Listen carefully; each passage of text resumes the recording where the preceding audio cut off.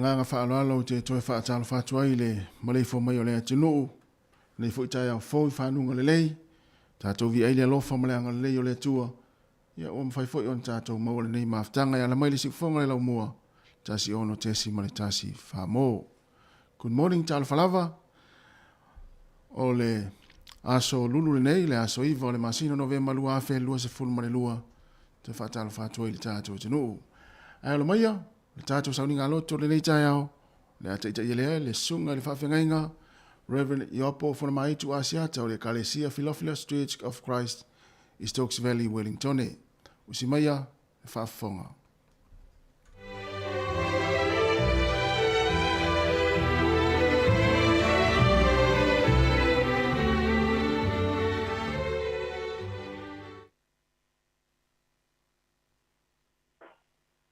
Malei kua mai ai whanunga le leilo uatu nu pele sa moa i le nei tai au fou. Ma lo le soifua manuia, ma lo fo i le langi ma tafi i le nei tai au. Ai o maia si o tātou tā puai i le atua. O oe lava lo uatua, o te vivi i atu i a te oe. O oe lava lo uatua, o te whaane ne e atu i a te oe. Vi i atu ia i a Jehova, a wae le lei o ia, a wae whaava vau lava lona alofa. Te o tātou te tālo. A nganga pa i ae, a fio maia se ia e whaapa ia la mātou tāpua inga i le nei tae au. Ona lo lava suafa Yesu whaola ua mātou woli ma te tālo atu ai. Amene. Se yo tātou te tālo. Le atua sirisiri ese, le atua lava oe, mai le vavau e o lava i le whaavavau. O le atua e le aiso amatanga, e le aipo i so ngā taanga. O le atua o le aso o ananafi e o lava i le rua. O le atua o e lava o lo mātou tamā, au i mātou lava o lau whanau. Mātou te pese whatasi atu ma le whatu pese e pelu ma o mātou alalanga atu whapea. Vivi i atu ia o tau i le alii, au wae le lei o ia, au wae whaavavau lava lona alofa. Whaafitai ua mātou wala whai mai whanunga le lei le nei tai au fou. Wa ua longo le tala e le lei tutonu o le lau mua nei o Wellington. Woso a e le la, wa sulungi ai atu maunga māta ngofie, la tau te si o mia fo ringa māta ngofie o le nei ai atoa. E whape nā fo ringa o loa lofa māta lasi lo mātou tamā. Whawhitai i lau tau singa lofa, i lau puipuinga, whawhitai i lau whaamaro longa i tutonu o mātou a inga. O lo sosia ma lo tamau a inga ua le masino na mātou whao ngā ina. Mātou la mona le vai le tau a fiafi o aso taitasi. A e te whaapotu lo mātou malosi te a mātou wala whai mai le tai au fou. Whaaputai tere le atua. Whaaputai rua nganga pa ia o le nganga e so soani taimi o lo mātou vai. Whaafitai lau tuspa ia e whai matai ala o lo mātou wola. Whaafitai a Yesu Keriso ma le taulanga tongi ola na ia saunia mo i mātou o lau whanau. Mātou wawa ai atu i lunga u pena te whailangi i le toto masaa i taua ma se vai a inga. Ta lofa i lou lalolangi i wama nunu le toa ua ufi o le whaavai papa o lona fuafuanga. Wawa le utu le na yama i le soifua avea. Ono le whapia pule o le tangata. Ai ua le whape nasi o mātou watu nu nei. Ioe o le o so mātou poto, o so mātou watamai, o so mātou whatu o tua ina a tele. Le atua o loa lofa ina a tele na wā. A whai mātou te oa e le langi. O lo o iai lava oe. A whai mātou te o ifo i la lo ma fofola o mātou moenga i se oni. e iai lava oi leai se mea i lilo i lau silafanga matou te lē alo lava i se ataata o se laau auā matou te tautino o tagata agasala i matou faamagalo lau fanau sina matāua o lou toto paia iesu keriso e faamamai nai o matou fa'aletonu matou tatalo faamanuia lenei aso ma ona fa'amoemoega faamanuia sa moa aoao ia le gata i niusila nei ae fa'apea i so o se tafa ma so o se vaipanoa o lenei lalolagi faamanuia i le faiga mālo a niusila e lufilufina o lona tamao'āiga auā le mamadu lautele o le atunu'u matou manatua le alofai vai o tama fanau a Samoa i fa'aaga tama le lalolagi ia aua mo so matou vi'iga a ia avea i latou ma avefu'a latou te fa'ailoa i le lalolagi tu maganu'u fa'asamoa e fa'avae mea uma i le atua maua lo latou malosi auā le fa'amoemoe fa'amanuia le tapua'iga a Samoa ma āiga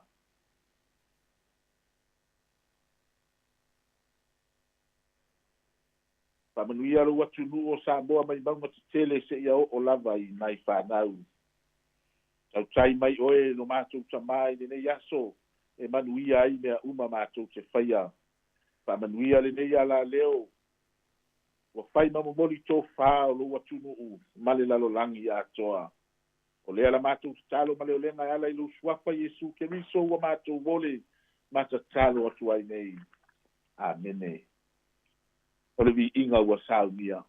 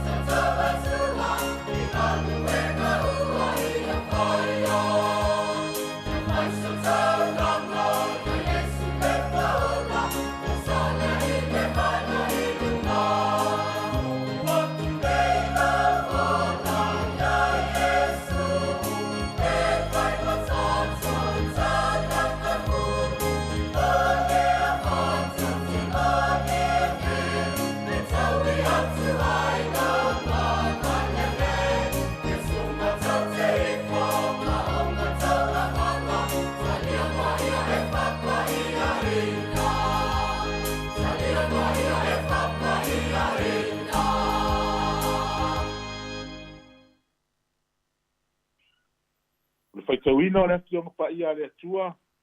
o le tusi filifilia mo lenei taeao le a maua mai le feagaiga fou evangelia ioane o lona masaupu e valu o se faitauina ma le foi upu e sefulu ma le lua faagata i le foi upu e lua sefulu fa'afofoga mai ai le faitauina o akioga pa'ia a le atua ona toe fetalai atu lea o iesu iā te i latou ua fa'apea atu o a'u nei o le malamalama o le lalolagi o lē mulimuli mai iā te a'u e lē savali o ia i le pouliuli a iā te ia le malamalama o le ola na fai mai lea o le ʻaufalesai o iā te ia ua e molimau oe iā te oe e lē fa'amaoni lau mau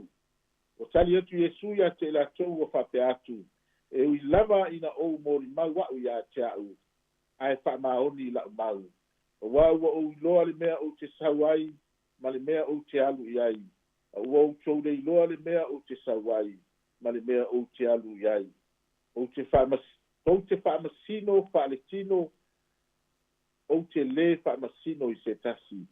ae afai o te fa'amasino e moni la'u fa'amasinoga auā o te lē to'atasi lava a'u peita'i o i ma'ua ma le tamā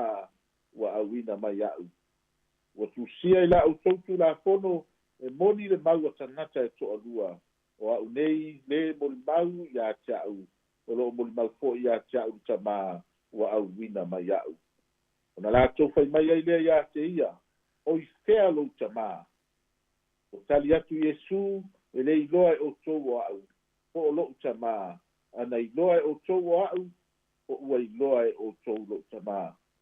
fetalai atu leo iesu i nei mea i le mea e teu ai o loa ina ua a'oa'o atu o ia i le malumalu ae le'i pu'ea o ia e se tasi auā ua lē o'o i ona pō talo i le agaga o le atua e fa'amanino ma fa'apupula le uiga moni o ana akioga pa'ia tumau iā te ia lona vi'iga nei e o'o i le fa'avavau maua se matua e lima ta'ita'ina ai le faiga malaga i lenei aso mai lava le tusi sa faitauina a o se vaega o le fuai upu e sefulu ma le iva fa'apea lona faitauina e lē iloa e outou o a'u po o lo'u tamā ana iloa e outou o a'u po ua iloa fo'i e outou lo'u tamā o le upu tāua e i totonu o le autū o lo'o fa'apea o le upu iloa o le upu iloa o lo'o fa'amatalaina i le New Living Translation o lo'o fa'aogāina le upu nou o le upu eleni o lo'o fa'aogāina o le gnosis o lo'o fa'amatalaina i le agana e igilisi o le nou o lo'o fa'apea mai to understand as a fact or truth to believe to perceive talitonu i le moni ia e malamalama i le moni ma le fa'amaoni o le uiga lea o le upu iloa i le fa'aogāina i iesu e lē iloa e outou o a'u po o lo'u tamā ana iloa e outou o a'u po ua iloa fo'i e outou lo'u tamā o le fa'afitauli le tupu i le fesāga'iga a iesu ma le ʻauparasaio ma le motu o tagata o lea e fa'amasino fa'aletino e tagata i iesu na lo'o tautala i ai iesu i le fuai upu e sefulu ma le lima lo fa'apea mai tou te fa'amasino fa'aletino ou te lē fa'amasino se tasi o lo'o fa'amatalaina i le gagana peretania i le upu stereotype fa'amasino fa'aletino a lo'o fa'amatalaina i le Calling English Dictionary o lo'o fa'apea mai if someone is stereotyped as something people form a fixed general idea or image of them so that it is assumed fa'amaonia that they will behave in a particular way ua fa'apipi'i i ai se ila e fai ma fa'amaoniga pei latalata i ai le fa'aupuga fo'i lele na o mea leaga e manatua ai oi e lē manatua i ni mea lelei na fai ae vave tele ona fa'amasino fa'aletino fa'amasino fa'aletagata i ni mea fa'aletonu fa'aupuga la ia lea e fa'apipi'i e le ʻaufalasai o matagata iā iesu e fai ma molimau fai mai o le atali'i o le kamuta o le tama malia fai mai o le ali'i lea sa fanau le fale o mani i petele'ema o le a lava la le tele o vaega tetele fa'amalōloga ma vavega tetele o fa'ailoga na fa'aola tagata na maliliu a o'ao atu iesu lauga atu iesu e tasi lava le mafaufau o tagata ma le ʻaufalasai o le atali'i o le kamuta o le tama malia fa mai le latou pesini o fea e maua mai ai lenei tagata lenei poto ioi a le asa tatou tali po o ai ea iesu na i'u lava ina latou fasioti iesu aisea e le iloa iesu e le'i talitonu iā iesu e le'i talia iesu e fai ma fa'aola e talai iesu tou te le iloa po o lo'o tamā e ana iloa e outou a po ua iloa e outou lo'o tamā amu'ia nei tagata na latou matamata iā iesu na latou fa'alogo i ai na latou va'ava'ai vavega ma fa'ailoga ae latou te le'i iloa o le fe'au fo'i lea mo i tatou po ua tatou iloa ea ioi o ia o le tama o le paseka aua tatou te fa'amasino fa'aletino o ai lava e tula'i le upu a le atua ia sili ona tāua le fe'au e ola ai le agaga alu atu a le fe'au o le lauga e tetau lelei iā te oe ma le olaga o leo e soifua ai fa'afetai ua maua se a'oga mo tatou e le'i taliaina iesu e iutaia ma le ʻaufalasaio auā sa latou fa'amasino fa'aletino se o le atali'i o le kamuta ae le tio ona fai mai le upu o lesi tagata poto don't judge the book by its cover aua e te fa'amasino le tusi lona fa'ava'a e au ia i tatou ona tatou sa'ili'ili su'esu'e ina ia o tatou iloa ma ai fo'i e la'auga atu iesu ae fesili mai o fea ea lou tamā fa'amasino fa'aletino so se taimi e la'auga ai iesu e tasi alo latou mafaufau o le atali'i o le kamuta o le tama malia a le a le tali e iesu e le iloa e outou a'u o lo'o tamā pe ana iloa e outou a'u o ua iloa e outou lo'o tamā pela iesu i le fafine samaria na aluane i le vai e to'alima au tane o oe o le fafine talitane o le fesili na ita le fafine leai mai mai le fafine iā iesu o oe o le perpeta ua e ta'u mai iā te a'u auaga sala o inā na sala mo ai le fafine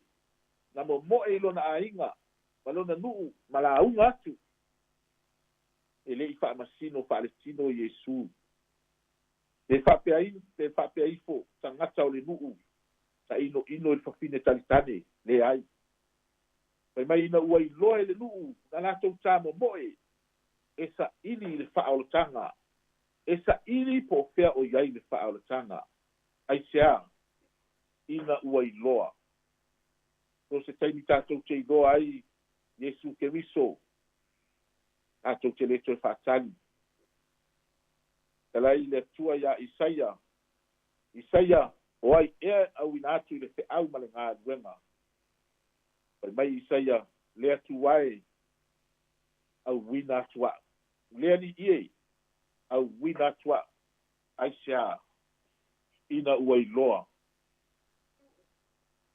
taimi tatou te iloa ai le atua taimi tatou te iloa ai le ali'i tatou te leto e fa'atali te leto e magumagu i lou soifua se te fano na tau ai i ma'a e mai a se te fano ua ou iloa atu le nofo ali'i o le ali'i o lo'o nofo i le itu tamutau o le atua ioe ina ua iloa le atua ina ua iloa Iesu Keriso ai mai tatai o le alafoga le aso ua o'o mai ai le fa'aolataga i lo'u āiga o le a ou alu atu ma tufatufa atu autupe i e matikiva ai seā ina ua iloa taimina iloa ia le pagotā le ali'i luga o le sa tauro e le'i toe fa'atali e le'i toe mafaufau ifo le pagotā o ia o le tagata agasala iesu e aeafia lou mālo ia e manatua mai a'u e le'i fa'amasino fa'aletino iesu ma fa'apea ifo o ani fa'aletonu o le pagotā leai o le aso tate iai fa'atasi ma oe i le parataiso ia e manatua aua e te fa'amasino le tusi i lona fa'ava'a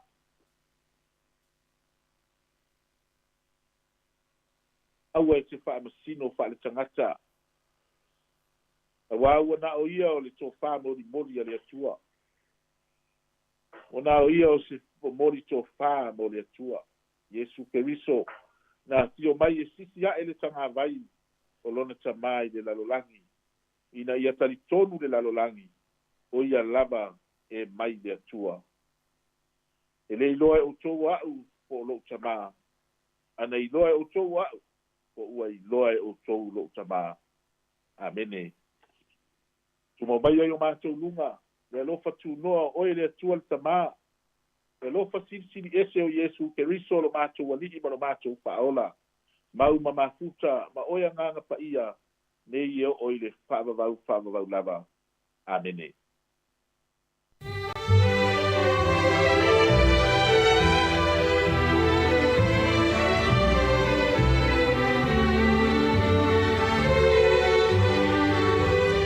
O le nau whaafonga tātou atanu ui le sauninga lotu le nei tai au, te tai ei tātou e le sunga le whaafengainga, Reverend Iopo Funa Maitu Asiata o le Kalesia Philophila Street of Christ, i Stokes Valley, Wellington.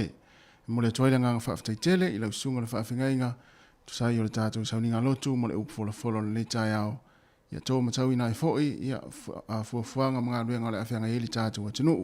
i le nei aso. Ia mātou whaamni atu fōi ngā luenga le awhenga iai,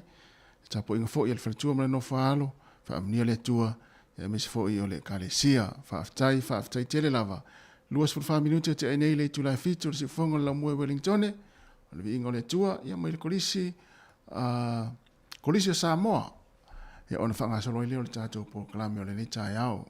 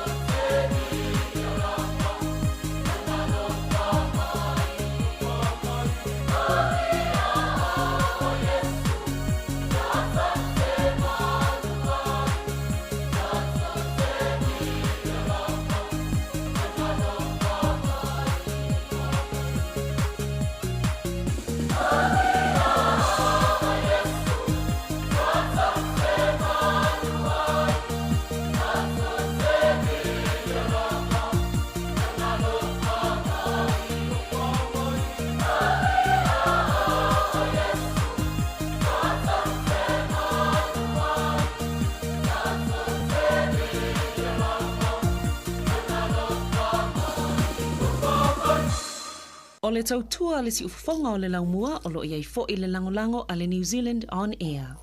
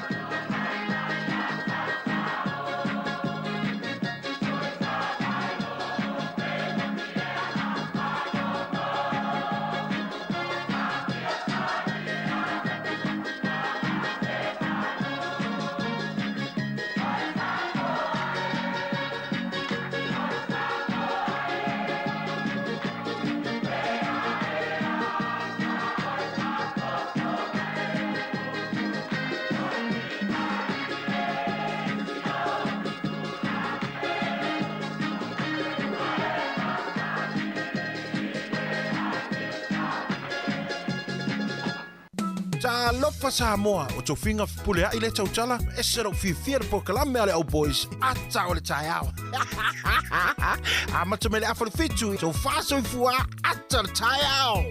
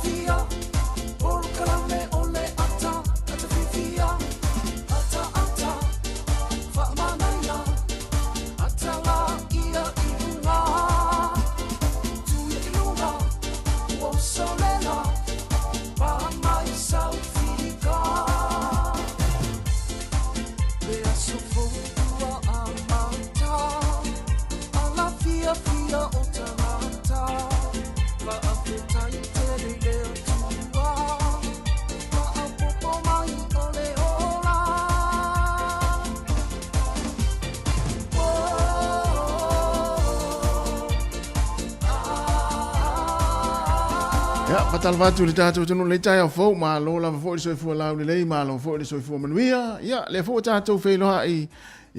le alofa o le tua, i le fo le soifua lau le lei, luto soifua, mo i se fo i sa mātou wola, ia wa fo le tātou maftanga māsani, ia i tai au te tasi o le pokalame, ma le tautua le si fonga le laumua, la wala leo le tasi ono tesi, ma le tasi whamo,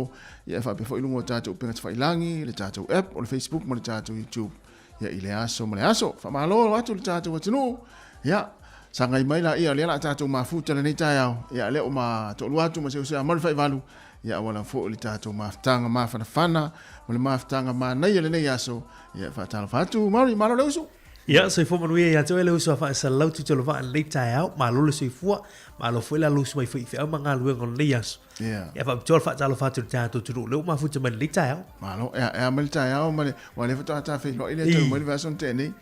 ma le tai au le to fala le o tau file ele o file o te lo ele se ele le vo ele al fia vo ele tatu man malo tatu au il stona e fai o tatu ta longa to samo ia o tatu au to fitu fo ile so o le sforile ma stona e o vo la sa ia te le ta longa na wale lo po ofer cha longa mata je lo le mo mai an lo cha loi mal su me la ya tu fu la so fu ma la so na ya ai o la ngona fie le mo ia le wo mo cha lo ai pe la ngona fie le ya ia le e sa le ya ma ia wa ta u ye pe ta u tu ro fa fo me le tu pe ta u fa ta le o no ta fe e ta po ingo ta tu o ta longa ta tu man sa moa ia o le to sa moa mai si au ta aro le ta tu au ista ta la na fa le o le fe e vale po o le fe e me le taua pa te ingo me ai ala mai sa puti se vai ia tu mai tu ala sona ia ta sina ma fu anga le ona fa le tonu le o tangata ia o tangata ia fa le leo se tu lo ona ona e ta po fia ia o le tu le na a fa le leo ona o le solo e se me ia ele se tu le ia ai se fa ta va tu ta tu le ta ia o le ta tu mafuta i le tau tu ari fonga le mua fatalo fatu le sua yo fai laungo le tala le o una le tua sunga i fa ngainga mai se o e kari e si umala fo i le nei tai au fatalo fo i le tapua inga nei matua i le fo a mata fo ona po le fala mata po i fo i ala fai fo i fa na ya o nga ruenga le nei aso e fatalo fo i nei matua lo fa fo mai tono mo tanga se mo o tanga matua le nei tai au e la fo le manatu le tatu po kalame mo le nei tau tua ia lo mo pe o tau fa singa malosi pe o tau fa fonga mai mo tau mai ia e ana le tau tua le si fonga le mua ele ngata tatu wala leo ia e fa pe fo i lungo tatu upenga ta fai langi o le lo tatu tunu iso se vaenga lo langi o lo e mafuta mai ai i le tatu app ma lungo fo i o tatu Facebook ma tatu YouTube ia e fa tala fatu ma lo la fo i so fo manuia ma lo fo i langi e mama ia ai mo na ia inga fo i ia ele fai lo na lu tatu fa talofa e tau fui on tātou a whea nei ainga ua a whea fōi wha anoa noanga i le nei tai au ia ona ua mua fōi ni tala wha avau ia i maftanga tō e sea ia ona o le mlanga le maliu male oti ia wha mawhanawhanatu le tātou poroklame i ainga umalawa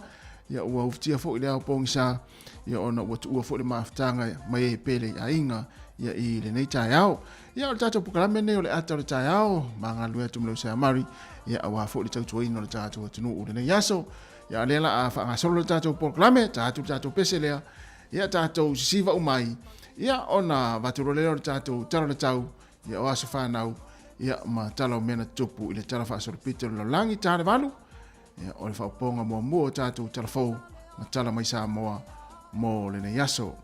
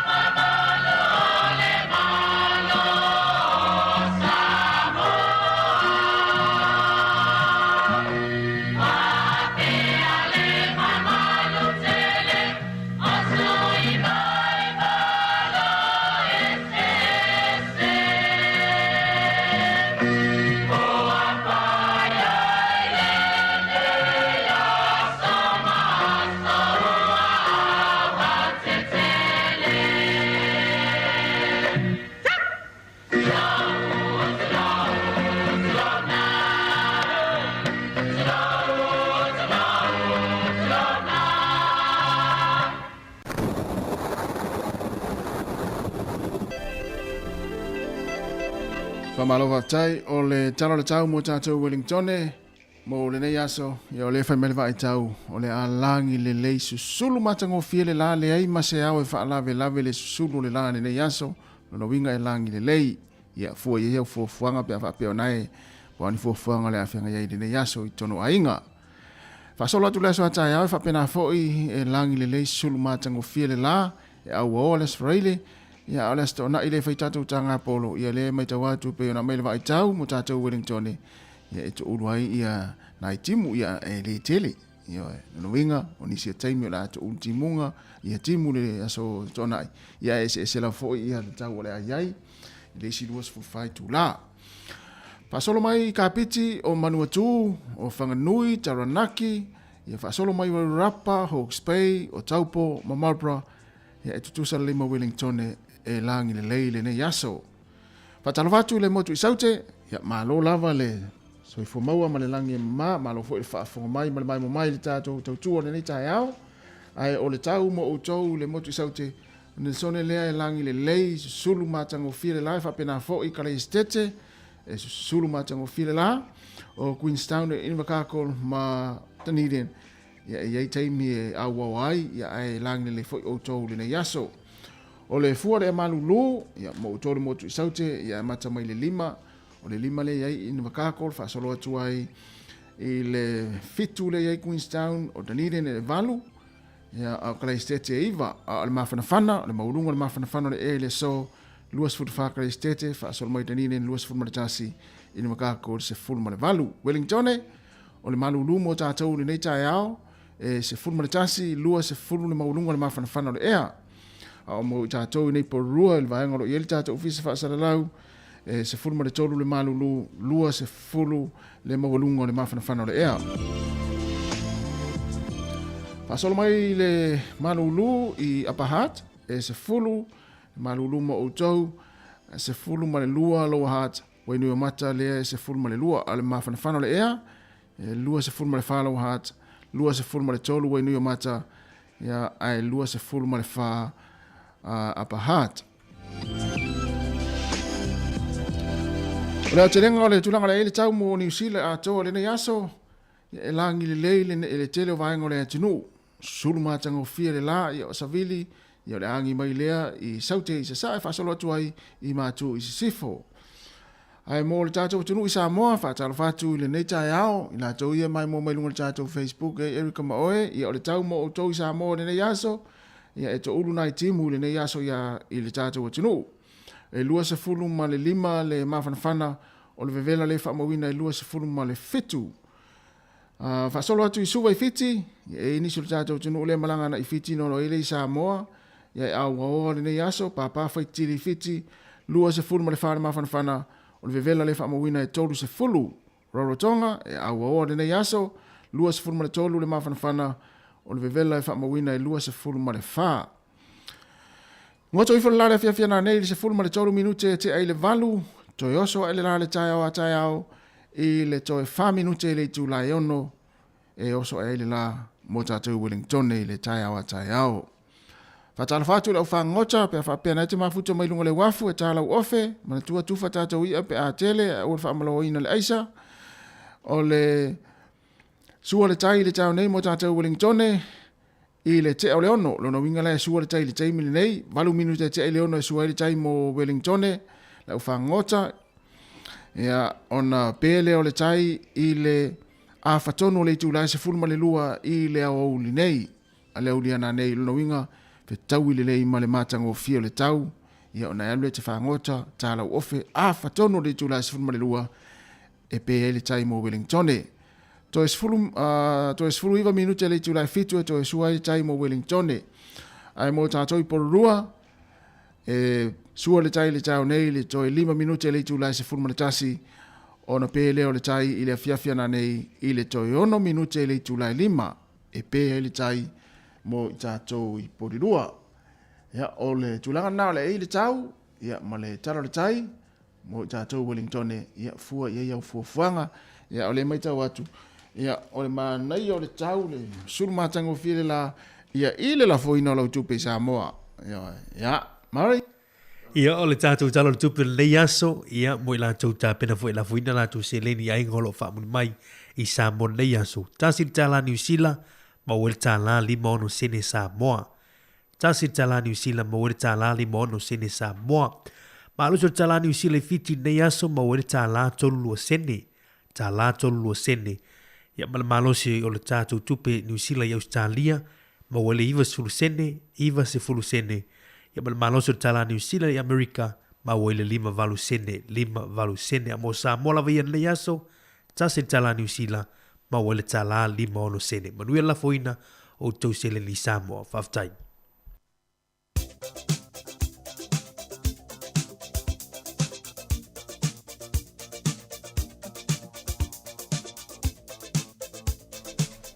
O whamunianga wa soifua, maas whanau ia i nei taimi maasani fo i o tātou whamunianga.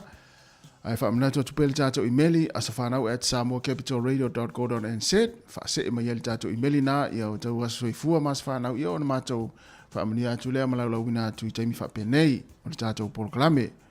Ai mo o tō umana soifua mai le nei aso,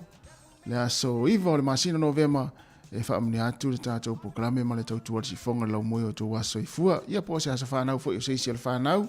manuia tele lava o tō aso soifua, whaamunia le tua,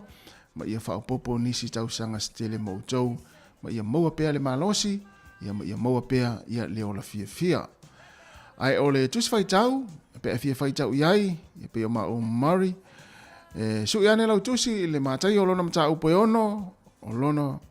whai upo e ono, mātai o lona mata upo e ono, lona whai upo e ono, a o oe pe a e tatalo, ina urua tuia i roua feafe ma pupuni lona pui pui, i le e te talo ai i louta mā o i le lang, i louta mā o i le mea lilo, o louta mā foi, o loo sila sila i le mea lilo, na te avatu whaaliali se taui i a te oe. A o oe, pe a e te talo, i nā urua tuia, i loua feafe, ma pupuni lau pui pui, i le e te talo ai i louta mā o i le mea lilo, o louta mā foi, o le sila sila i le mea lilo, na te avatu whaaliali se taui i a te oe. Pana ia tele le whaitau o le nei aso, mo tātou aso soifua, ia whaamunia tele le tua, ia o le pese nei, ia taina atu, mo o tau, mai le tia maa.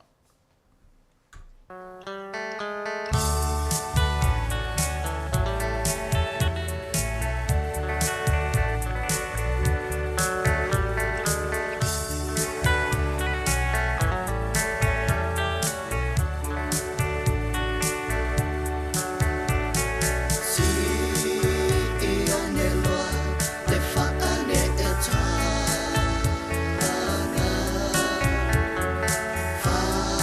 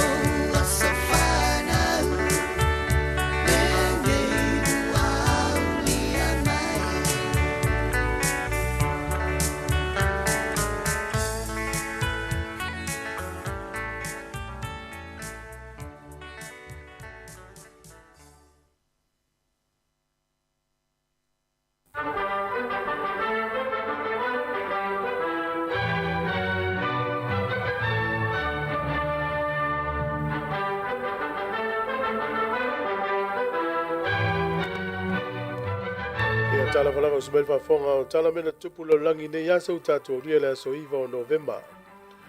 O le solta usanga te si fitu lo iva na saini ai se whengainga i le vaa se pānia falani ma pele tania tele na ia ngā lulu e whātasi. O le solta usanga e tasi fitu iva na fo i mai tangata leo Napoleone mai o iai kupito Saulos fa ia le tunu o falani ma tau mo whailo ia pu lea le tunu o falani. O le solta usanga e tasi valu fitu na umia ai mo le taimo mua ma ua pu lea i fo i Amerika ia le hapa lea o Pearl Harbor ia wai. O le solta usanga e tasi iwa lua tasi na vele tangata leo Albert Einstein ia ua ia manu malo le whailonga o le Nobel Peace Prize taluaile ata maite le tangata i mata upu whaasai nisi masi lava le physics ia po le fisiki le talenta ua i tamaiti a onga. O le aso le tausanga e tasi iwa tonu fitu na pulea ai e fita Japani e le nuu leo Shanghai tonu Saina. O le sol tausanga tasi iwa onu fitu a whape masana e whaitau le mekasini leo le Rolling Stone o le so na mauaila tolo minga mua lava le tausanga tasi iwa onu fitu. O le aso nei whamanatu e le tunu o Cambodia no la tuto tasi mai pule ngā whalani. Ta mata mai tausanga tasi iwa ni matolu i le mawai leo le iwa sfuru tausanga o novo kolone le atunu o Cambodia pule ngā le atunu o whalani o le so la tuto tasi ai tausanga tasi iwa lima tolu. Tato tala nātu e maua le whapoponga le teima sani whaftai lava.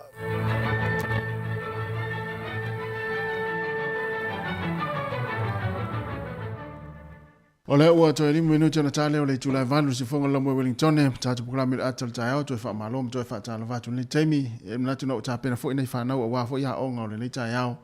ya ale si ma fa talo fa tu inda tu pa ngai ma futa mai fa talo fa mal tatu tu e lungo Facebook ya ona tae le statu pese ya fa tali tatu telefon tala mai sa mo ya fa tala vatu le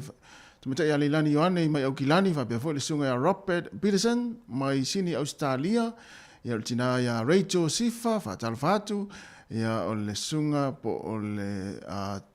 familia a nisi tau maoe mai au kilani whainga au kilani ali malo al mafuta mai tātou pokalame ia mau ar fia il me pisilan tāua ia ma le whalitua ia Erika maoe o lo mafuta mai le whanga i Amerika Samoa aiwa aisana esi Erika ia monia fo i fuafanga o le nei fo i tae au e va pe fo i finga we isila ia male lo le tatu watu ule o mafuta mai nei taimi e le ngata le tatu wala leo fa fonga mai ai nei matua fa tala fatu ia ina nei matua le nei tai au ia mai se fo ila to mafuta mai lungo tatu penga te failangi o leo to fa minuti ona ta leo le tu la e valu la vatu tatu pese lea ia on tari e fo i tatu telefon ma tala mai Samoa ia mo le nei tai au fa ponga mua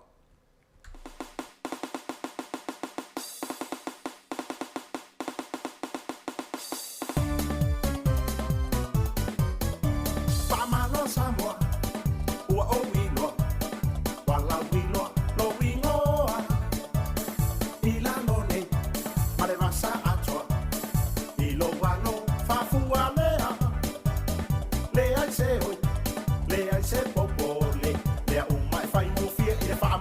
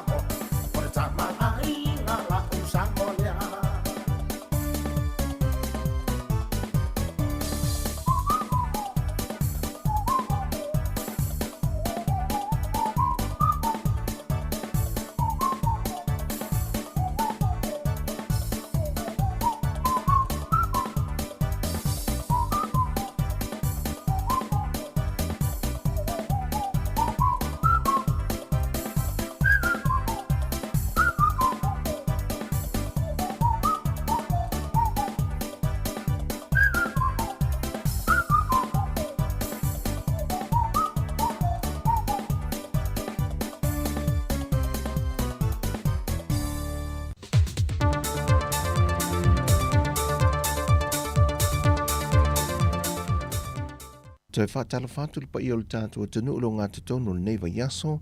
e seisi fwoi wha o popongo tātua tala me o lo tutupu le tātua tanu i Samoa. Wa tauli maina nei le autu stala se tusi aro ia mai le fonga whatalai o le maota, le fionga papali ili o ta euma se pao, e whātatau i le wha amawai ngā sui usafono mo si umu ma le sui usafono whale ata wha, mai i le vaenga wha upu whai le JPP sa tau wā ai. I le mai a tauli mai nā i le taitai o le vaenga wha upu whai le JPP le wha amawai ngā o na sui e to lua, ma tu i nā tuai losa na tusi le fonga whatalai a aloa i ai, le wha amawai ngā ia sui mai le pāti, mo se wha i unga le fonga whatalai, e whaanga fuai o lana fuai tusai mai e ingo tula whono. Pei tai le tusi le fionga le whongwhitalai, wa ia au mai e ni vaenga se tolu, e te tau wai ona tu i nā telefon tanga le pāle mene pe ato e tau au fia, e le aso luse fulo le masino te sema, e whaia iei sana whai unga tala whia ngai mo le mata upo. O le vaenga mua muepe o ni i tā ua, e taluai ona wānginga i tustu singa ma whaasana launga ia wha mawai ngā sui usafono si umu ma sui usafono whaneata wha. Ma o tu ina mai e fo i se tusil ta ita i le JPP, e ui olo wha amalo lo le tu mau, ma ua ia whau tua ina i le wha anga fuono fo i i tu malo i le pāle mene. Lua, peitai e i le wha e te tengo le whongwhitalai, e le maa ale leo le wha anga fuono fo i i tu malo, ona o le tūlanga mana ia o aia te tau wha le whaavae, a ila ua ia e to lua, e tu sai mai e ingol mta o poi whasafun ma le fitu le whaavae le malo tutu o tasi o Samoa. E le vai aso te nei na wha ala wiloa ia ia sui e to lua,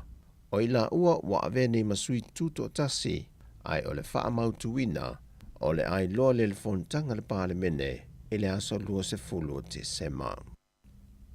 O le amtanga le vai aso nene whātau te iai se whontanga po se awa onga, mo le lua aso mo whaia onga si nia na whiriwhiria mai a onga SS le atunu.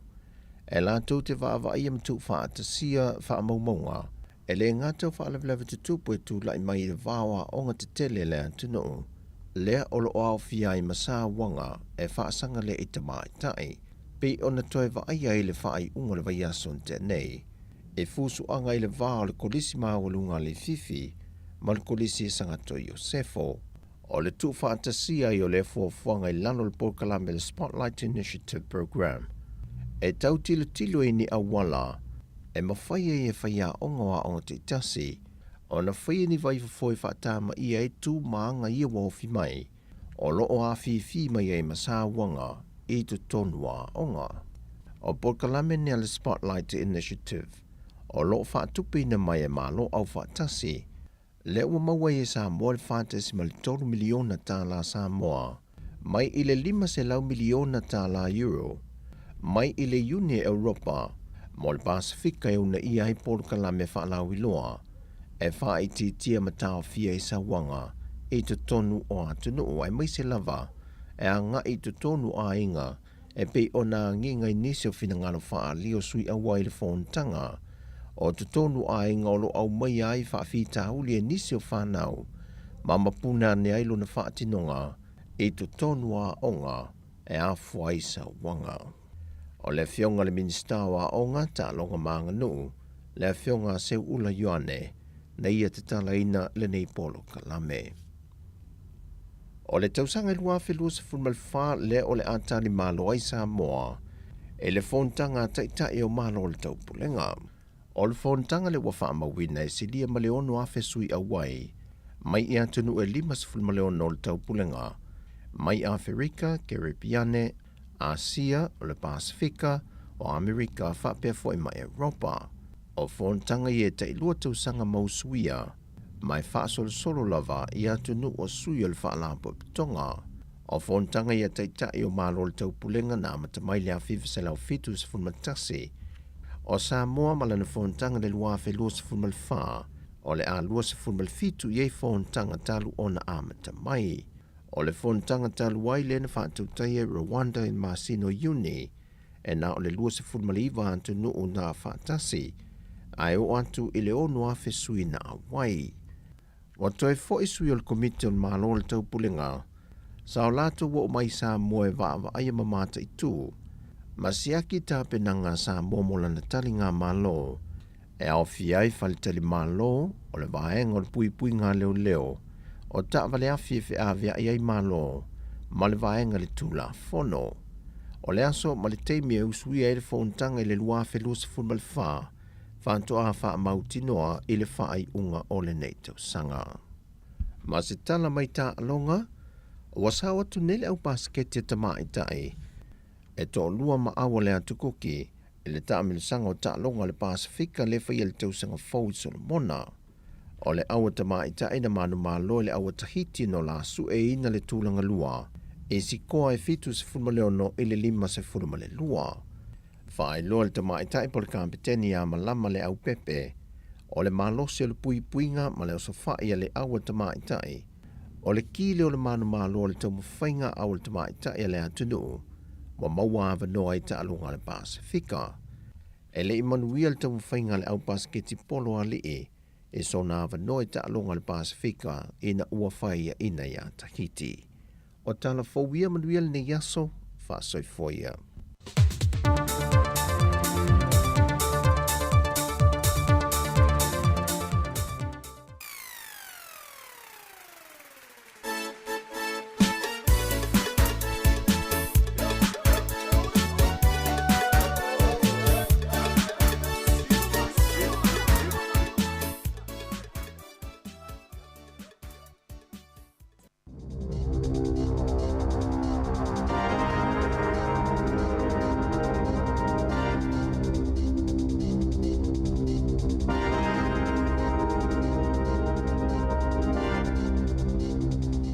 Tala flaval whapoponga momo telefon malisi ufonga le lau momo le nei tae le soivo November lua whelua lua.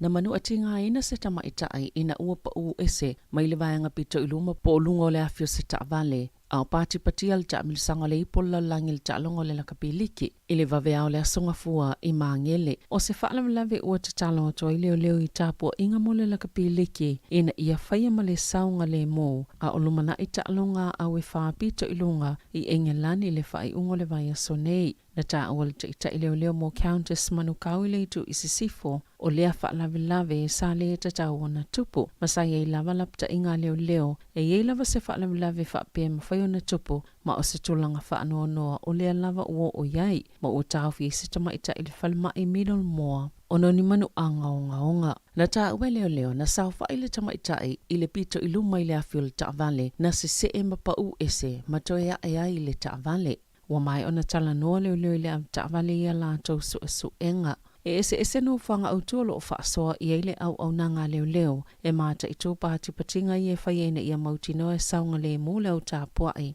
Whaapea I maisi tangata lau tele o le atunuu o le tālo sanga leo I le au tā puai ina I a whaia ma le tofi le mō I a muli I ala le tō la fono ma I a whaeloa pea le whaalo. E tā alo ni usila ma Australia I le asto nai a o Samoa ma Ingelani I le vaveao o le aso saa.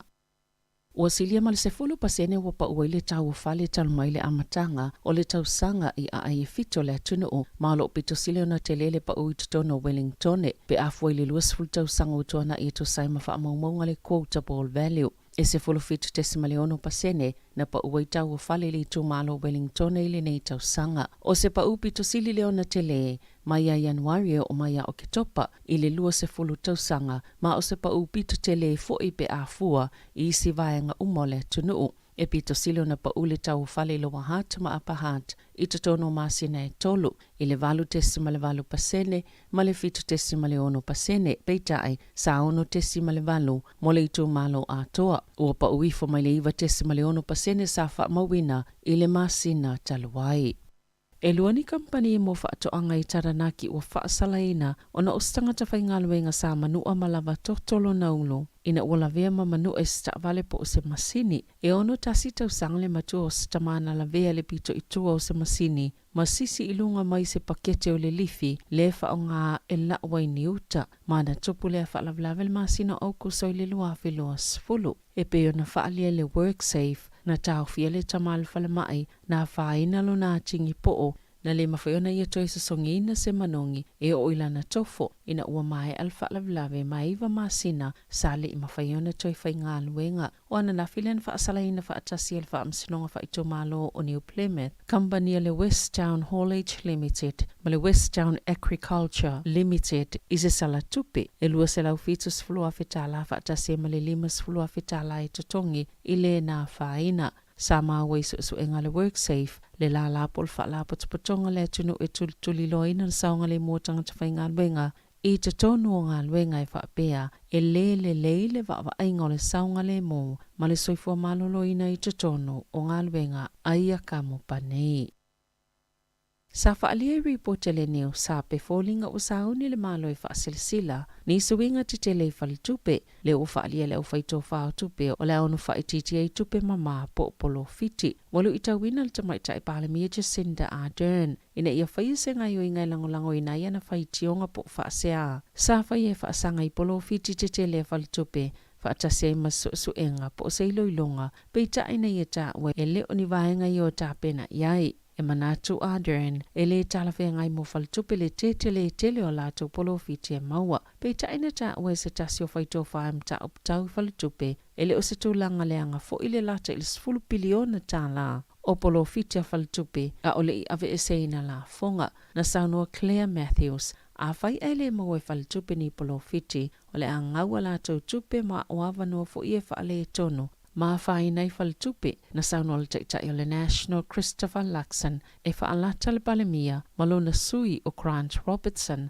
o na ole le whaio se iloilonga whaatuma o ti polisi o lo ta iala i naimata aptau tupe whaatase mga i o ingal whalitupe whaaleo leo le na whasosoani i le maua i o polo fiti te tele a whalitupe peita ina tali le minista o tupe e ele whalitupe whaaleo leo ni usila ma olo o whaiala na matawhai o i tau le tūla fono ma wawa i e whalitupe le tunu. O ana na filen whaasilisila i fo i o le atoi whaawau le isi lima tausanga o Adrian Orr e ave makova na whalitupe whaaleo leo ni usila. Peita ai e ui ele o yeise fofuanga le malo mo se ilo ilonga ai sa ngā lulu e se fofuanga mo le tausanga talwai lea e whaapeo le ate le lava se suinga i au nanga whalitupe. Ma ana ta ua le pulisilo le Simplicity Sam Stubbs o le amawhai e tangata o ne fesifia i alato teo ngā tupe. Ma wha maunga uma ma aveanga i si whalitupe i se taimi vave po le ngā yoinga le uta o le open banking o se whaingolo o ta atele e tunu i whafo o le atele i whaatauwanga ma i tele whaamanianga moso o se tasi i eisana teo ngā tupe ai whaapa uma i eifo i lalo tupe mama po polo fitia whale tupe.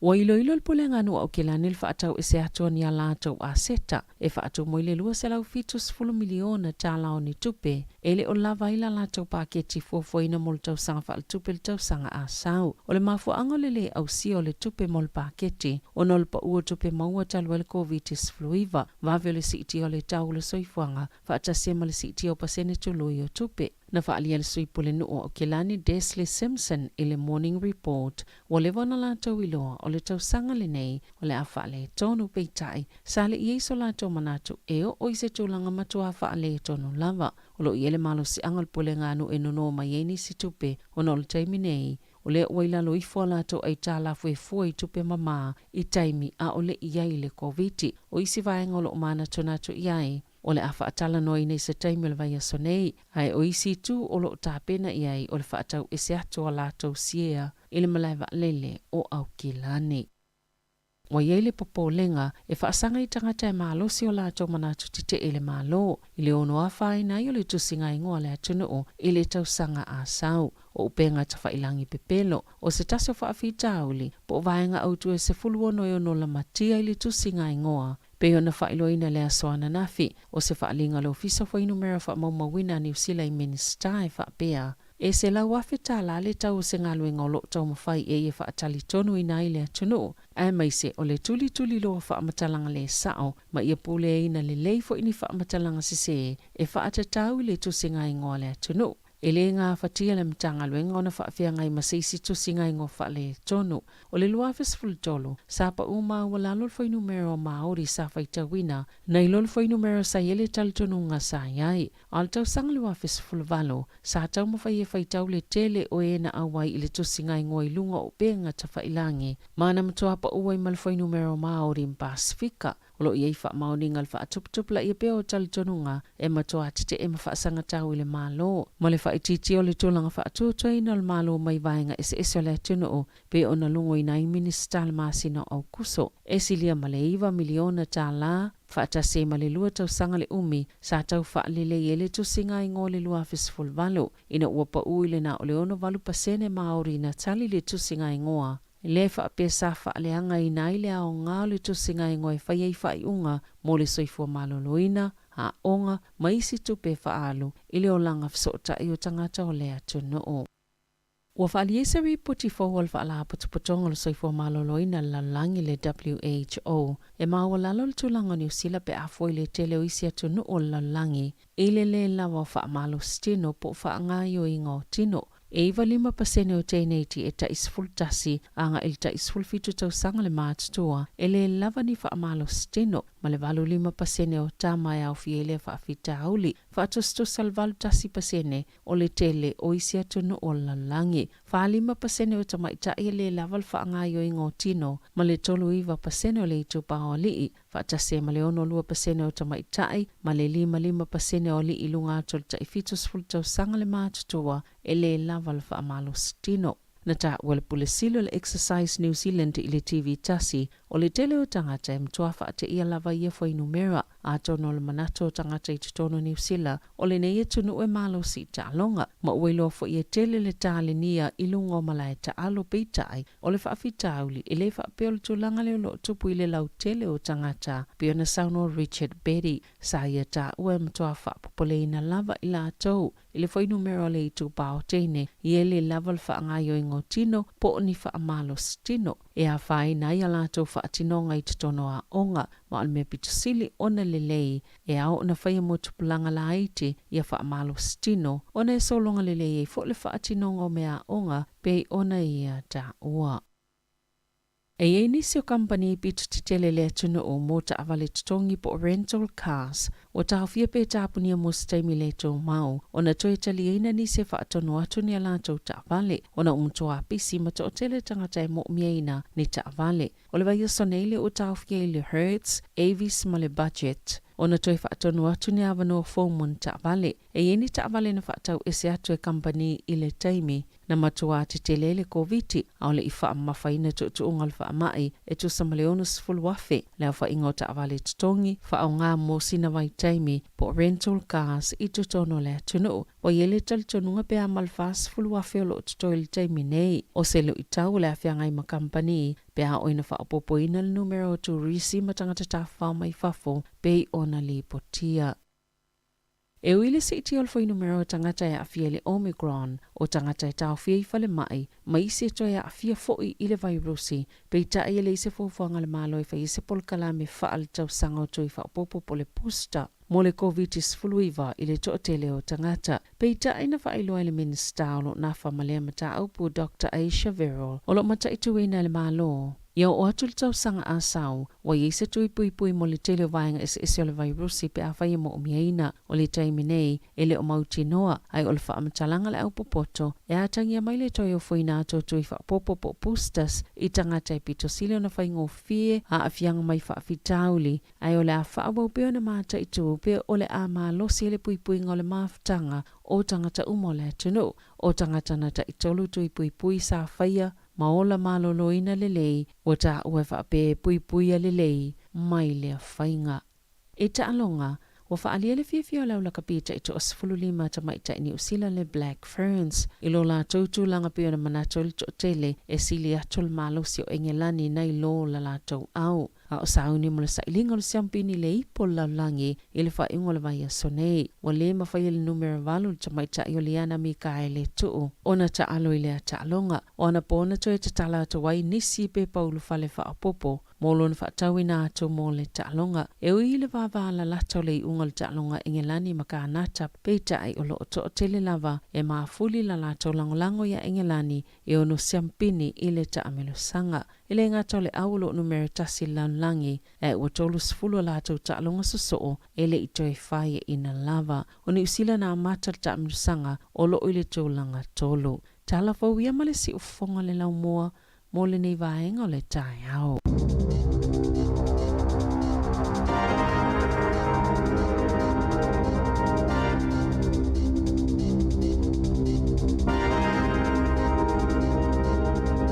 Alo fa tai fa fonga mai le tunu na o fa fonga fo ile fa ponga mo tatou telefou o le nei tai au ta pena mai Sabrina Casiano e mai se tatou tala mai sa mo tau tua sunga ya ta se Salem Sam tu fa fonga ile tu dai le tau nei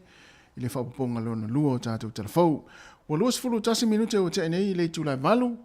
ya mnat fo ina o ta pena fo ina fa na wa onga le fo tai au te mi nei wa anga ya tu fo ile tele ma tua fo i mo moli nei fa na wa onga ya le famana tu pea la pea le tatu tau tua ile aso mo le aso tem fa penei tau tua na la fo sa ngale mu lunga le wala ya mai se kolosi ya kolosi nei fa na ya le temi pisi nei o le tai au ya ai o se tarfia mari mo tatu to sa mo le au sa nei le tu le breaking news moni ya ole tatu si le fia mo tatu tu langa sa ya le tatu kapteni le sunga ya Junior Paulo le na fa sala tasil ta longa e le ta alo ai lona winga na tu e misil ta longa le ala ta alo ile sanei ya al tar fia le wa sau tu al terminei ya man tu le na to e lu i to e avele lu ole apili le an to apili le fa unga le e lana lon fa salanga le tasil va yaso ya le ala o manuia le ta mfainga o le ala wa kilia nei ma wa lona vanoa ya e ta alo i mo le tatu to sa mo le sunga le kapten o le tala fifiana le ita o le fatu a mo atu lungo o le pena tfai langi to samo o fai mai e Junior Paulo fai lo mai fu ila na ia le tulang o le tali mai mole o te loe o le pili fai yunga le o te mai le o te manuia ia mai tauana i tatu kapteni o tatu ta longa le o ta longa mata ina le mai ngana ni le so to lai ni lona winga o le wa fu le wa kiria uma ya tatu tama ya le tatu popole ya o le numero tasi swali ya masunga ya Junior Paulo ya le o sauni la fu ta longa le sanei star fia mo tatu ta puai ya pe tatu kapteni ya fu ile tangata sava ai mo ya fu tatu ta puai fa yo le fainga tatu siva tau Samoa ele tamalo ya le la wa manuel tau fai le pili le na ave le la o to mo le no sunga Junior Paulo e ta ia il tato au to Samoa au wal ta longa semi final ia mle au Engelani le sanei o tato ai la tu tol va il mele tupuni fuor to man malo la pit no lo binga sale te tawana a fia fuole mel tu la mo fu le ia o fa mela to o tu la fono ia fa ngal tu lima vole ia fa pena fo ia te mi fo ta o te mo ta lo maru ia le fa ta fa tanga te mo le tu lima ia ele yan tu la fono na te ia no le liki fa tu la fono le fa yo le mo ia o te mi pe mo ia sola mo nei tanga te mi o nga va se tu lo fa mo le tu no mo tanga la fa ta li mai o la kapi ia sola ya le wo mai ni fa tu la fono le fa ile na sala stamo suari le tau le talo stamo suari ia mo le tu lima sol ale mai fa tu la fono liki ia fa mai la to le pui ngol sa o le mo tamata ya tu mai la ya tato ya o te mi o talo mari fa yo la ve tanga te o nga vai se tu lo ya ai o se tala fia la mo le sunga Junior Paulo ya o lea wa sauni o le ate ia tato o le to Samoa ia wa fo ia le taronga ma Engelani le sanei ai o se tala fa no ia e pe ona mai tato tala fo o le tūlanga le na tupu mai au kilani tasi o tamai ta ele o faina nei ma o le fale mai tonga fitinga fai ona tonga fitinga ia ona o le tūlanga fo lele o le ia o fia ngai fa amna tuina ma le fo lele le langolango ino le tato au ia e mana tua e te taua ona usta ia tūla fono e mai se alungo o wala lungo i ta vale leo tato mai tauina nei i solo ia na alu i tato i polo rua le vason tenei e fa amana tu pel tato atunu le yo le e mana ya leo solo leo le alu solo ta ia ai o le soli o le tulafono e soli le tulafono me volele o lo ti e lunga o le whamalama ia mo tu la whamalama ti e lunga ia whanau e whamole na whamanatu atu pēl tātou atu se le o ia lau puata mwhainga na whamanatu e te mwhapene wa le o tātou walo nei a wa fwoi tapo ingo tātou tō Samoa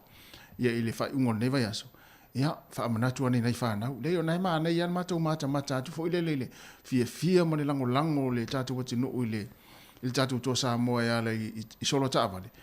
ai soli le tulafono ia peilaro ta maita ilea si ta maita ilea sa no fwoi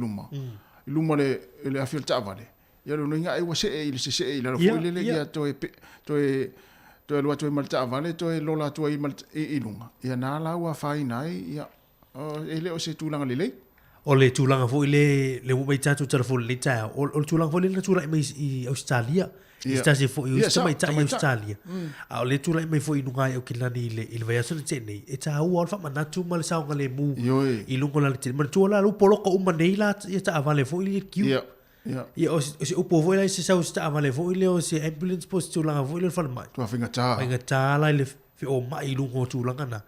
a tu sisiale sa ngale mu ai fai per tatu solo ma mai lo fia ma lo mita le tatu auto sa mu ia o tulanga na ai fai ai lungo sa ngale mu te lo le fai na le tu i fa fu i fa malam a ti la le fa malam le ye so le tu la fono te uta o fi tatu le te mi fai a lui se solo ia le fai un le vai aso na fa manatu ona me lo tupu me o kilani ma a Melbourne e wa fai nai fo ia ma no ani si o lo tatu tunu yo no tulanga o le fa mo o le saunga le mu ma tulafon mon ya ai o le nga e lu mal fa wa o te lo e ia lo manatu la sto nai ia o le a matua pisi ala o solo tavale wa le sa va vea sa ya ta lo ngata to lo no winga matua le mo la isi e alu male po le sto nai le lotu malesi ia le lotu malesi pe a pra tu langa il talo ia le fa manatu ia fa pena ma va tu te mine tu na sa ngale mu ta tu mai se ata tu fa nau ia wa le mai ta wina foi ai ia ta foi ta te mata i lunga ia tu na isi ai nga tu na fa nau lungo pito lungo ta va ia ai fa manatu pe sa ngale mu ta tu ia umane foi le po la langi to tele foi le au sa la ta vale ia me se foi ia im fa popo to ia ma le tele o le tele ma me to tongi le tem ia ai te tu na fa mo sa ngale mu ia ma tu la fono na ora foi ne isolia ta to tu te va ma lo ma re fa ma to le ta o le la sono tolu ni o su nga fa u ni tu sanga le o ta tu la solo ni a soiva io la sono tolu foi ni o su nga fa na tele fa na le vo tasi le vo lu le vo tolu a me se la to io lo sa ilia ni ava no skolsipi ia o la sono tolu ni su nga ia ma nu ia tele to su nga fa pe fa le fa lo mai o a Oliver Town nei le su nga ia ma le lu la wo wa pe me na skolsipi pe apalai ai ala su nga o mai la ti apalai ia na su ela ia a ma nu ia la o to fa su nga na o le skolsipi foi na mo ma na ia fa malosi fa malosi a onga fa ma oni fa ngola su nga yo ai o le pe o le sia vai o le io ante le liva ya sola o su e sa mo no na le lo ase me ia tu si lo le paso tu o le pepa ia pe tu si ia na tu si le paso tu o le tu si ma tu si ia le mo ala fe lo tu o le tu o pepa ai mo ni le ta ia i fo fuanga tatu tatu ma futa pe tatu pese ia na vatu le onisi o nanga ma fasilanga fia falau loa ia ai ma loa le mafta mai tatu ia i nei taimi o le tau. Luas 45 minuta te ai nei le valu.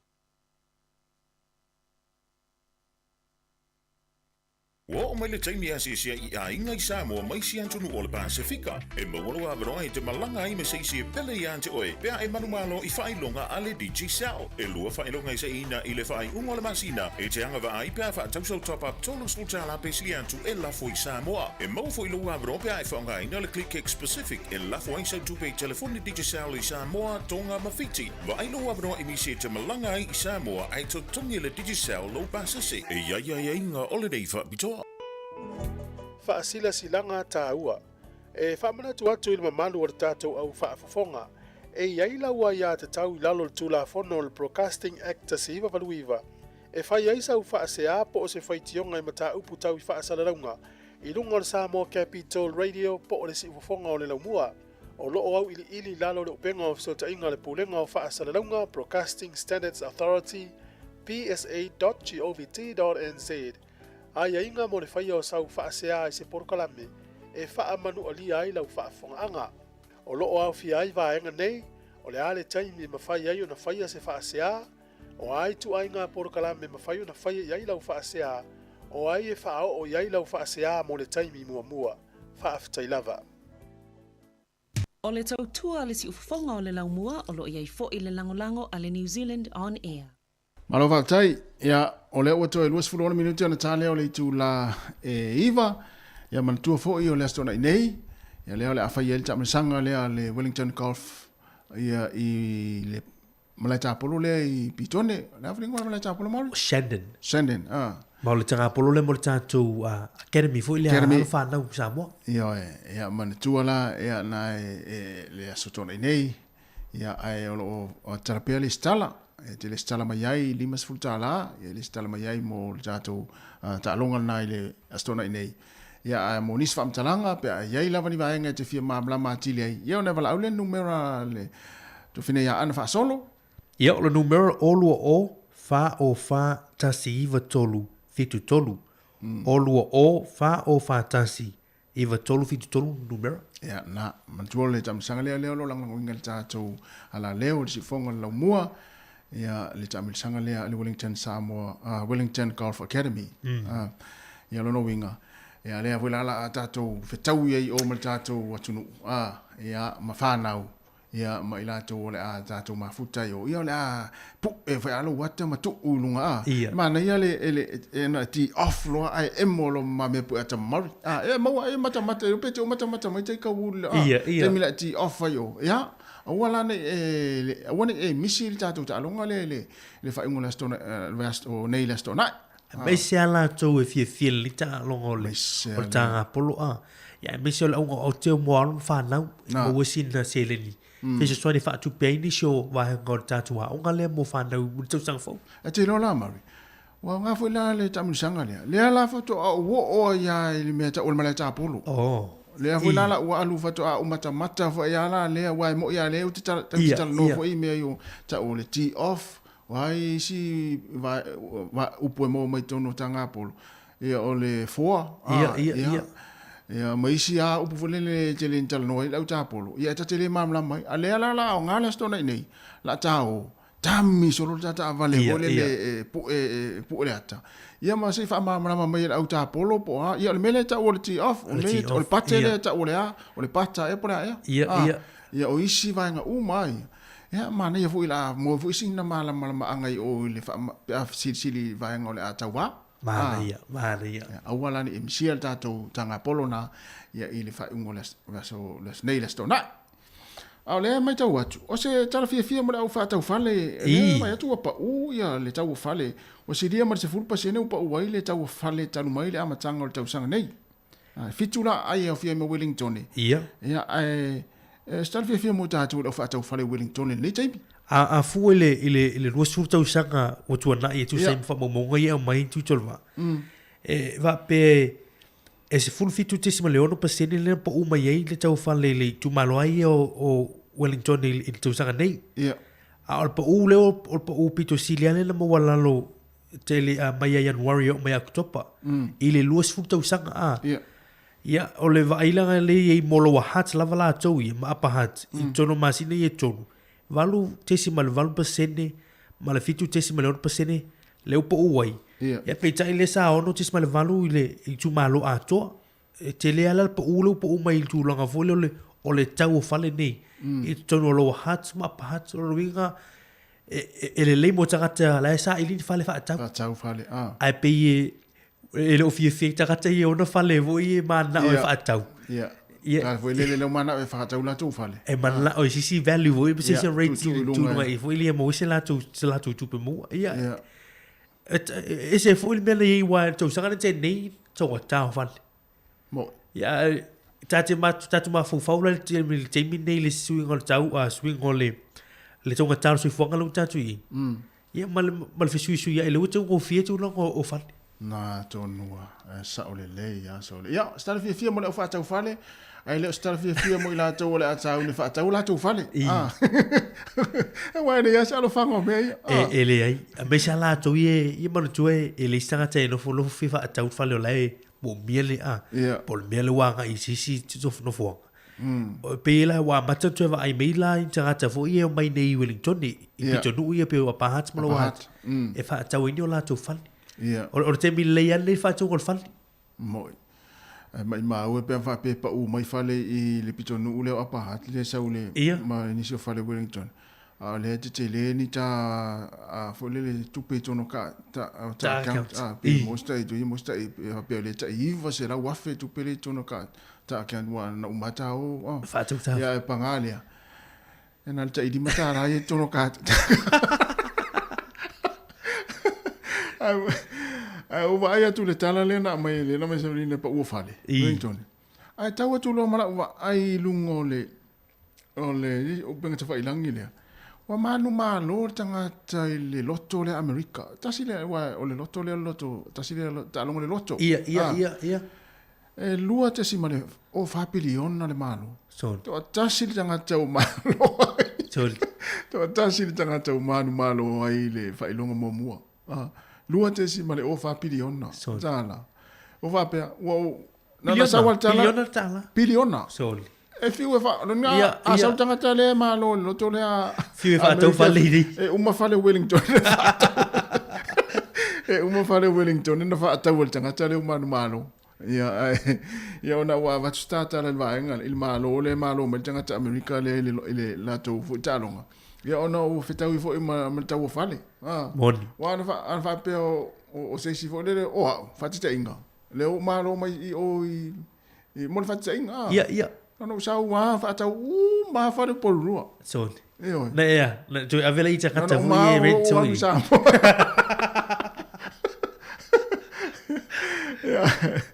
Ia malo la le la va tutta to pese. Ia on tata le no fo le ni si vaenga. Ma le fu tata tata no mai tata mo no.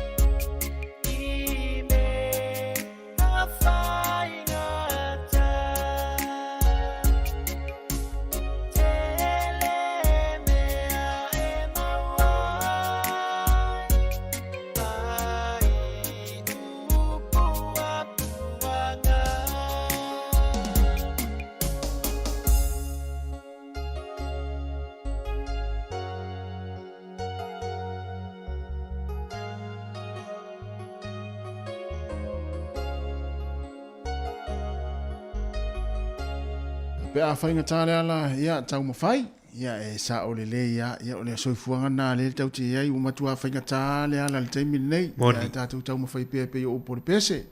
Ia e o le nei taimi. Ia o le ua to es fultasi minute o na tāle o le iwa. Mai tau atua li tala mai sa moa i le tūlanga e le. Mo le leo misa o ngā sole. Te roa maru e tere iwa ai. Ia e tere iwa ai i ni misa fu le ni a onga wale sa e a onga i nei. Mo ia e nei misa fu ia. Longo Facebook mo. Longo Facebook. Au sa mo e mai tau atu li tu tire misa ma sina li ma tawai atu li tau langa li ma o market li no fai mai fusu anga onga li. O tele ma mla pole mafu anga pole mea e wa sawa tele ia le fa anga ta mai tio wa onga o penga te fai langi fo le fai ai ia fai se inga ilunga ia na fai mai le i no fai tele. Ia mwhai ves. Ia wa a fua i lawa i taimi fui o ta onga ta ita ia. Na paua taimi te tau maua i mo meo e vaenga ia o fai se inga onga mo taimi o afileti a onga. I la pia pak. I ta alonga la. Ta alonga. Paua na o taimi. Ia a umatua. Ia ma umatua pena le. Ta si ale aso pe lua ia umatua ia o toi whaale le ia onga. Ia na fulele na ngalo atuala ia o le na fui fese se inga. A se longa to o fo isi fo i a feleti. Ia taimi o matua o matua. Ia le taimi nei sole. To ti tire mi se masina te falongo tu sa mo fosu. Ape a sole. Ele lo la problema. O nga nei. Ia son. O le te vai tu le Samoa Observer o la vetala fo i tu solva. Meu o penga fo i meu wo ma tala vo le market. Moi tau langa ma ave fo ia me fai na fa nga pe o penga fo i e fusu ai. Se vai. Lo nga fusu tu ala i sina posi. Ale o se la au posi. Posi nei fi wala se tu langa fo i le fa nga. O ma tu ya te le tu langa o penga i fa nga e fa la. O te role mafu mai me vole le o tala fo i fai lungo penga te fai lang. Tala longa fo i le penga te fai langi ma ia le fa pe lola ia tato fitawi la i tai le market ia to inga mea va pena ia no i forola ia i tau i misai o ia au te wa hele manatu wa te tau fui ona fai ni fai o fai so otele le mea le a fana wa o le fai ama fusu wa te tau ona o le tamai te a fusu tuli wa pe o le mea nasa i aso la tuli motu a male ao ia au te ilo e vai tele te ilo iai i tula fono a onga taitas e meso kolisi ia pole mea o faila ia o fai unga foi ia e tuli mo se vai taimi ia to fa ia toilia a le mea sa wa ia olele o tawa ona tuli mo tua oni to talia sa o ia alfa lave foi la pe a tuli foi le to talia sa o tamala na le la fa tu vevesi nei o le taulanga ma vai fa pena pe ale to ya o sa o lia pe tu langa nei tatu te manu foi le iso i fuma o lo isi fa na foi o te vai tu sa mo tu tolo o te roe mo wa iso sa tu no wa nei me so sa onga ai to te lo la tu voi tu me telefoni foi po no le mon po ya po wala la tu me foi no po ya più si me fia voi le po na mai ole ai fufu mai foi la ai sa le fa nga ina technology te mini ia wa i lu no vinga e lu i mai le stanga te no Facebook tali mai lisi o pe o nai e tu lai mai se pe walu fo si so lisi a o fa se tala vo le o si vo ia o pe o va ga pe na tau tatu pui ma te tu ale ma se o tu ale ma se lu mana e mo ai la to ngam e wa o te mi o ta o te ia o nga ia so lai tu langa lu e non fusu va te mal malolo e te fa longa tu tatu tau ila ina lo fa popo so mo fa le fuai popo ia na tu ora o nga e fo ia tala o futino ia lu fusu anga ia fusu atu ia tala e matau ia la lo fa le popo e mo e po le fa pisinisi le te vai fusu ta mai dia tu fituli solo po la lo fa le popo ia ja fusu anga na fusu ia e ta mo e mase po a fo le se tu lo fa mo mal po ia be la ve ai ia le wali ia fusu ia to ulu ilano ia o tu langa na ia e na fa e o mai al na tai al nei tai o mo me ta miti foi e o ta inga ia ele se tu le ia fa mana foi mo ta tu fa na o le lo fa lo mai nei matua ia tau tu na ne la pata ia nei fa na o le o foi me o ta inga wai e afia tu ai po ai al ta miti le alu lo ta inga le au lele ia lele ia to yelo mani Mon. ia ai to anga le onga ma fa onga le te mo o lo so fu na e le onga ia ai o le wa sa me fu ta to telefon tala mai sa mo ia ile tulaiva ia le la tanta to pese fa tala va ia mai ma penina ia jo piri tati ia le ma futa mai ia ma le to tele o la to ia e sa onga lele o longo fia tangata ia tala no mai lungo tato Facebook ma tangata sa le ia onga sa le tangata sa le ia onga pe ia eu tele le antele aliva ka sa le na onga ia sa su ala fa tala va su ala ia finga ia si tangata ia le ia onga le te lo ia o pe o mo foi ve o mai ma pe nina ia o tio piriati piritati ia le ia onga antele aliva ia suela sa le ia onga suela finga ia isila sa le ia na onga ia tu sanimiti sa tafa fa marketi ia to tele na ia sunga o kalangolango tasila le tanga sa le ia onga sunga o kalangolango sa le ia onga e mo ia sa faima misia onga ia onga ia sa le ia onga sunga o kalangolango sa tata to pese sa le ia onga sunga meleane Gonzales, ya vai. Ele ngo fia tanga tele talo me temi, tanga salia onga. Ya ai maloa le mafto me tatu watinu. Ya la tata tu pese le, ta pena mai tatu telefo o le nei tai o tala mai sa moa. O le pese nei o lo fatu e tina o malama. Tina o lo nga lue, ma tina o lo fa fong mai tonu ainga nei matua. Ese o se taimi. Ia na tatu le se pese o lo fatu mo tama. Al pese nei o lo fatu mo tina wal telefo tina ia e fole le talo no mo tatu Facebook. Ia le uto 5 minute ia ona talo le o le tula iva. No.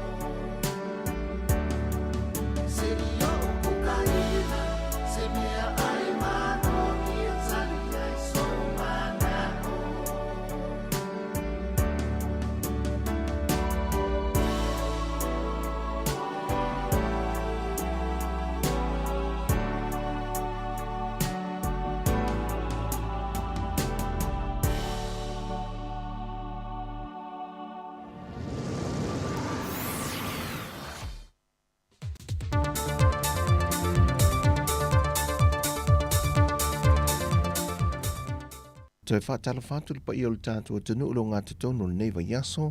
e se isi fwoi wha o popongo tātou tala miolo o te tupulu tātou tunu i Samoa. Wa tauli maina nei le autu stala se tusi aro ia mai le whongwhitalai o le maota, le fionga papali ili o ta euma se pau, e whātatau i le whaamawai ngā sui usufono mosi umu ma le sui usufono whaleata wha, mai i le vaenga wha upu whai le JPP sa tau wā ai. I le mai a tauli maina i le taitai o le vaenga wha upu whai le JPP le whaamawai ngā o na sui e to lua, ma tu ina tua i losa na tusi le whongwhitalai e aloa i ai, le whaamawai ngā ia sui mai le pāti, mo se whai unga le whongwhitalai, e whaanga fuai o lana fuai tusai mai a ingo tula whono. Pei tai le tusi le whionga le whongwhitalai, wa ia au mai e ni vaenga se tolu, e te tau wai ona tu ina atu le whontanga le pāle mene pe atu e tau au fia, e le aso luse fulo le masino te sema, e whaia iei sana whai unga tala whia ngai mole mata upo. O le vaenga mua muepe o ni i tā ua, e taluai ona wāngi ngai tustu singa ma whaasana launga ia wha mawai ngā suyu sa whono si umu ma suyu sa whono whaneata wha. Ma o tu ina mai e fo se tusil ta ita i le JPP, e ui olo wha malolo le tu mau, ma ua ia whautua ina i le wha anga fuonu fo i tu malo i le pāle mene. Lua, peitai e ie le wha e te tengo le whongwhitalai, e le maa ale leo le wha anga fuonu fo i tu malo, ona o le tūlanga mana ia o ia te tau wha al whaavae, a ila ua ia e to lua, e tu sai mai e ingol mta upo e whasafun ma le fitu al whaavae al malotu to tasi o Samoa. E le vaiason te nei na wha alau iloa ia ia sui e to lua, o ila ua wa avene ma sui tu to tasi, ai o le wha mautu ina, o le ai loa le fontanga le pāle mene, e le aso lua se fulu te sema. O le amtanga le vaiaso nene whātau te iai se whontanga po se awa onga, mo le lua aso mo whaia onga si nia na whiriwhiria mai a onga SS e le atunu. E la tau te whaava ia mtu whaatasia whaamaumaunga, e le ngātau whaalawlewa te tupu e tū lai mai le wāwa onga te tele le atunu. Lea olo o au fia i masa wanga e whaasanga le i tamai tai, pe ona toi wa aia i le whaai unga le vaiaso te nei. E fusu anga i le vā o le kolisi mawalunga le fifi, ma le kolisi sangato Iosefo, o le tu whaatasia i o le fuafuanga i lano le Porkalame le Spotlight Initiative Program. E tau tilo i ni awala, e mawhaia i e whaia ongoa o te tasi,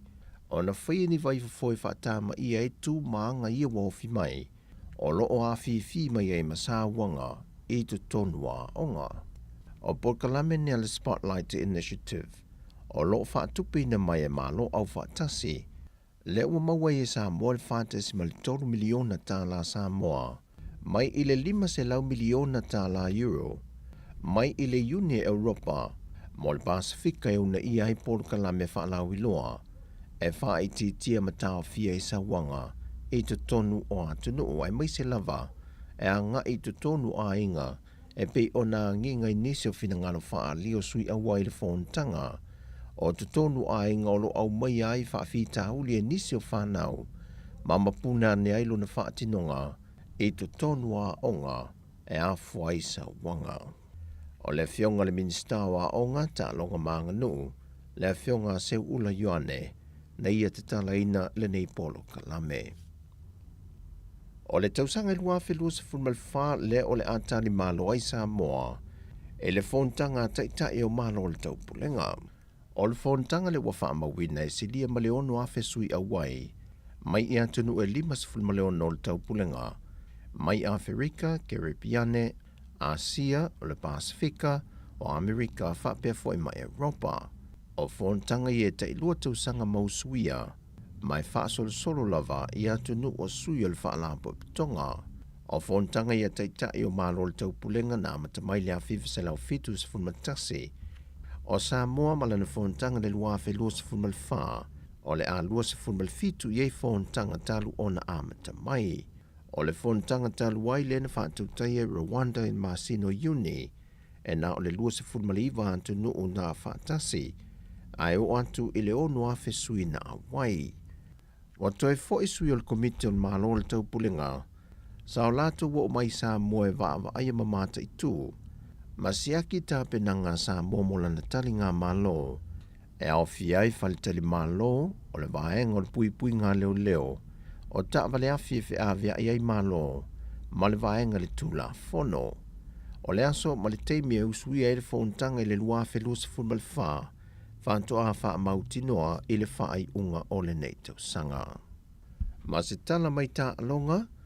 ua sa watu nele au pasketi ta mai tai, e to lua ma awa le atukoki, e le ta amilisanga o ta alonga le Pasifika le whai le tau sanga fau I Solomona. O le awa ta mai tai na manu malo le awa tahiti no la su e ina le tūlanga lua, e si koa e fitu se fulma leono I le lima se fulma le lua. Whae loa le ta mai tai po le kampeteni a malama le au pepe, o le malose o le puinga ma le osofai a le awa ta mai tai, o le kile o le manu malo le tau mawhainga au le ta mai tai a le atunu, wa maua ava noa I ta alunga le Pasifika. E le imanuia le tau mawhainga le au pasketi polo a li e so na ava noa I ta alunga le Pasifika ina ua whaia ina ia Tahiti. O tala fawia manuia le ne yaso, fa soifoia.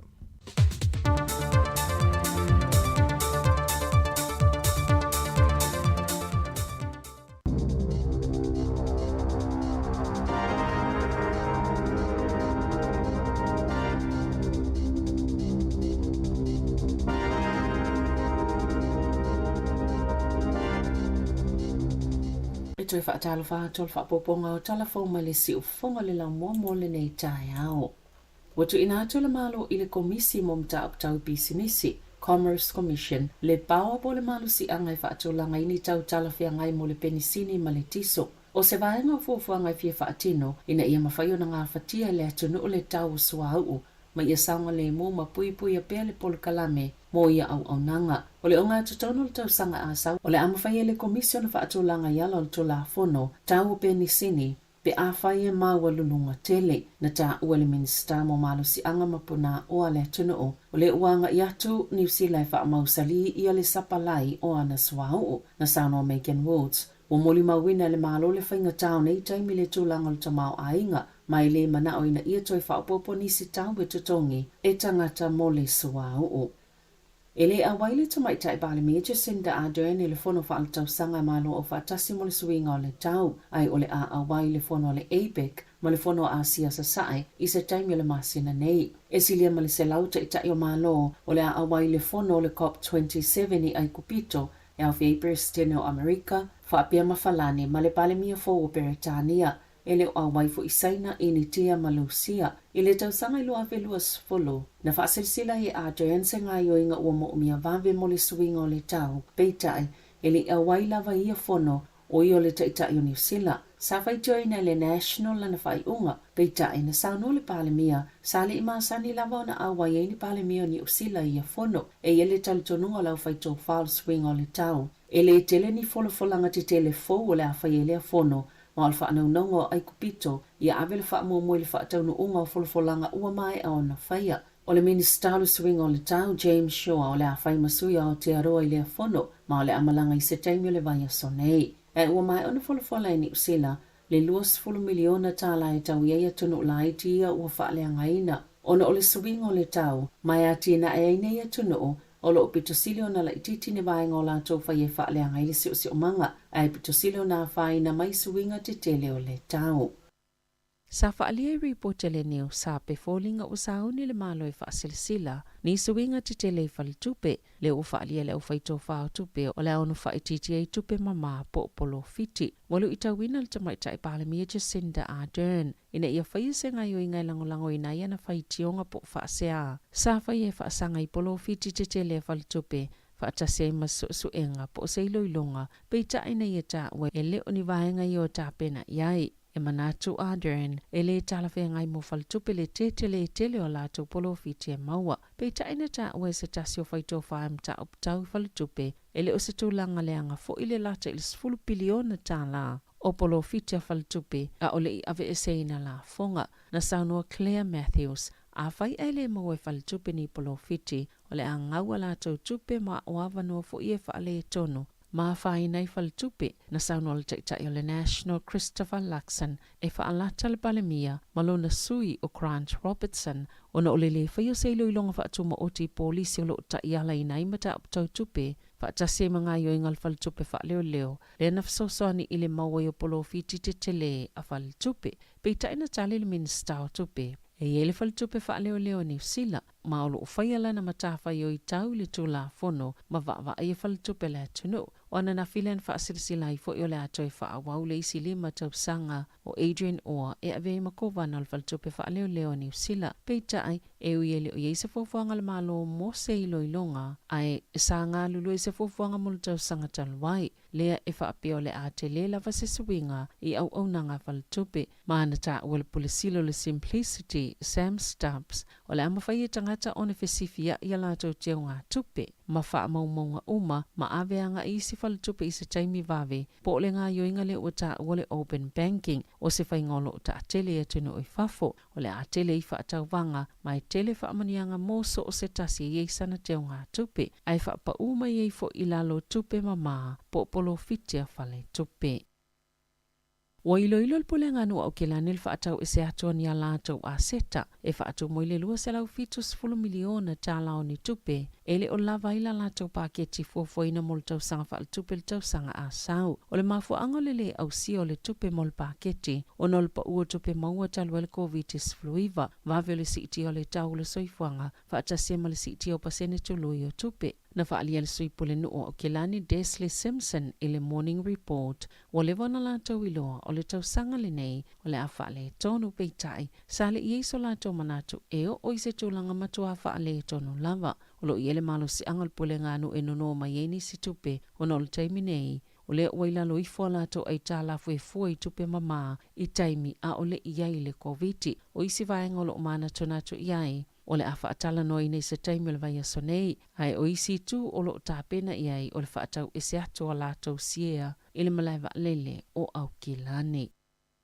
Na manu atinga ina se tamaitai ina ua pa u ese mai le vaenga pito iluma po lunga o le afio se ta vale. Au pati patia le ta milisanga le ipola langi le ta longa le lakapiliki ile vavea o le asonga fua i maangele. O se whaalam lave ua te talo ato i leo i tāpua inga mo le lakapiliki ina ia whaia ma le saunga le mo a o lumana i ta longa au e whaapito ilunga i engelani le whai ungo le vai asonei. Na ta awal te ita i leo mo Countess Manukau i leitu i sisifo o lea whaalave e sa le te tau wana tupu. Masai e lava lapta inga leo e ye lava se whaalave whaapea mawhaio na tupu ma o se tūlanga whaanoa noa o lea lava ua o iai ma o tauwhi se tama ita i le whalma i middle moa. Ono ni manu anga o ngaonga. Na ta ue leo na sao whai le tama ita i le pito i luma i le afio le ta vale na se e mapa u ese matoea e ai le ta vale. Wa mai ona tala noa leo i le am ta vale ia la tau su enga. E ese no whanga au tuolo o whaasoa i eile au nanga leo e mata i tūpāti patinga i e whaiena i a mauti no e saunga le mule au tā puai. Whaapea i maisi tangata lau tele o le atunuu o le talo sanga leo i le au tā puai ina i a whaia ma le tofi le mo i a muli i alo le to la fono ma i a whaeloa pea le whaalo alo. E ta alo ni usila ma Australia i le asto nai a o Samoa ma Ingelani i le vaveao o le aso saa. Ua silia ma le sefulu pasene ua pa ua i le tau whale talu mai le amatanga o le tau sanga i a ai fito le atunuu ma lo pito silio na te lele pa ui tutono Wellingtone pe afua i le luasfulu tau sanga utuana i to saima wha maunga le quotable value. E se fulu fitu tesimaleono pasene na pa ua i tau whale li tu malo Wellingtone i le nei tau sanga. O se pa upito sili leo na te le mai a Januari o mai a Oketopa i le lua se fulu tau sanga ma o se pa upito te le fo i pe afua i si vaenga umole tunuu. E pito silo na pa ule tau whale lo wahat ma apahat i tono masina e tolu i le valu tesima le valu pasene ma le fitu tesima le ono pasene peitai sa ono tesima le valu mo le itu malo a toa ua pa uifo mai le iwa tesima le ono pasene sa wha mawina i le masina taluai.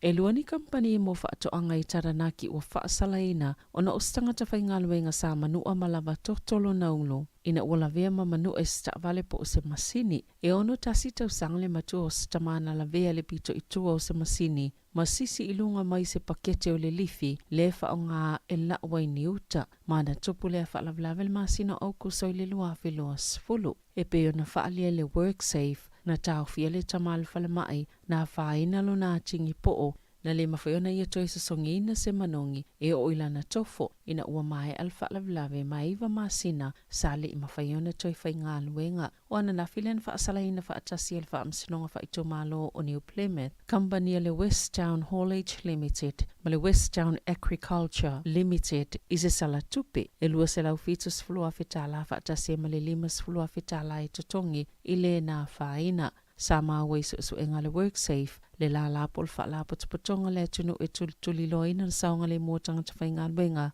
I te tonu o ngā luenga e whaapea e le wa ainga le saunga le mo ma le soifua maloloina I te tonu o ngā luenga aia kamo panei. Wa yele popo lenga e whaasanga I tangata e malosi o la tau manatu te ele malo I le ono a whaina I o le tusinga ingoa le atunu o I le tausanga a sau. O upenga ta whailangi pepelo, o se tase o whaafitauli, po o vaenga autu e se fuluono e ono la matia I le tusinga ingoa. Peo na whailoina le asoana nafi, o se whaalinga le ofisa whainumera whaamaumawina New Zealand Minister e whaapea. E se lau awhita la le tau se ngaluenga o lo tau mawhai e whaatali tonu I nai le atunu. Ai mai se o le tuli loa whaamatalanga le sao, ma ia pule ina le leifo ini whaamatalanga se e whaatatau le tusinga ingoa le atunu. E le ngā whatia le mtanga luenga o na whaafia ngai masisi tusinga ingo whaale tonu. O le luafis fultolo, sapa uma wala lolfo numero Māori sa whaitawina, nei lolfo numero sa yele taltonu ngā sa iai. Al tau sang luafis fulvalo, sa tau mawhai e whaitau le tele o e na awai I le tusinga ingo I lunga o benga ta whailangi. Mana mtoa pa uai malfo numero Māori in Pasifika. Olo iei wha maoninga wha atuptupla I peo talitonunga e matoa tite e mawhaasanga tau I le malo. Ma le wha ititi o le tūlanga wha atuatoi na le malo mai vaenga ese o le atunu o pe o na lungo I nai minista le masina au kuso. E silia ma le iwa miliona tā la wha atase ma le lua tau sanga le umi sa tau wha lele ele tu singa ingo le lua fisful valo. Ina ua pa ui le na o le ono valu pasene Māori na tali le tu singa ingoa. Le wha pesa wha leanga I nai le ao ngā le tu singa ingoa e whai ei whai unga mo le soifua maloloina, a onga, maisi tupe wha alu, ile o langa fsota I o tangata o le atunu o. E ei nisi o company pitu te tele le atunu o mo ta avale tutongi po rental cars, o ta hawhia pe tāpunia mo staimi le tō mau, o na toi tali eina nisi wha atonu atu ni ala tau ta avale, o na umtoa pisi ma o tele tangata e mo umiaina ni ta avale. O le vai o sonele o ta hawhia I le Hertz, Avis ma le Budget, o na toi wha atonu atu ni avano fōmun ta avale, e eni ta avale na wha atau ese atu e company I le taimi, na matua te telele koviti au le ifa mawhaina tu ungal wha mai e tu samaleonus fulwafe leo wha ingo ta avale tutongi wha au ngā mōsina vai taimi po rental cars I tu tono le tunu wa yele tal tununga pe amal fas fulwafe o lo tutoil taimi nei o se lo itau le awhia ngai makampani pe a oina wha opopoina le numero tu risi matangata ta whao mai fafo pe ona li potia. E uile se iti olfo numero tangata e afia le Omicron o tangata e tau fia I fale mai, ma isi to e afia foi I le virusi, pe ita e le ise fofuanga le malo e fa ise polkalame faal tau sanga to I fa popo po le pusta. Mo le COVID-19 fuluiva I le tootele o tangata, pe ita ina fa ilo ele minista o lo nafa malea mata aupu Dr. Aisha Verol, o lo mata itu ina le malo. Ia o atu le tau sanga asau, wa iese tui pui mo le tele vaenga ese o le virusi pe awhai mo umiaina o le taimi nei ele o mauti noa ai o le wha amatalanga le au popoto e atangia mai le toi o fuina ato tui wha popo po pustas I tangata I pito sile na whai ngō fie a awhianga mai wha awhitauli ai o le a wha awau peo na mata I tu pe o le a maa losi ele pui ngō le maafutanga o tangata umo le tunu o tangata nata I tolu tui pui sa whaia maola maloloina lelei o ta ue whape pui a lelei mai le whainga.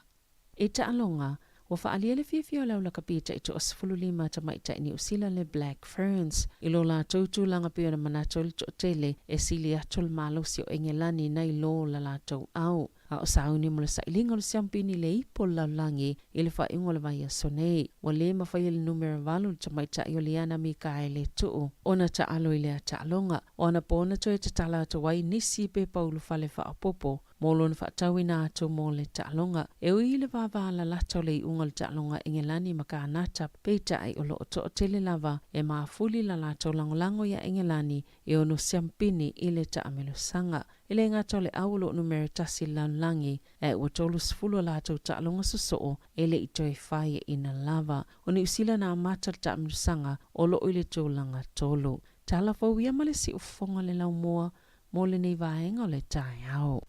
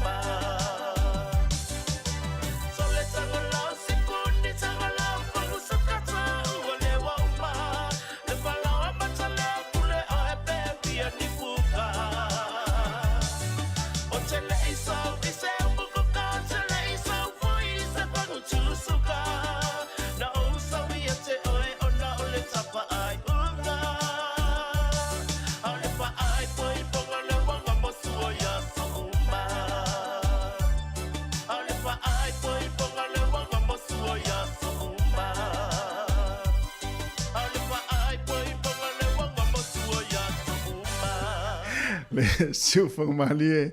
ia o le whalitua ia Melania Fido ia o lona sua whasao na ia aela uiloa tele o ia i runga o penga tawhailangi ia i le suafa o Queen Aboki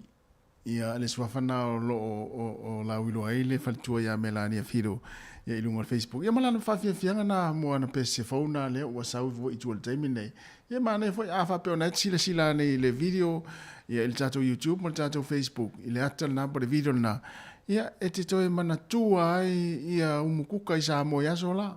ia wa fa la lava u me lua i lunga ta foi male afila lo tu ai male ulo i lunga ia ona se eulola i o kuka ia a o le pese ia tango i lau fanu suka o ta ua lea ua uma vai le mana i o pese ia mai tango le fala mata pule o pe fien puka e fai o le ko pai le ta o nei ia mana ia tele le pese fitau le foi mal leita au ia pe afa pe na fai lau ko pai io pule a oe pe fia puka lau ko pai ia vai atu le ulo le faltu ia Melania ia matua afa le ia le ulo sua vai what's up ai tu ia tu jol vai tu langa foi le ia fi tu vai na mari o nga i umukuka o Samoa ia io umukuka tatou Samoa ia mo o volele o mea tafu le afi o puru popo vai pe vai tu puru popo so se ia o fangu suka o sipuni o ulo ia malta inafi ia o le olanga na mal soifuanga na soifua e tatou tinu ia i Samoa i lava i taimi ia fa manatu foi ia mo pe fa pe o leva te le to foi o na wa fia se futa usanga te le to foi Samoa ia o tulanga na iai le mkuka i Samoa ai wangalo ia oe ia lau ulo ma lau spuni le ma saini sa i Samoa ale si vaingale na mai tau atu mauri le il tatou talana mai savalina ia ole si tia o le whainu mera o tangata foi le o le afia le taimine le whaamai ia ai le o ia se fuafuanga le malo foi le e whaia nisi por kalame whaatau sanga mo tui pui whaapopo po postas o te lo le ua ule la vatangata vo le tulanga o fasalonga vo le tulanga COVID ma tulanga o tui wa faatunga tavu tangata ya yo faitui vo ia pusta te lorto te lorta tu le o ile tasi ma le lua a fai vo yo mo le te pusta le numero ton wa ile si pusta no fare na a fatulanga mai le o ile ti la tunu o le o mo la to tu no fare o le e pustai fu la tole tu langole o tu don ton ai o ripotina le mo il suo malo loina e ta o telele ma ta tu pe ia ai mo New Zealand la vai pe lo fa malo si el fenga malo mo sa o le ia wa pe ia o le mo ia o le o lo pe si per fa mai ma ta tu fe ora fa ta si mo le fa mai pe ia o se vai mo le pe o tatou le ano ia i tulanga le o ia o tatou fe o fa tasi am fa mai masalo se longa e se fo fa fo le pe o to se fa mai fo ese mai le Omicron e o te lo la fa to ato e nga ile malo ni tui vo le wa fo se fa mai fo sa ia mo fa mai ia o le Omicron o te lo e a fa e to fa se tui pui ni se tui pui ia o te lo e ia tanga to le ale to fe la to pui wa le o la to loa ia o le au pui la tau i tuita i lua i toru i mana fai i tātou o le mema le vo ile o le si ti tangata a fia ma tangata le e tau fi far mai ia ai le o ia se ma le tol malo e fa malo sir tu la ngor tu fa popole e tau o tel si wanga na o tatu wa ia tu o matua o si tu la ngonga vo ile ia tailo ye e mana tu wai o mero te vai tu te vai ia te malo le o peka le stasi o sai disi le ele misi se via no news o sa le ata le o fo mai le ai o la maua e tau no fai tu mai lo vinga le tau fai mai afo mai si tu ma sai disi mala to lo visu ia ai pulian malo tulang on fa to mo enga fu le tulang fono mo tulang ai e faia fu le tono la tulu ia na ia o te lo tulanga na ia wale mai tau atu pe on fa le malo e lo isira to fu nga fu le to e faini e fitunga inga fu le monistui ia o sa o mana tuana fo mai scientist ia tawanto e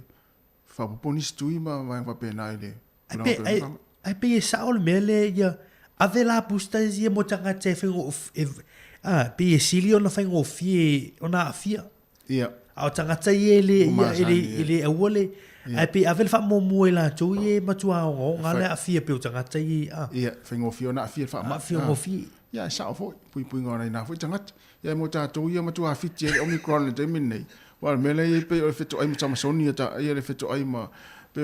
o feto ai ele pe ata tu feto ai ma le ma fa ma il te minei matua le to ila se sa olli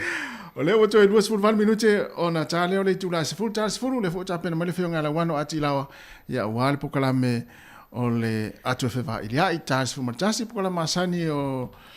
moli ole ama ya ole tula se fu lua telefon tala me sa mo fo ponga ya musika ole uli ya no pe fo ya sa ni mai ya le mai ya ana fa solo ya tanta to pe se fa mo loto na fu taimi ya mtal no atwa ya ai Mane foi ona ole o tato ye le vai aso le sauni foi tato o to Samoa. Maria. Eta alo ile semifinal. Ai mo oina te mafuta ma le fale ma e mai mo foi I lungo penga te fa ilangi foi solo ata vale ma il taimini. Ole aso e te lango ina solo. Te lango ina solo ole a foi se vai nga te tau ona foi le na tau mamao mai ila tau yo o e oi solo. Wa o te fa tsa o maru. O te langolango ina le solo. Ia. Ai tau ona usta ia tula fono. Pe yo tula fono na o sa fa I lumo le afil ta vale, sa fa I fo lele I toa. O te langolango ina la vaenga na. Ole mele o mai le matanga luanga lolo. Ele o tau fia le yani. Ele o tau fia le fio. Ale tau ele o leo me o lea nga ia la tau I no foanga. Wai ese no foanga au tu yo lo o lo fa so il matanga luanga lo mate tu ia e tu longa ole o solo ni ia moti no le saunga le mua au tapua I matanga te muli atu fu wa le ngata tanga te ia tu parade au tanga te ia lele o fia ia le wa wa tonu le vao ta vale ni ia wa pe yo le si va ngana ta te lo fa ia nei tanga te ia le o mai o ila tu poan fa tau po fo ngana tu ainga ni va ia me se o le te mo le fia file fa to amana va te ronga luenga Tero nei tangata fia va o le fale malolo. Ya o mai poloka I ata tu na wa e ale tantonunga. O le fai unga le vaso nei la sto na po le sfari foi. O le a pisi ia manga ala me se a foi manga ale pe o tatu po rua. Ya fu ai o wai le wala te va vena o le fale. Wai le ia se wai le faina vala o tole. Tu e te taima faina faina me na langa wa la pisi ta vale foi le wa foi ia solo ta vale ma va pena. Ya o tatu telefonina ia wala o mai, e te lango ino le solo, au a vaenga e tauai ona mata I tu le vaenga leo le au le solo, ia e tu langa I pe ona iai. O le aso santu te olva e le afiafi. Ia. O uma mai nisi o fufuanga na matui. Au, ula vea mai le parade le tonu longa tonu la. O poloka I tonu. O poloka I longa tonu. O le fui la. Wo ai fui le meo foi o ave fu ai e tu wala. O fa so e tamana le. Ta vale e o mai. Ya tu rista male mai rista male ton o mena na wo fai e la wanga e fai el sol o ia tanga te fa bito o ia te vai tu fa so fo le wa o si vanga ta ua pe fa pe o a pisi fa ingol vai so solo ta vale ta tu na le taimi fa longa tu ai wa e mel ta vale fo le fui mu ya me se ta vale fa le mai moni tanga ta inga fo le o mana o miel so soani ya la la fa na tinati mel ta vale fa le mai ya ta tu na ma ta tu ia la au solo ia tu se ava no vole le fa ava no ia awala e o mai nei ta vale na awale sa ngole mo nei tangat ia tala ta do lena pe fia vala mai ia pe te lango ina solo pe le ai ia fa pe te lango ina o le alma fu anga fa pe te lango ina wa va nga te tau ona vole le ona fa mo le va nga le o fa solo ia wa o te lango ina ia fa mo le sa ngole mo ma tu la fon Ale la tata to pese ia le o matu ko pai Queen Poki. Ia le la watu tata ko kolesa. ma le sunga ya anse ko fale moe le o to luas 5 minute ta lo le o le tu lai se folu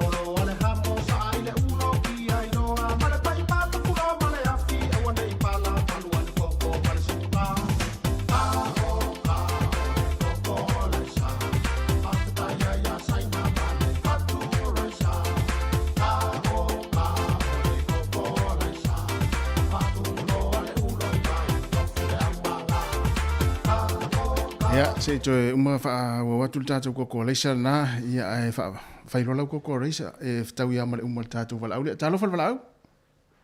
malo kasi oi talo fal to malo se fu manuia malo al fai ko leisa malo yo kaya ko va aka ile ko kama ai ko kala tai ia foi lo ka o kia Ona ngali. Ke baba pa kai sa mo ya sole. Ia. Ya le ya so ia ile ne kai mai ile kai mi ngai. Ai ole van ka pia menga lo pi. Ia. Ai ole fango nganga kai mi ngai ai. Ele ke fa pe mai au was too much ele ya. Ko paisi ovale. Ole melo le fongale ole ovale o falia lia ole kapo inga ko ile a. Ia. Aya, ole mamanul kapo inga ma ole mpai fon kapo ingungu. Awale malo maila aya. Ia. Ia o ala ngonga aya. Mali. Ngakela ia wo so ai si pam kala nga pa vale waksa mo. Nga pare malo lo ngai kama ale ole bela ko aya. Ia. Ile au ke kere marco fale le ala umaku. La ngale pai mai upo le pape mai ia le akamai o kakama benge o kalo ngai e ngai basangit ku pulaka aya. Ai le pape ola o ele me foi ngalo mo ngau selua. Man ko ka ko pa kai ai le ko pinga o kampanga o le kaulele ia makulele ele ngo Samoa I palanga mai a me kele papengei mai ku aso papengei aya ale tonga pai aya mele wa kwai pe wa fai ngai male saunga le muole ko ele un kako awar kele mari ya o ke makwa wa I Samoa ia ko ngale ia ma ko I ku ele pakama ba a nga malo pai ka lo ngai ka amalo mai le go ia o pe o lak ma ko ya e pai mai ale pia ia esa wale solo le wala ia asa ele payang solir kula pongo ese sa wai o kasi mari ole kula pongo ole awal kele ale malo o ele malo kago uma ka ngu uma ole ngo ngia ku ka ol malo ai lo yo ka kum ka fa yo fai kele ai sa gole bu ka uma ele pa pe pai nga ole ngale nga ole pe ki kenga kako uma kuva kasi magkula pongo mole sao ngale mu ka ai oro pangongo anga what too much le ai uli ai ma ngale por ngale ai uli ka po yaku male leo se leo wa por aku langa ya o ya pe malo we lu male ko pa kele eles me fango pia foi lo kafi pa pe o suel mano pe malo o ke fa pe kaya o ye ngai kamora ka ala mo Samoa mari ai awa ale malo mai ngi ya ka ke vai a kwa isi ko mengi ya ele manga ya mai ele kamali po ele lo pa inga pa ngal be le lango ke pokele ke poko pe inga ko bele malo ela o kala sa o ke bori ba o ke la be vale o songi ai o le bibika ya pa popolo e male ma fo waksa mo ai mai ke pokala me tai ya la ga pulera le pa me po ya ngai ko inga ngai lo ma ko e pulera ya ka nge la lo nga ba mali ai pa ya se pa mo la ma ko pa mo la ma ko ile au kala bo ma ka a venga o le ngo Samoa ia mamadu au ko inge a vere pia e o vai e fai male manga le kapu I mai le kana le e mai mo mai lau penga luenga kapu ai mai au kingo maka kua le ngu bakua ne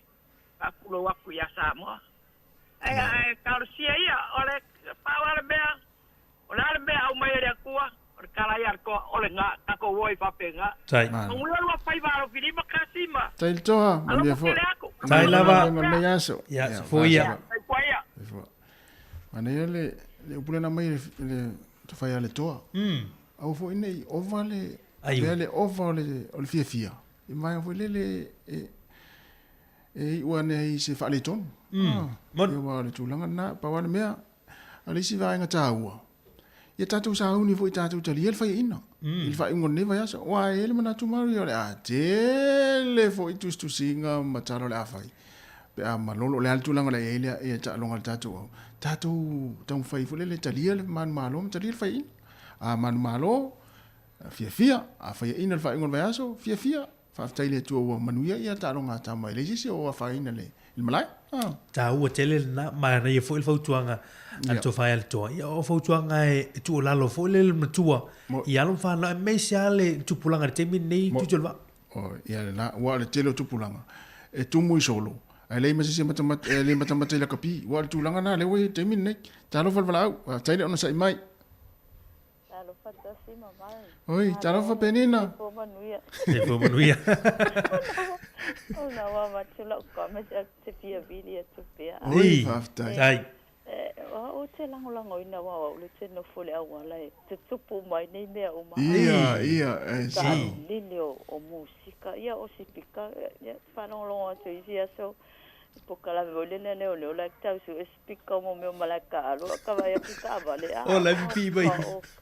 o komisi ko so ese vai ia wo so na faia ia le ia wo le fia fai nga lotu le si me pe le uma el kalonga o saule solo wa malo a le lo pole le me a kilo ia o si o manatu ia na lo ale e malo ale le kauka o ole si lo makua sa mo sa bele vau li fo le paelo mo sa mo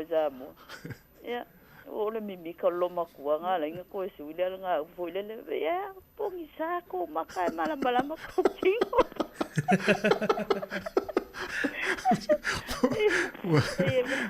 mali ko ko mga kuai ya nai matua fo ile mo tap ai fi sa ole mo ile ya tap ai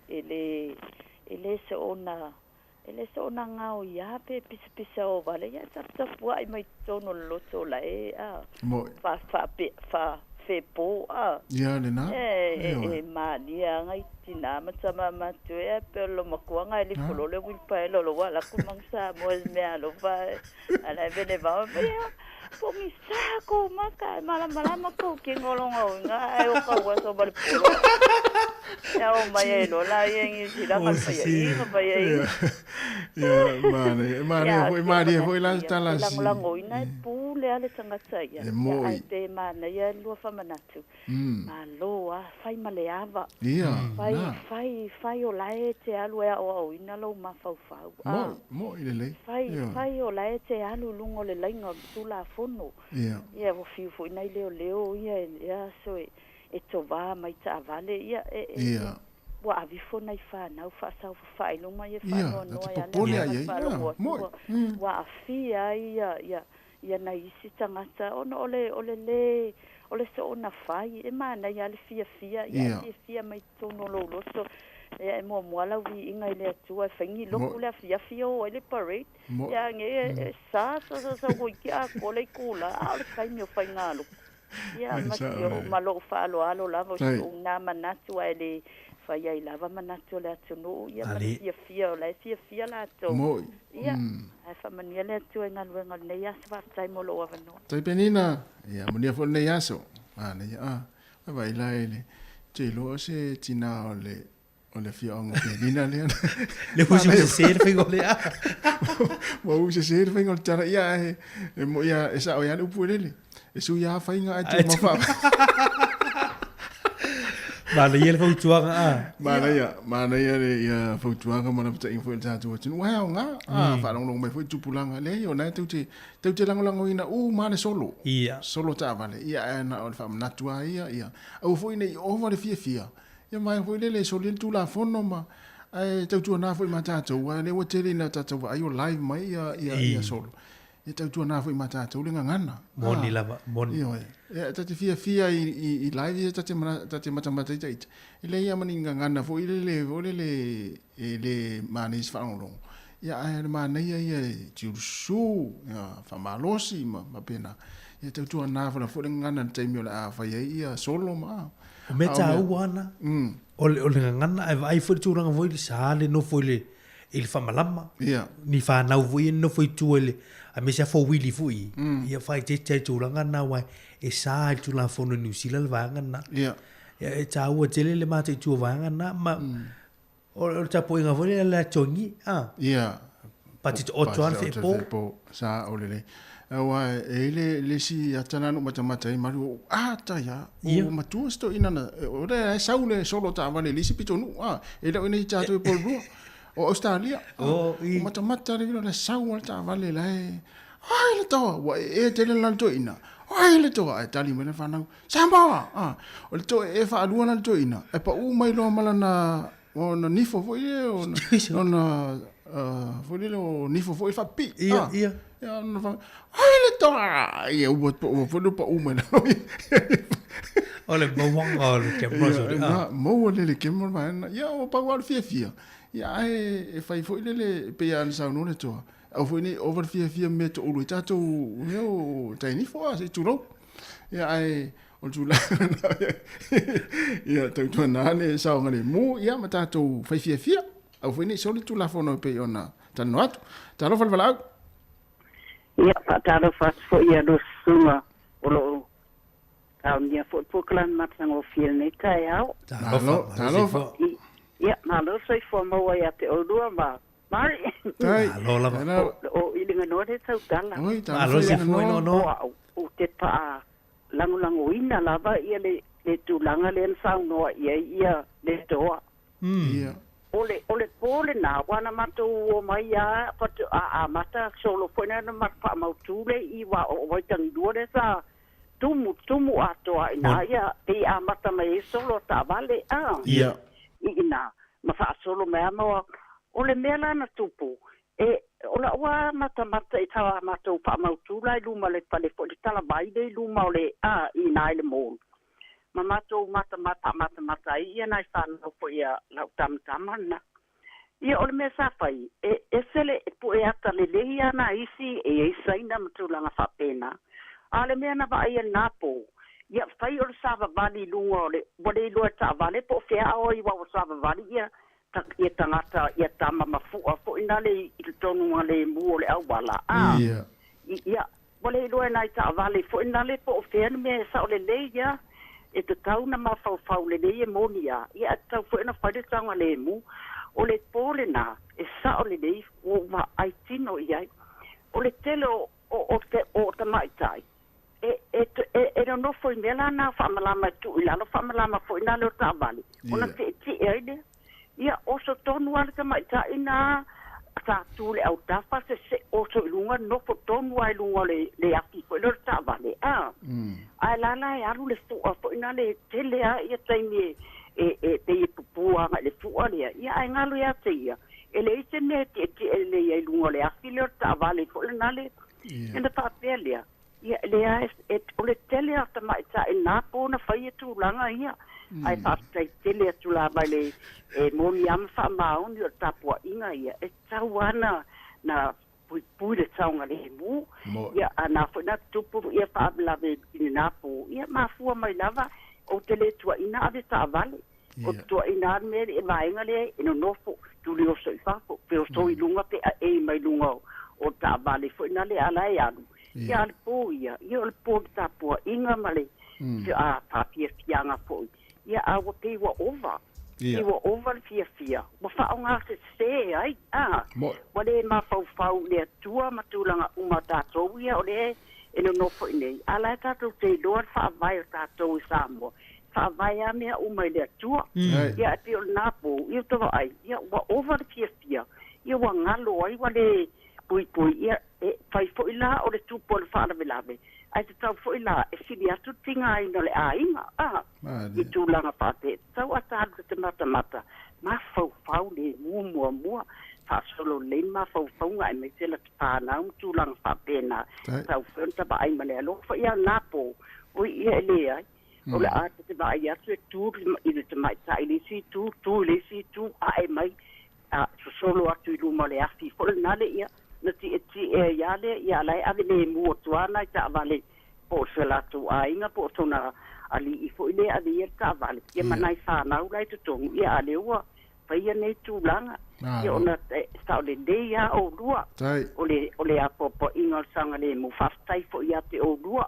o to o nga lu e fo le official la mua ma tu langa fatia le a popo ai le ia se aso le te le fa lo to la inga tu langa uma ia ole winga nan wenga tato ia no fai nei ana fa wa me na ola mai I Samoa ele fa ngalo ina la ma fa vai o tato so se me ala tato te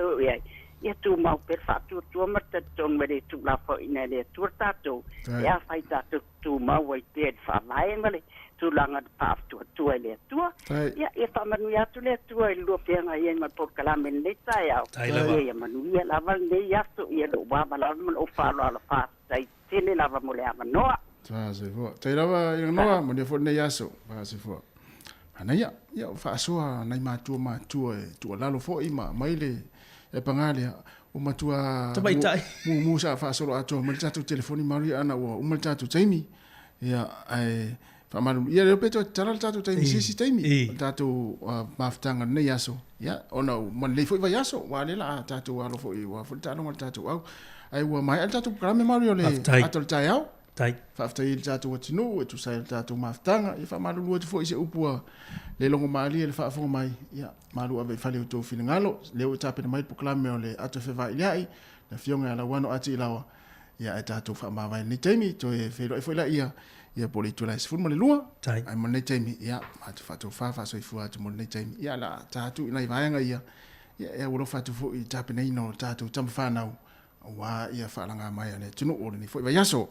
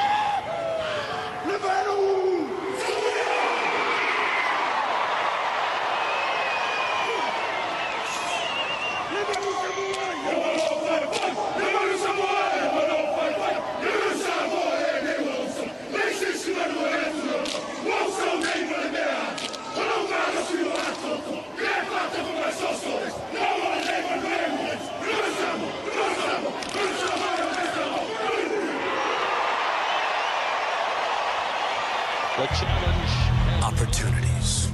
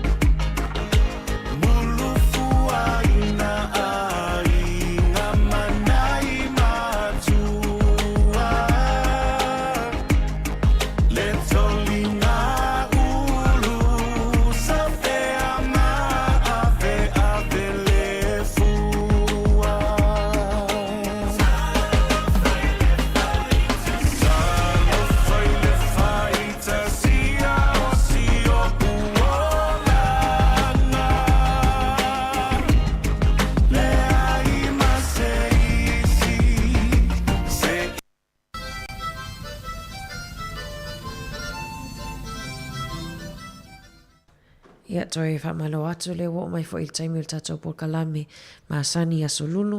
o le atu e whewa ilia ai ia tapena ina lea ele fionga ia lawano ati lawa usi mai whafonga.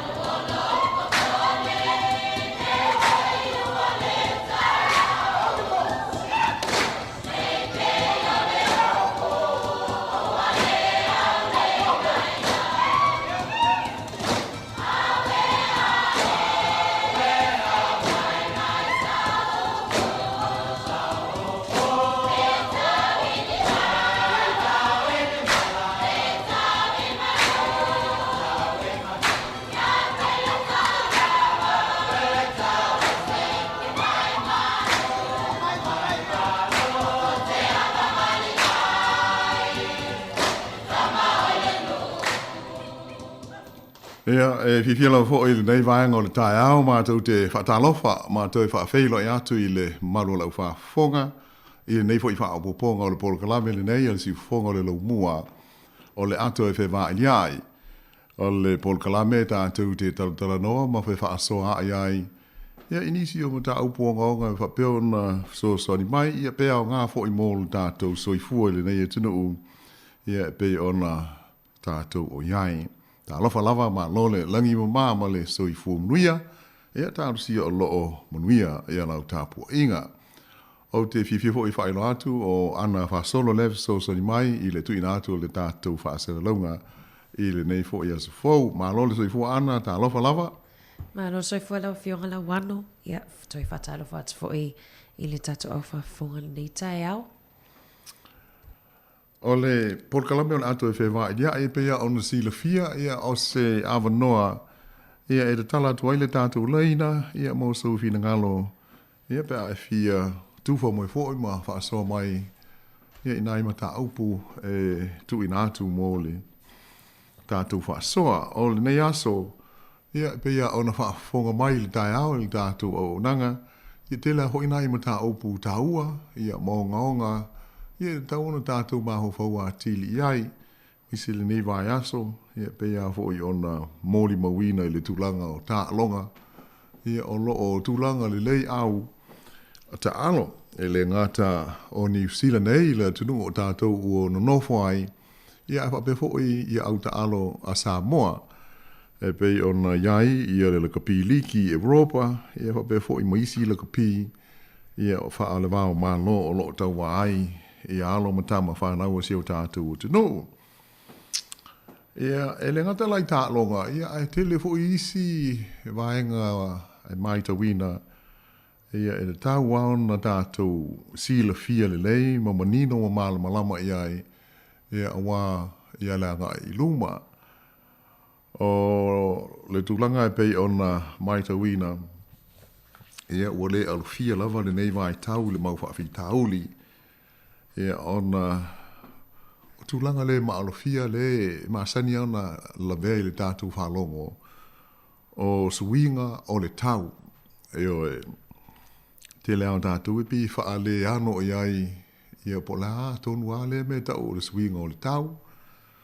ia ai mo manatu ai le tātou ato e whewaa ilia ia le lei ona tātou amata le pol kalame le nā ia ona whai ua tu ai la lea i le vaenga fo i o sapo inga i tā longa e pei ona tātou mōri mawina hoi le tutupu mai ai ni whaalawe lawe o manu nu ai nisi. Ia ai pei le o lea nganga tonu lea o le tā longa. Ia po le tāpua inga si o tātou o te no. Ai mua o le teimi nei o lo o whanga solo I le nuu matango fie lea e ta ua o Shama el-Sheikh i o i Kupito o se mo nisi fo i wo i le vaenga o le lalolangi. O se vaenga matango fie tele fo i o i Kupito i le sami ula ula po le Red Sea i e iai la i le nuu le o loo fai nei le fono le lalolangi. O le fono le whaingoina whaafonga mai fo i o tātou talafou i a malipoti mai whaafo sila ia i ata ma tulanga whapea. O le fontanga o le COP27 i a poolona lua se fulu fitu wa ile nei o fontanga ale lalolangi a toa wha maa popoina e malo o whatasi. I o tau mo whainga lava e sa ili ia ni a wala e mawai se fesua soani mo e ua puapuanga ina ia maise le tele o tunu la iti ia maa tunu te tele fo i ua matua maa fatia lava ona o suinga o le tau. E le ngata ua matua vevela le ea i le nei vai tau e pei o tunu te tele ia i aito afa manatu langa pena ia ai ua ese lau fo i le matua malo losi o matangi ma wha wa wha i nai le ngata lai whafo tulanga o timunga malolonga ia ai o tātou i le Pasifika ia pe o stasial nei o ainga o lo a fia pea ia matau le tele a ia ni tala ona ma mau mai tātou le nei tu o le lalolangi ia e whaale mau mai e tunu te tele ia lātou whaase longo i TV mana mea a o lea lava tātou te sila fia ia le matua te leo le suinga o ia le soi fuanga o tātou ia ona o malo le natura o le tātou whaupunga leo e ave ia i mua natural disasters i matangi, o lolonga, ia matulanga uma whape nai pe ia o sila fia. Ia e pe au maia le mata au pu tātou te talatala no iai, fia whaasoa tuai fo i mo le sila fia. Ina ia tātou manino le lei lama le mafuanga, o lea umai te watu fo i le so, ua whaia se whaai unga le malo New Zealand e tu ina atu pe ofu atu le lua se fulu miliona tā la i le whaalapu tonga leo malo o whatasi ia a maise ia le fono leo le COP27 e fe soani ai i le whaaputunga tupe leo o amata le lalolangi o le nganga e mawhai ona mau ai le fe soani mo o tunuu o loo maftia ona o tūlanga o le tau masuinga o iai wā whai na ai o lātou lau whanua, ia maro lātou tamau ainga ia a maisea o le soi fua manuia. E peila ona o tā ua o masalo o tele o tātou e le matua manatu mamafa iai, ona o le ele le ial me o tātou o iai tātou, ia ai pangalea e a fo e tele atu nuu a maise le Pasifika o lo tau la lata mai i Samoa o lo fea ngai nei ma mawhitianga o se whaateita inga o le atu nuu lea o Tuvalu pe ia ona silfia fo i o se tatu o tu nuu e sa ngaru rue fo i misi o nale mai Samoa i aso o tuanai i aso tausanga tele o mawai i le tala le lei ma tūlanga whaapea a wa Tuvalu e pe ona iai nei ona pō sa ingo mua o tu motu ia o ai hoi o Elise, o Kiripati ma Elise, sa tasi le tunu, ia ai taruai o tu ma oti nei, le o ese ai Kiripas, ia ese ia tu valu. Ia ai o lo ia hoi pine o le au o ngā ruenga wha amisi o nare ho ia sio tātou tunu o e sa ho o iai, ia mō ngā ruenga o le tala le lei. Ia pewa o ta ua wha apitoa, ana ia tu valu, ona o le na maua ila ui melia no po. Olo i se a fo i se talo sanga whaala ua i tele mai le pāle mia o lea tunu. O le li i swafo ia kausea nā tano pe o le pāle mia lea lea nei o le malo o Tuvalu po o lea tunu o Tuvalu. Ufaya sana whaatalo sanga lau tele ia mo se feso soniatu isi o nā tunu. I le tūlanga onga ma le pangatia ua whea ngai ma la tau. Ia e le whapela o ai pei o le tūlanga o se appeal whaalau tele mai le tai o lea mālo le titi o le Pasifika. Ia o le nganga hoi le nei, i misalo le tele o tātou o nai e mau e lau e-maili pa whai lau e-maili ia le message lea mai i le palemia o tu walu kausea nā tāno. Ia mō lau e mō mia lau lango atu i se lātou tāusanga lau tele ina ia sanga sila fia ai e malo o whaatasi, male laro langi atoa, ia pangatia o whenga i nei matu walu. Ia malu fo i wo i tu walu, e le o sea tu nuu te le, tai fōlinga i atu ke lau, ia e tau te le atu i atu ke lau, ia tu walu a maise le motu lea, ia i le lau mua o funa futi, ia lo o iei malai wa alele, ia ai pe o so ta inga a ngai i tu walu le nei vai taimi o le soifuanga o wa lele ia e a ngai i fiti ia ono pu e lo ta mai wa lele e malanga e ai ia pe a fa pe ia ni fontanga fo i matulanga e a si ai i le tu o le lo langi ai o le me o mai ta wina pe ia ona au mai le tal sanga le li palmi o tu walu e mauti no lava o lona atu nu ula tu nu mua o le a o ia le wha punga le wha pēr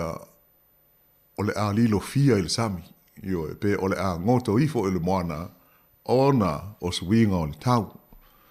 e pē o le wha fita uli o onga lava lea o lo o whaia hui tau mo whainga le malo o tu walu la tau e whaia la tau pasi mā e si o ngai le sami ina i awana i a whaina tele i whale manatu langa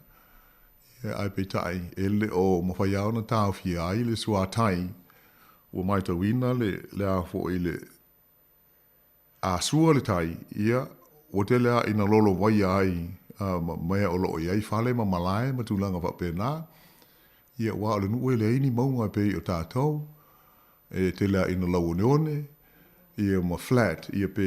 launga tasi ia le fonga ele ma tulanga va pe ma leone ia wa faina tele la le swa vai tau mafa o tau le o tele ina mai fa solo atoa ia le swa vai tau mafa mo le no o le no vinga la se fa mtalanga ia mo le sila fia mo tu valu la vaia ma le tele o nai malo la iti ia o swinga o le tau o avea ma fa fi tau li nu me le tasi wa lama tia ai le saunga le mu ia male soi fua lau le lei o tangata foi o loo no foia ia atu motu o le Pasifika. Ia a tonu e pea ona o ta ua e ala na whainga tau na tātou tari tonu iai. Ia ona e tātou te le o wa aitino i ni whaafi tauli i le mea o tātou o no hoi nei New Zealand. Ia am salo o to te la to fo to fo i mai si Samoa i tātou nuu mainga o le tele au nuu. Sa mamao i taire sami eu wale ai o se whaata i ta inga whainga o fie o i mulinu mulinu i aso ia o tua o tua whale ane o le whale lae ei nei le tua i pila o umonto e whaafou ia sa iei tonga niu ma lae i tai i nā aso hoi a malo lola le se furu lua e malo lo i ai hoi le lunch time whaasa vili ai ia wane o to titi a o mai le tali ngalu i le fai to apito tu o le 2AP se fa te inga me o lo ia le yacht club ia ona wa ai uma se tu lo o ngoto uma i lalo i fai nga ale sami ma swinga e pe ona i loa tu sa la ta uma i na ele o fa pe fo i o sauta to i tu langa o le swinga o le tau pe o ma fo ngal na le fai el malo o le tali ngalu le a mata atu ai muri nuu e tau i mta utu mu vai ala ma o i tau mesina e ona o le fausia le malo o la bata inga e winga i le si ia e pea i lunga o tu langa o le tau e ai e pe ona uta au ai o tatu se ilonga e puapuanga ina ona fa pero i se pe sao e ale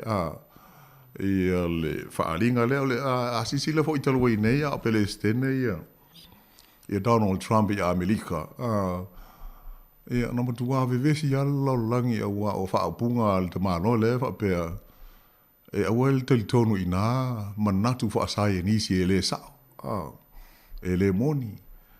Ai pe ole mele ua yei nei. Lala fo ileo le whata ua le te leo malo langi a mai se malo o whatasi.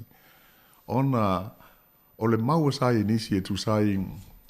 o li poti e pe on tātou o mau nei. Ia e matua sao a tō toa. Pa ngā lea. O le mea ia na musu ia mau o malo mau o loa ia e tali tonu ia i ona te le a le tau po le tupe anu ai mo le tau whai o se fofo e peila i le nau ta inga o le malo Amerika ia le ta inga Donald Trump i le isi mea o le awha alu i fua Amerika le whai tau 4 biliona o ana ia tupe na mau e le lato wati nae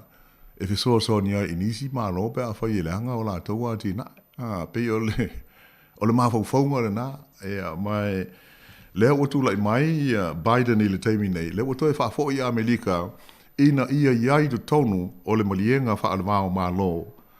le ta ua o le Paris Agreement, o ua i oe umai malo le lalolangi,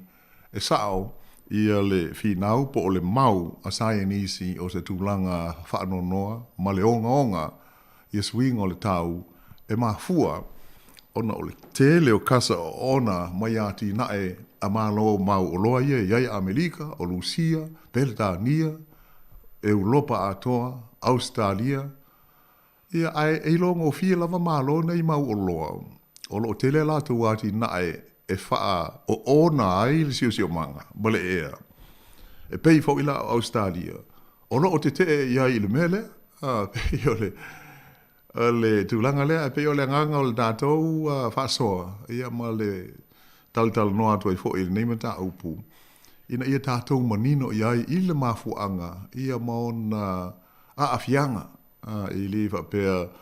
o lo o malu nei tātou na whapea lea o le a malu i pea mo leisi se fulu i le lua se fulu tau sanga o lumanai. E mauti no lava ia le fo o mai i New Zealand ai swinga. Ia le la patai mai i fo ia sai nisi ma lātou o lo whengai, ia matulanga o le tau ma le tātou si. Manga, alo na winga la, o se mta upu tā ua tele, awa o lea ua whaalia manino e tu walu lātou, e lea ia se alofanga, o le mea manino lava, wa le o toe umi se taimi, ai le toe iai se tu walu, ia pe le o toe iai se tu nuu, e tau o tu walu, ona o le a lilo fia le sua sami, o no inga, e mana o mia le se atu sua se si atu nuu e anga i aina i nei tangata. Ia pei o le tūlanga o ngaonga le tau whaingo fi ai o na tātou manino. Ele ai e le o sina whaale tonu lai titi o whea ngai nei ma tātou ele ngata le Pasifika ai o le lalolangi atoa. Ia o na tūlanga whaale tonu i o swinga o le tau e pe o na iai. O le hoi tātou te mōri mawina i atu nuu te tele i ripoti mai i televise ma tala whaasara lau o tātou si sila ma mai mua i ai se whaate i te inga. O le atu nuu tele o Pakistan ia ma meo o lo longa ia o lo o tātou mōri mawina le TV. E tali tonu ngata tele ia i tu ai ngā flooding ia po o lo longa o le sua vai. O mamawa tele ti munga. Ia o tele ina lolo fia ai, le afa o le atunu. E whaitau miliona tangata ua le aini mea no fwai. Ia pei o tātou, a tātou whaalonga e inua pele o i tālofa. O na paulea, e tātou te le o langona. Ia o tātou whaalonga ina ti ngā hoi ma mawhatianga o whea ngai mai e tangata. Ma dia lai lau whaalonga le ne mai aso. Pei o le whaafi naunga e whaapea. O le tau mo whai malo o whaatasi, i le whono la le tau o nei, ia i kupito. Ina ia whaamautu wai, ia le whaaputu ngā tupe a le lalolangi, e awe aive so soane ia tunu ui e mawhatia. O tunu u e vai vaili te mau ainga, ia ma tunu u o loo whea ngai ma whaafi tauli ona o tūlanga whaale tonu o le tau. Ai pe ua whesili ngia hai e isi. O Pakistan, ele o se atu nuu laititi. Ele o se atu nuu mativa foi. E ui lava ina whaitau 4 miliona tangata o le atu nuu. Ia o loo iai le whaapunga foi nei e mātitiva. Ia po lo soifua i lalo. o le fua ho le nei le langi le ta o le poverty line. Ia ona o tuklanga whale tonu a le lātou ta mau ainga. Ai pe o le mau a isi le te te e ave se tupe ia Pakistan mo ona whaafita auli. E whapea,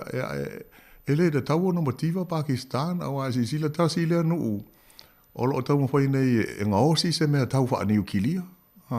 O Pakistan. Lo inga la fai wo le mau runga le o le sila fia ma le tūlanga wha tekonolosi. E le te tau launa le vea i le tūlanga o atunu umativa pe o na iei le wha upunga. Ia o le mau mea lava wha pēa ali eri mai i le taimi ma le taimi. Ia e pei ua ta ua ia le vaenga mo le sila fia e le whai ngō fie ia le wha moe moe o mala o whaatasi le fono le ai kupito. E lua vai aso le fono na amata i la sale na te anei e tātou. Ia ai umala so se fulma le valu. Ai o le mea o tau tia, e le o a wailu sia, e le o a wai saina, e o ia Amerika e le o a wai. E ho e le o asa tauna iei o la tu te tai. E i loa ai o laila ngolangoina. O tātou fo i o le minsta o le vai fafo mo le minsta o a fo i swing o le taulai malanga e le o malanga le pāremia. Ia atonu o wai i le isi se i tāua tele o le iai o le tātou pāremia. A wai e le tele ni o le policy iai po le whainga wha vai al malo ni sila i meo swing o le tau o le e iloa. Le wha tāua o le iai o lona minsta wha apitoa e whea ngai o ma tāu puia. Ia le peona o tāu mua. 2 miliona tā la le ua ofo atu e New Zealand. I le fund la lea malo o whaatasi. Ia e whaaso soa mai. Ia tālo sia o la mawai ni fiso soani mōtu waru. Ia mo le tele au atunu o le lalolangi o lo a whaina. Ia ona o whaafi tāuli o suinga o le tau. O le tātou leina. Ia o le tolu waru lima alua o whaatasi. Ia pe ai fia sauno mai hoi ma tufa mai i lea vaenga a wai e le lei pe ona o taua. I lei o le ngangai o le pulkalame tātou te whetu whai mo whe whaasoa ai. I ni mta upu tāua whape nei mo le silo fia lo tele. O le tasi mta upu ana ia pe a hoi ona whaafonga mai le tātou pulkalame o ma vai atu i le whaalvelave. Fo ia po whaalvelave ia o tātou mōli mauina i le ngata i au kilani au tātou fo i lalo nei Wellingtone. Ia atonu manisi ai. I tūlanga ia o tāpua inga, ia e le o se mea leanga le tāpua ai mawha ai lo le fia tātou te ioe uma o se mea tāla whea ngai na whaali lo tātou loto whaafitai ia ma le fia fo i o le tāpua inga. I le tau mawhai ai o alo ma tama wha nau si o tātou tunu i mea tau tā alonga wha le wāo mā lo. Ia, e tanu auna a mata mai ia le manu malo o le toa sa moa, se whaata ita inga. Ia o tele aina mōli mauina, ia solo a ta'wale mafua, ia matulanga uma whaapea, o se mea mata ngufi e tele, pe ia te ia i hoile vai, i le tātou mōli mauina i lunga la wala, e le wha pitoa se teimi, ai pe a mata mai a le tae, e o ai le fiafi i lau mai tau. Ia pe o tūlanga ia lo wa ia i le tu malo ma le i tu usu mai nei ho i le tae au il mātou pitonu i apahat. Ia ai o whai mai lo kransa oi fua Samoa malo o vai oi il kolisi fo i le Silver Stream ia o lo o iei hoi ia tamai tia onga ia o lo iei fua ia o lo whea vea i ma wha lue fo i le nei ia ele ai mo se faalet ona matua ma na ye la wai an paulel mele fa no ai foi o le ono tutupu mai ai ni fa la lave tai pela ona lipo tia mai ele leo ia o ye o manu ama ave le mai ia ona o winga pe u folinga o over le fia ia ai hoi ele ai tanga ta manu tu o fa ina i nei mea ai pe o le moli mau i tele a i wha i alo ma whanau i a pōle tūpulanga o lo o lātou whaia i a peila i a tālo sia awai lea i ani i si ase a iai nisi e se mai e wha o ngā ina hua tātou fua se i wanga nā alo ma whanau se o tātou tunu i a tonu e awala atu i fo i tātou talunoanga ma le tātou wha soa i nei tai au Ia se fau tuanga hoi mo tātou mātua ina ia tautua nā le whanau a mai se o le loma ia le tālonga tā ua tele ale toa sā moa ia ma Engelani i le meo le semi-finals o le ipu le alo langi le kapi liki ia o le ele tai le vai aso o mai le tālonga ia ai pangale tātou te le fia whaalongo ia mama aim ini whaalame lave ia e ono lamati aile so i fua o le whanau. Ia pe o tu e fo i nisi lawa i tu a inga o whawhi tāuli tātou te le mana umia. E o no inga. E pi e te tau ao na tātou whautua i le whanau. Ina ia whae tete. E ma tautua nā le saonga le mui teimi uma. E whaani aile fia. Ai maise o tāpua inga nei. Ia mō tālonga. E pei o le tātou nai ma tāupu nā na whola tu whapena ia ai e tofu wale tangata i malona fina ngalo i ma tāupu whapenei ia pei o le winga le nā le tātou Paul Kalame ia te tala le tātou leina ia mō fina ngalo whaalia. Malo whaftaila wano ia te lofo ia le satata noa tua ia tasima ma mari ma tāupu lea i tapua inga ia o mātou fo i nei porua le na matua i mātanga o fie i le vava ai fo i le fia fo i o te plantal vole ngā te fo i leo la tō lena o i solo po parades i ai pauna o tū langa pione i sau noala wano o le tu ule o whanau i lungo o pe whano nofo i lungo a fio ta avale ia pe whano nofo fo i lungo o le whale o ta avale ia o isi la e pe e nofo lungo whamalama e ai mana fo il tatu po kalame le tai au wat fo tu lalo ia wala wa sa le mu nei tatu wala mfa now e ai matoi mana ia matango fieta po inga la wano la tunu tatu fo ile no fo mau nei tunu o lo tunu ulava ole tulanga sili na na taua ia ole sia foi me e tau no manatu ia e fo o le mea alu tapo inga ia, pe e whai fi le mu, se i yo ina tau lau o le wha moe. Ia ona whato a whaari lona leo le tūlanga, e o ia le fia o se tapo inga, pe e wha pena, ia le masa ninga si o tātou tunu, ai e le se tapo inga hoi le wha pe mua fia, o le i whaia stara. Ia ai, ona o suia hoi nei aso mo nei ona poa tonu pe ai o nei ata imi ia mo le mo tātou e langona e pe o le saunga le mua le me taun ave e le wha mua tātou te le mana o hoi e sauni wha o punga hoi le pe ua tau wale ai le tunu ona o se me tupu mai tāpua inga wha pe nei ia pe o le o whae te tenga na e taun tātou manatu ma mawha iai o le ingoa o le tātou tunu ai maise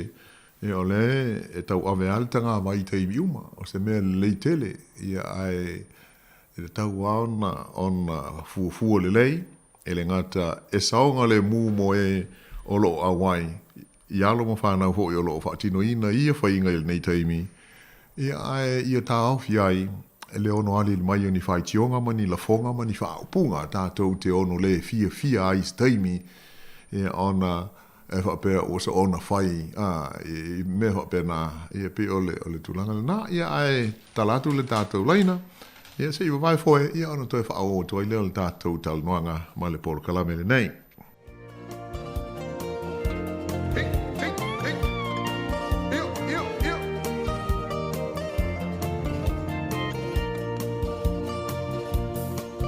No foi sa la whai lo motu te pai le tua sili o upolu pelai te loa tuai o le la au lea o le nonu o le la au e sua malie pei o le suka e mai sinie o lo o tupu ane ia pia i talane o le fale mai e say my darling to faoe ti leo ti le maloe ele la wa mi o fa fiulo toe o te mana tua lau masani te le fa amatangi tangi to fao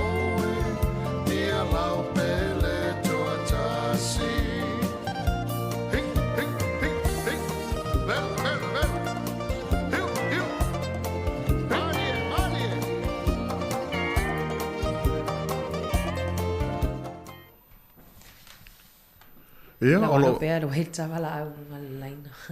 Le. Ia, o tātou e pele Paul Kalame, o le ato e whewha ia, i le nei ho i waenga o le tai ao. Ia, ai mo mua na whaatalo whātu i le wala au, o lo o i lungo le leina, ma lo le so i fua tālo whalava. Whaatalo whātu lau sunga la wano, whaatalo whātu fo ia ana. Ma lo so i fua manuia le tai ao. Tālo wha, penina. I ma lo la so i fua. Ia, sauno mai a. Ma lo fo i wha ma lo singa wenga le tai ao. Sen mana ia le whaalongolongo ati nei Port Kalame e avatu ai fo ini o mātou manatu. Ia tātou te whaasoa ia i lungo le ea. Ia au te talitonu fo ia o loa mana ia fo nei Port Kalame mau mātou manatu e avatu i lungo tātou ofisa whaasala lau. Ia whaafitai a molo o avanoa. O te whaasoa atu le climate change po le swing o le tau a. E o loa whaamātolo i le fontanga le i ai kopito le sa eta ua mai sau noa ia. Ia sau noa ia. O se langona e alofa tele ia tātou i sa mo wa leva fo ina fai sa mo nei mea. Wa sau mai o sa nai o tātou atu no ia mesese o tātou atu no sa mo e fai mo me o tali ngalu pe o se tali atu le ile mai a o le swa sami ia ma le si fo i lungo o le swa sami. Moni le. Ia o tātou fa mo tele ai nai atu no. Ia tonu te tele peo na e sau noa ia i peo Amerika ma tonu i nei New Zealand. I le latou lango mo tātou. Moi. Ia, ma le tātou titilo atu fo i le si o manga o lo tātou ia i Pasifika ato manu o tātou tua oi. I mo meo taua ma meo lo o mo meo wha New Kilia e peila o le nei fo i vai aso man lava i aso. I tātou va ai o lo mata i tu fo ia. I Korea i mātū ia mana mea tau o loo ka whana atu il Pasifika ma o ngā sami il Pasifika ia atono lesi fo i le mea tau na wa ai ia le United Nations po whalapo tonga nei o malo o whatasi i nei atunu o ia matua ave iei ni whasalanga iei mo lato awa e tinga lava ona avatu tele o tupe ma tau mawhaita tau atunu la i te Pasifika e tau mawhai e whaini ni tali ngalu po ni me e te ai le si o le suasam. Ia o lo whasawa lava i la tau o lo iei le oa man tamau a inga ia tau fo i male suainga i mea tau malo lo si whaapea e pei wa vele le Pasifika ma mea voile le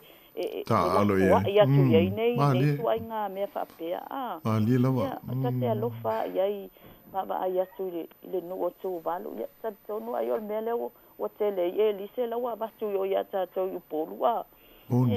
ia o atu nei tangata o no nofo ia se me foi le te va ai atu ia New Zealand la na fai nga malo wa tai le vai tau pe no tau mai tau atu ia sa ia se te mai tai mai i le tu nuo tu valu sa over na so no foi New Zealand se fa sa o mai a te o yo na lo le o apalai fa pe fa refugees yo se o tana mana so se va vai fu il malo New Zealand yo le la ngoto se tu no fe me a o na tanga tano no foi mo ile ya o le sile me e a patu ile lima o New Zealand ma Australia malo tele fa pe o le lau ile ya amele ave ye ni kota fa refugees e apalai mai la to mai no fo ye nei ya wale matuale ai se me tem fai pe fai e malama erta o va tu o marsua sami tono o maota malao nei fo inu uma nei tu no wale te mafai ana to to mafiti e o se ma e maua ia la to va ia tu o tani ngalu e fai am e sa wale sami ma ave ia asi o manatu vai na o lava ia mo Port Kalame ia na paso fa manuele tu after tele lava tu fo mai manuia fo ilaso io e pe ia ona ta o fo e pe nina ole tulanga na ele fo nei o faisi leva fo i o fa tal sangaina ele malo tu valu se so swani ia a New Zealand ma Australia ia ile tulanga o la tu tangata e fia malanga ese mai ia ona fa fita huli la ia e pita i moni vo ile le ho ile sa nga penina le tulanga ole tu valu le sa tal sanga e fia no fo mau ai le ma fai i lalo ole manatu o ia o se tangata o mo mile so ni fa abitoa ia ona o swing o le tau le sa ia ile o le fa punga fa pelta ni fo ile o le fo o le climate change refugee pe wala on alo ese malona tunu ia ona o swing o le tau pe ta ile Italia e le malo New Zealand ia le tau sanga le nei ia ona ile i fai i se fuanga ai pe o le me monia na le tupu nei ma le wo o iai i ta tau il Pasifika ia ai mo se ala si atunu le nei wa pe ona o ta le o se nu tele e tele motu ia ai panga le mo motu amo po atolls ia ai pe o le tele o le population po tanga tau nu ia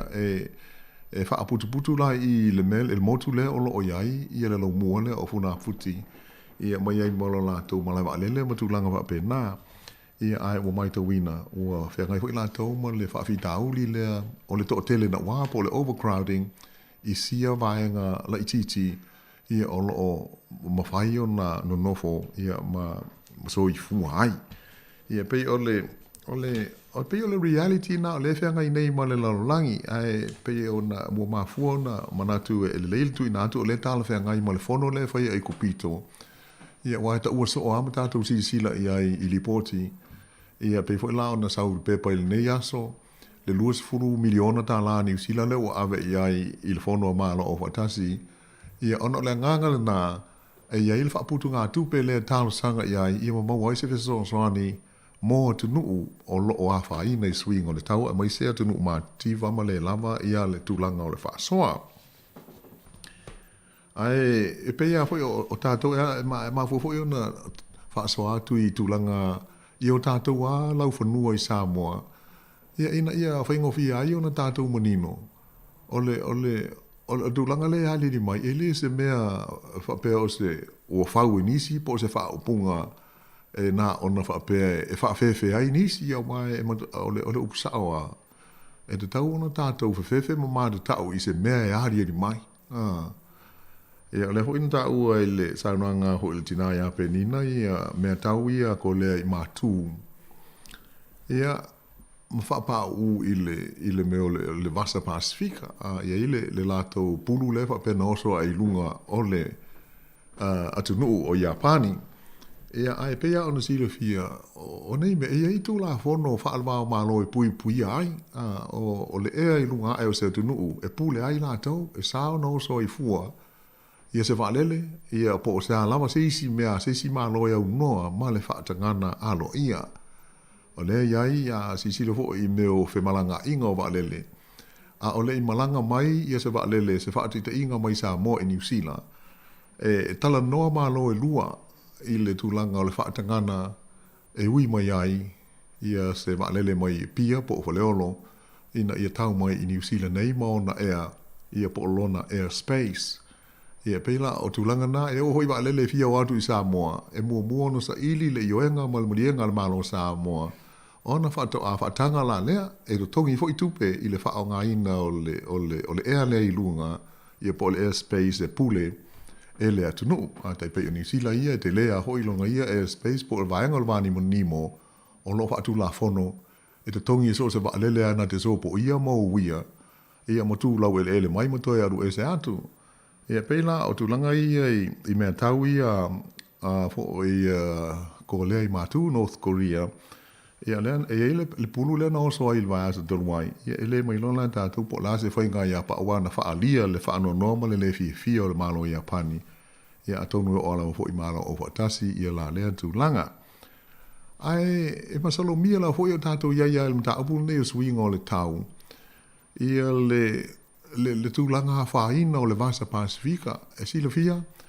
o le vasa Pasifika o le vasa po le sami o pito te lea leo le lalolangi o le tasi vai tonu o le lalolangi po le planeta o le lalolangi o tatou no nofo ai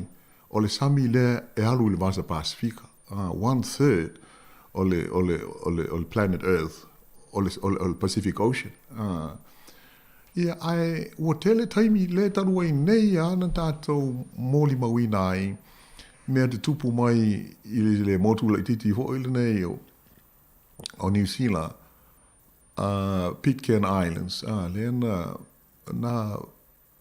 mamate ai se i tu lou. Ia le owa i le whaase lau o meo o Tafola, mo Wales. Ia, e pei o se me e maasani e ia New Zealand nei, e le taule asa se tausanga, ia lipotia mai, e fia ni Wales ua toa lia i le matawhanga, i Northland, i Pofea. Ia, ai lea ia se wha upunga ho i le ausai e nisi, pe mafua i sea. Ia ai a whai o le tu ai ngā mea o ona ia le tātou te lafo hai i le sami. Ia ta ilo iai, e leo tātou ni sai nisi, a tātou te masalo mia lava. Ia le lope ua o ona ai le si o manga. O lai nei mea ona. Fua, i le fia, i le sol ese mai le loloto, ia mau mai manga i mai mtawhanga, ia mamate ai se i tu lou. Ia pia na i masol salonga fa pena, ia ai pia o le fono lea malo o fatasi, o vaenga uma ia lea o lo o iai, ia mata upu o lo o fatala noa i nai. O le saonga le mu, o le soifu o le lei, ia o tuklanga uma lava, meise le tamau ainga mo tangata, te lela faina le teimi nei, o le wha upunga, le wha tonu o le wha labu tonga amano o fatasi o le IOM, o le meo le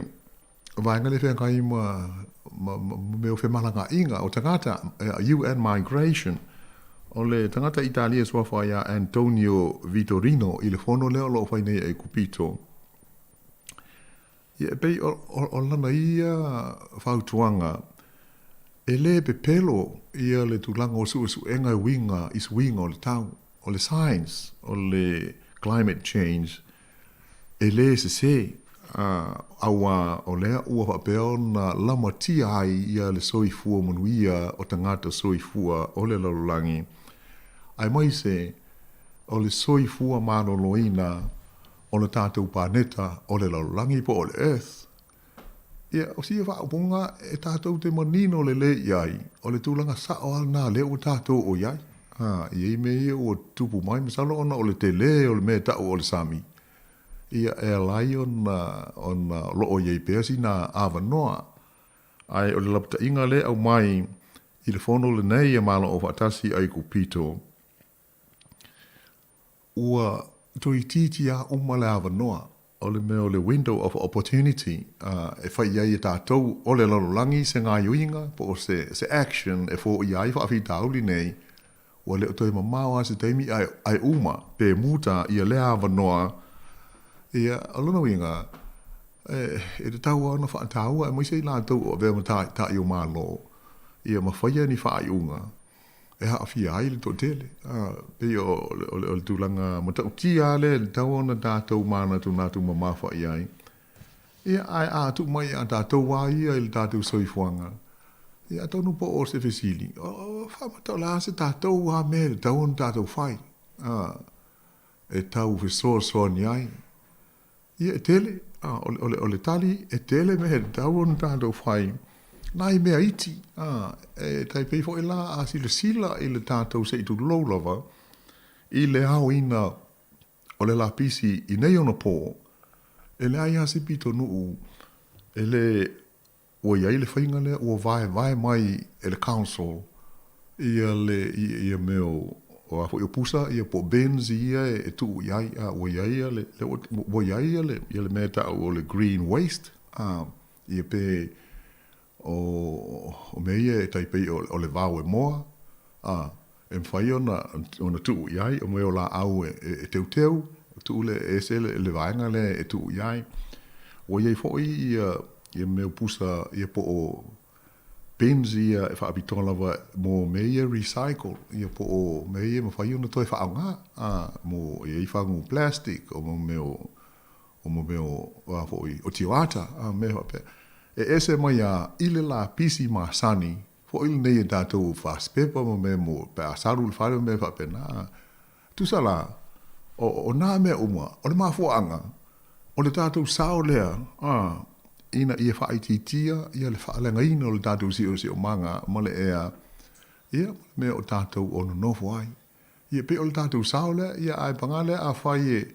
e tātou te le ano i ai, ma tātou le usi usta ia. Ia, tāti e piu ma mawa fo ile upo le ustai.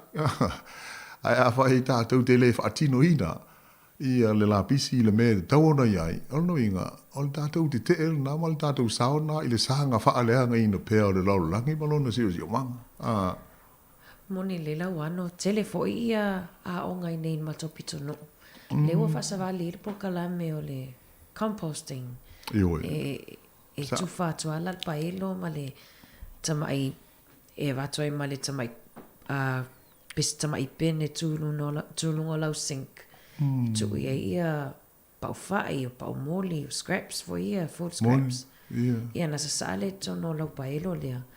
Ai empty la tai tasi vai aso e empty la I le pina le aonga. Pe o vai ngata wale e sefe fo ile tele o la pisi la fo ai. La pisi ana e o tauta ana e ta ua la fionga la wano. Ia pe o le tulanga tonu ana e o nai me la iti ia. E ia le mafu aka. Te ala pe o na tata o ne iai ma tau foi foi tu fa atu mo le silfia ma manu o se tata o tunu. O meia le o te tupu I le laulangi mo le tātou si o manga I neo no pō. O le hoi la o mafu ai, ia o na whainga nei, a tonu e whainga o fi e ana whaapea mai, o si kou ke muru fuori si o manga ia le li. A le whaia. O le reality na ma le tātou tel tununga masani e pule le si le ese, mo I le lei se si e, a fo e sala ese aiso na manatu. Ai, o tātou lo o malama, o tātou ngā yo inga I le whale, e te le lava la afi ai, ia o tātou umai le anga I luma. Ia pei o le tūlanga na e mafu ai fo I ona, e wha malu luat fo I pēa fo I wha, so sa I se langona. Ia pei o le anganga le nā, o le tautua ma le si fonga le lumua, ia na polkala me whai, ma tau te talital no atu I fo I ma wha aso atu, ia inisi vaenga wha penei, ia e mauti no lava e hao ngā, mo le tātou soi fuanga ia so uma. Ai olo tala pel tātou laina 9 minute ia lo toe pa whai olo e fia wala au mai, tolu walu lima lua o whatasi, ia ai se I vai foe, ia ana toe wha mai atu mai leo le tātou por kalame.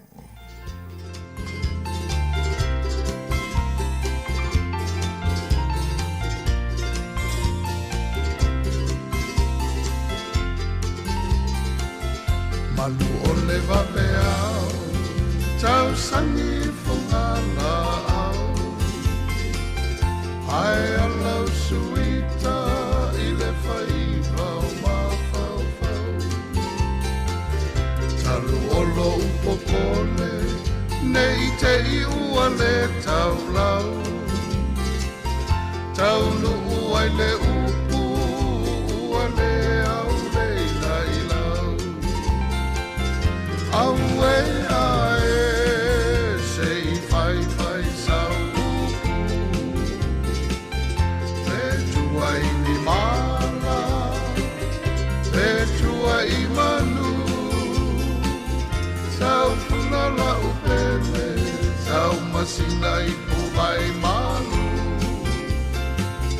Se inu ane ai, tamata I whau.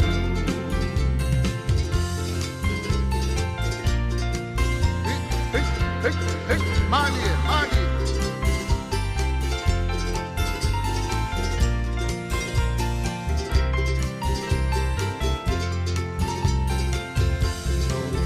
Fia, I le teine pe tua inia. O kusata whaia, o te laua mene I lunga. Ai popole lo uloto, o nao sau tupua inana. Nei di lo tu mau, ai ali nao. Ia, ona lewa I le tatou wala au no mo le tatou laina. Whatalo whaatu wala au.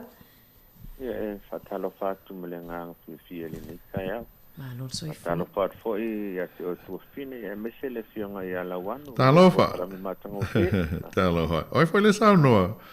Tulafa. Malo lava le tlainga tulafa ai. Aftai mo le ngaluenga mai ai le nei kai au matango fiel por kalami. Ai o la wala au e mo le i latou fo'i o lo supporters a me o talonga ia whainei a le to se talonga la volo ia alma tama whanau o se tātou o tunu. Tai, sau no ia. Ia, le mele tu la mai nei si le i meo solo a tāwale. E mamoli le anganga o le whaafitai tele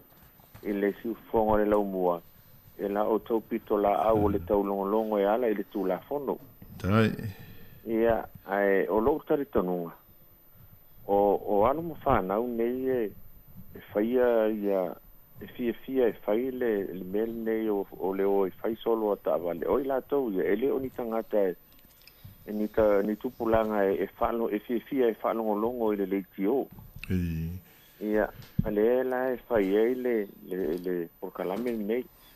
O le solo le na whai le aso na fua e a tawe nei. Pei o sili atu la le umi o le solo le lau vai. Na o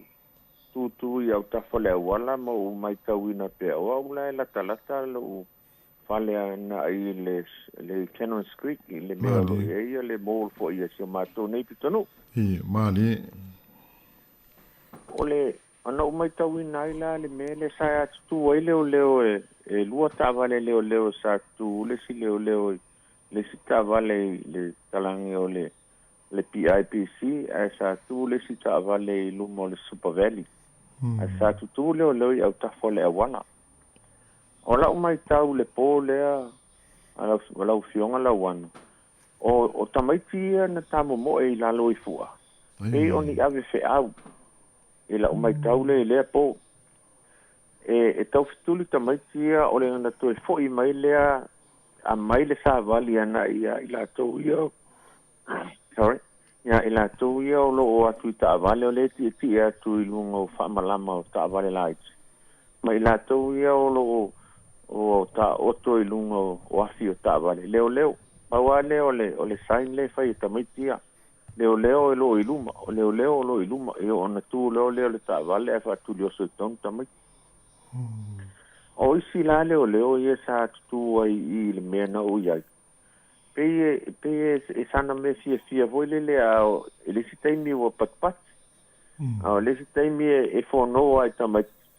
O tonu. E le tau fia. E se ale whainga fo i o le ngaluenga lea malu o le malo. Nau wha pele masalo se pasifika le leo lea. E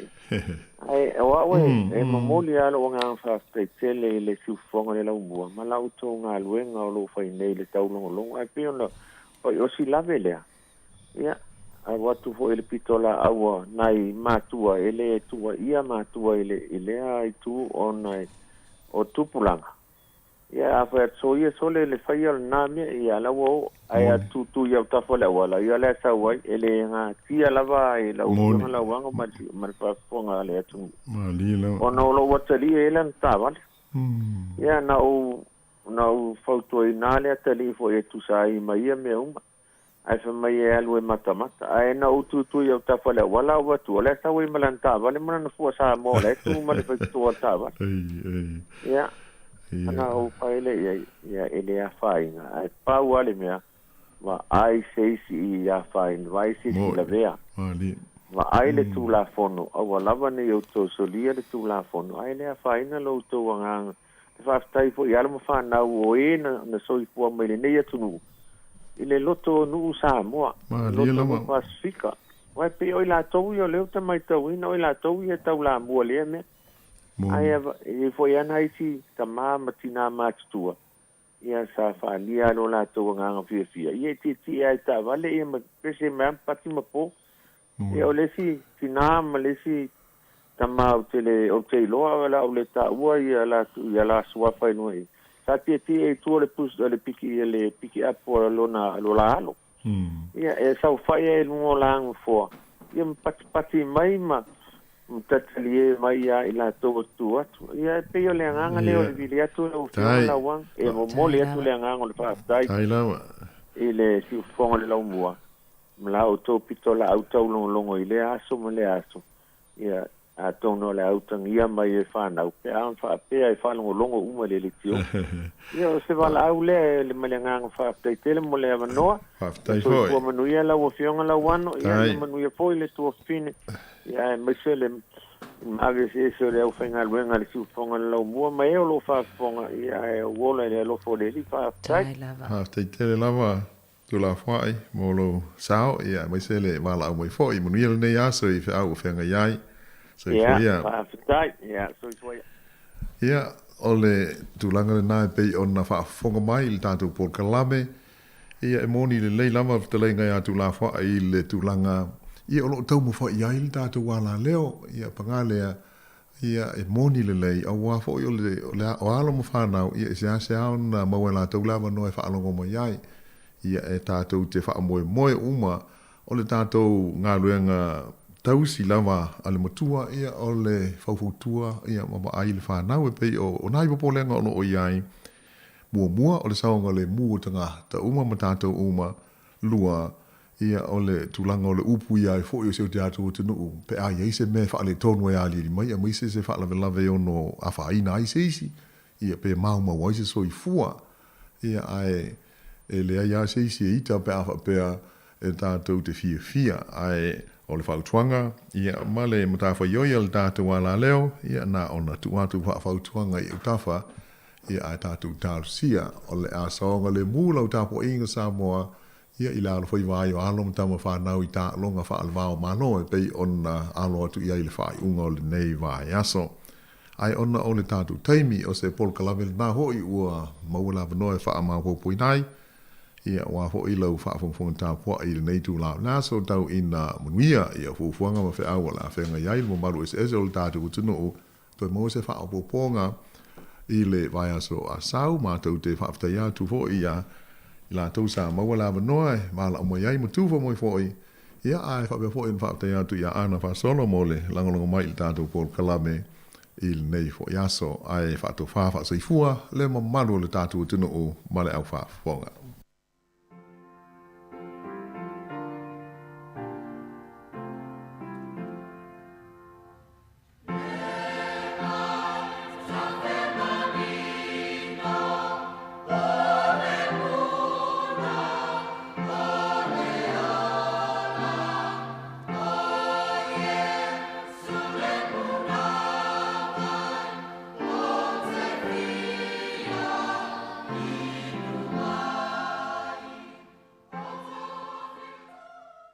mo le atulanga whawhitai ia la fionga ia lau ano ati lawa mo le tātou pōl kalame nā wa mai atu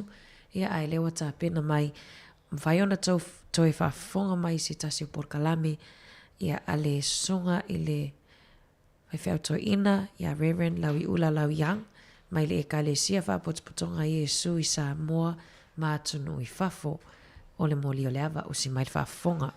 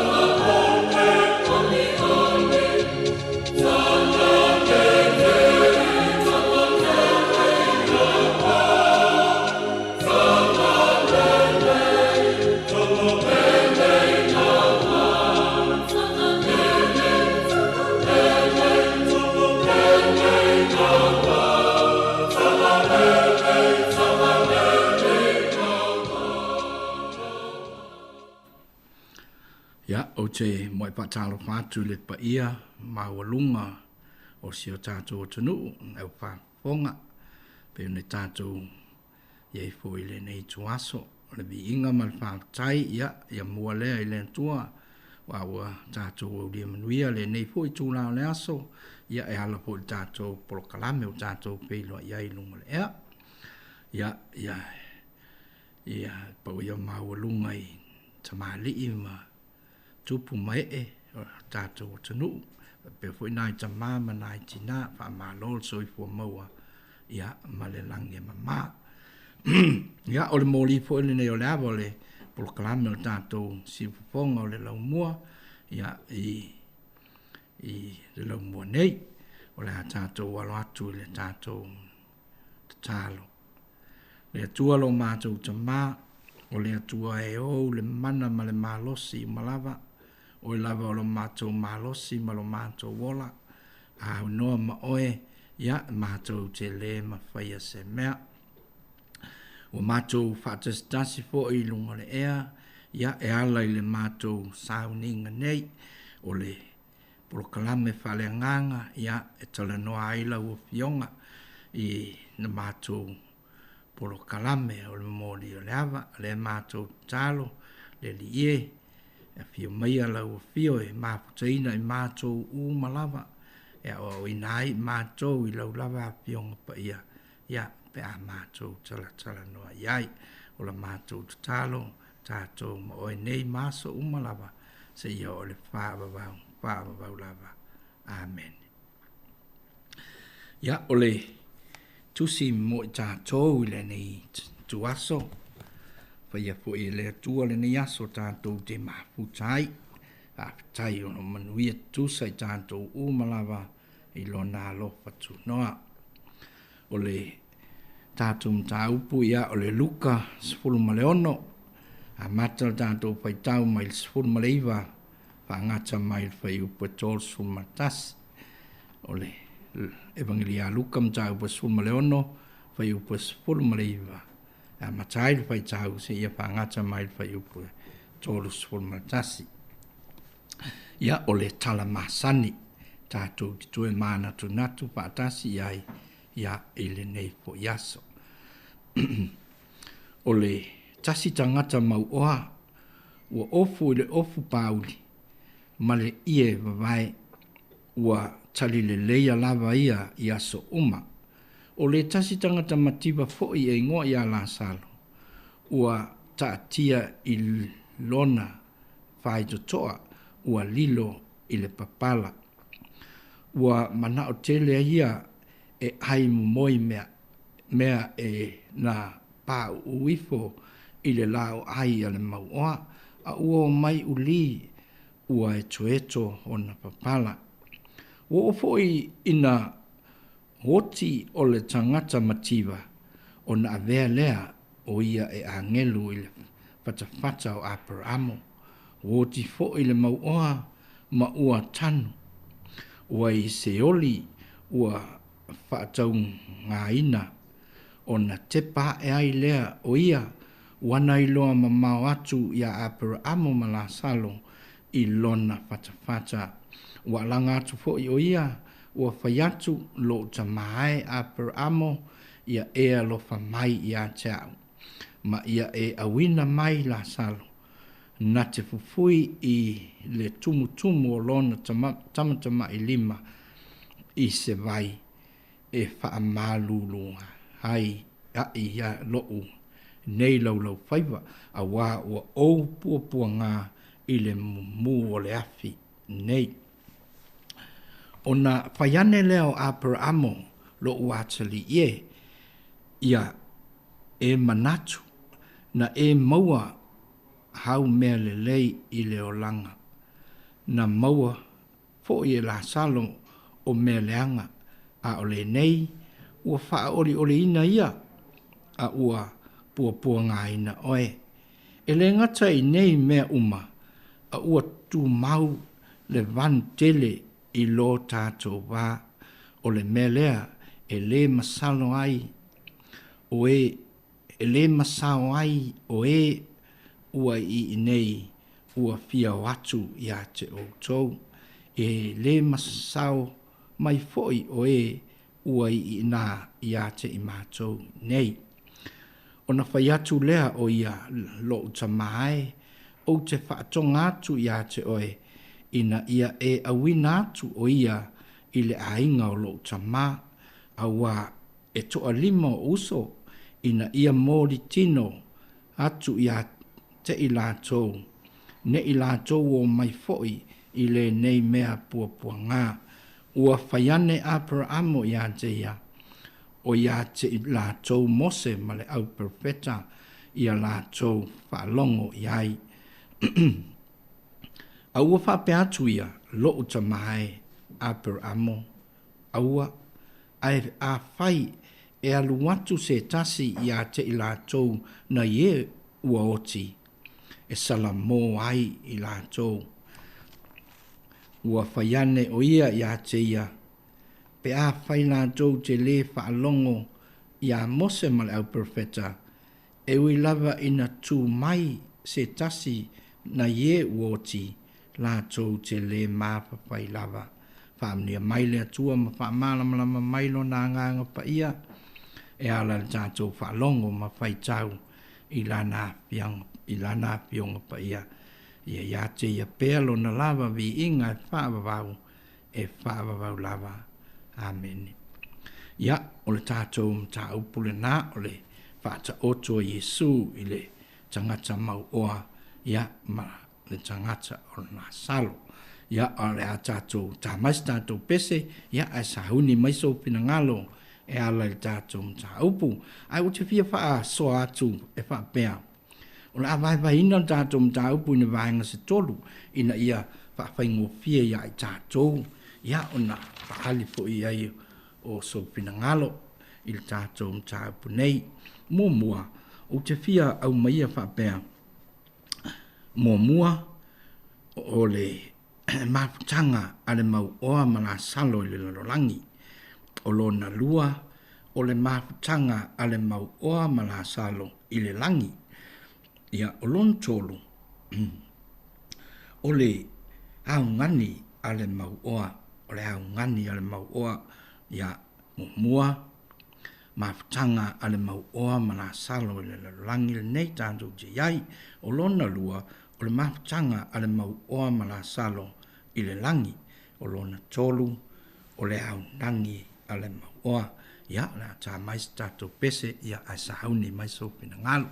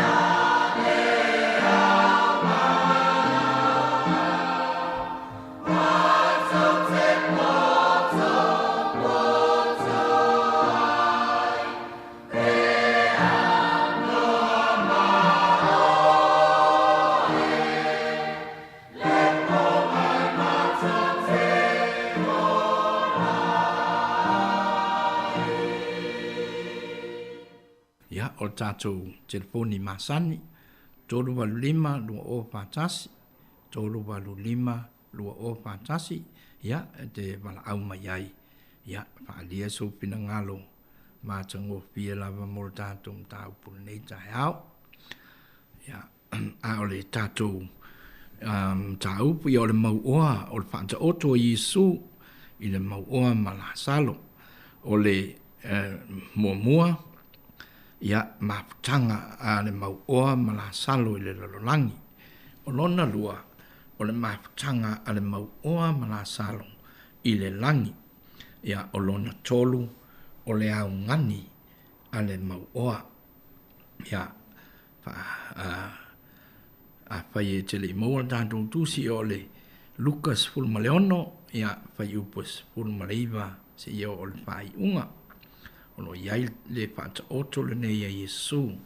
ia e ala le mau oa, ia malasalo, ia a olo iai fo i ma ainga o le mau oa, e i tā ua i fo i ia apur amo, ia o to tele a ia leo ngā mo tātou, ia o le nei mata up, a wā o tātou iai vai taimi, ia ua lata maile, lata o na toia pia mai o le tātou ali. Ia o le tātou mta upu. Ia o le mau oa malasalo. Tātou telefoni toi whamanatu. Tolu walu lima lua o pātasi. Tolu walu lima lua o pātasi. Ia, saan mas tātou pese.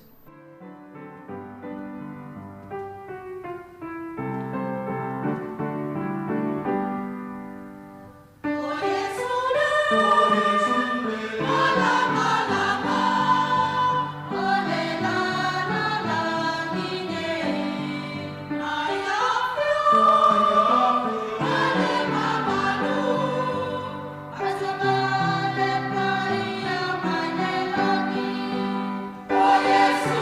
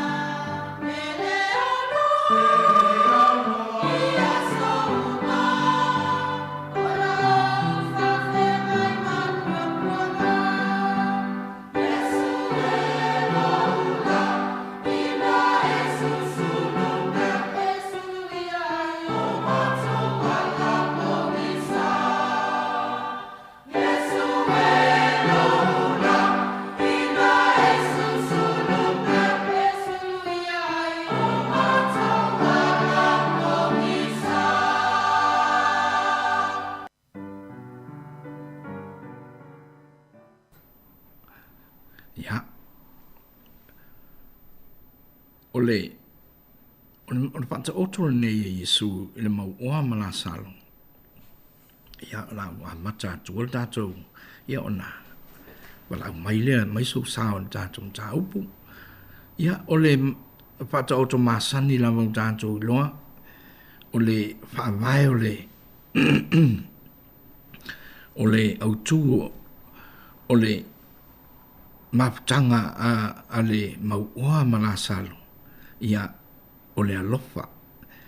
Ua le aise alofa ole mau oa.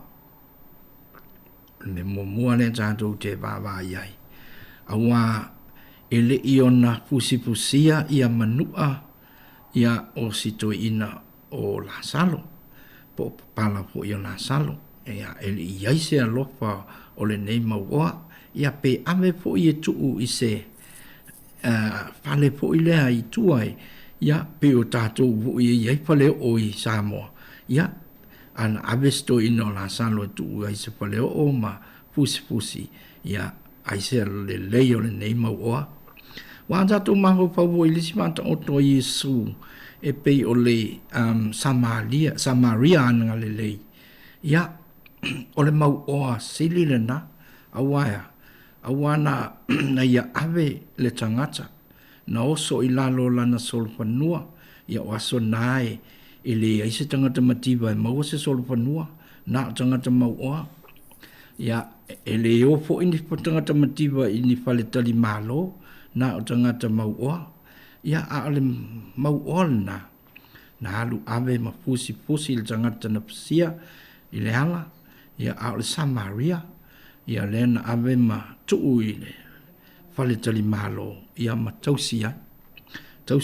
ya malana upuna fai i tangata le falitali malo a toi po i mai a iai se si tutongi fa au popo ia na te tutongia o lona winga o le tātou tala i le fa pe o tangata mau o loa uma e o i se ori a ta o tangata mau o loa i ngahalu le i se ori le hai o tangata mau o loa fo e o lai te le ai ia le malo le tua i le langi a waya sili fo ilo lanto walo lopa e sili fo ilo lanto wanga le ale mau o neu sa no ia Yesu ia ele ia lofa ile tangata pua nga tia pe o la salo ia e ta oto asito ina mafia ai lumo fai toa ia ai tau sami ale mau o ia i mea le lei ma mea te tele wana maua ia o le lai fe mai el dato matua ia fe mai el dato mtaupu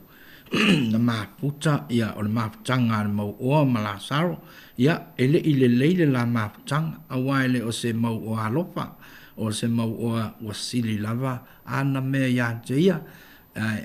ele alofa atu i nisi ia o pei o la o na iai Lasaro ia o le nganga la o Yesu male au mai o le tanto mta upu le vaenga mua la lea ile la mafutanga le mau oa Lasaro ia ele ia lofa le ile mau oa sa ia te ia me tele sa ia te ia le ia a o si a o Lasaro ia sa iai o ia i poponga e le aini me ai e whaatalitali po le ase me pa mai le lao ai ale mau oa ia o na whato a tolo atu leo sito ina ia e mana o ia na maua ia ole mafutanga lea o lo na winga e le o se mafutanga le lei e ole mafutanga e le o se tangata e le o se mau oa iai se alofa a o le tele po i o mau oa e esele alo lofa e lato te a watu mea i e mātitiva a tātou baba ai po i le tele o tonu u fia ai ma fia feinu ia ono o tausi e tangata mau o loa e le o tātou mātitiva ia i e tausi ia tangata ia a o tangata mau o loa o la o lātou tausia ma whawhanga ma ave i ai fale no nopo ai ia e whapena a o le tala le ua le whaanta oto Yesu ia o whaanta tau i le au praseo ma le autusi upu ia matangata fo i o lo ono nofo ai i utaia e le alo lofa ua tele ala tō mea ua ai le alo lofa i nai tangata mātitiva ma nai tangata ia ele o maua ni mea tau mafa ia o le atu tātu dato pese le ia ai sāu ni mai ia sopina ngalo.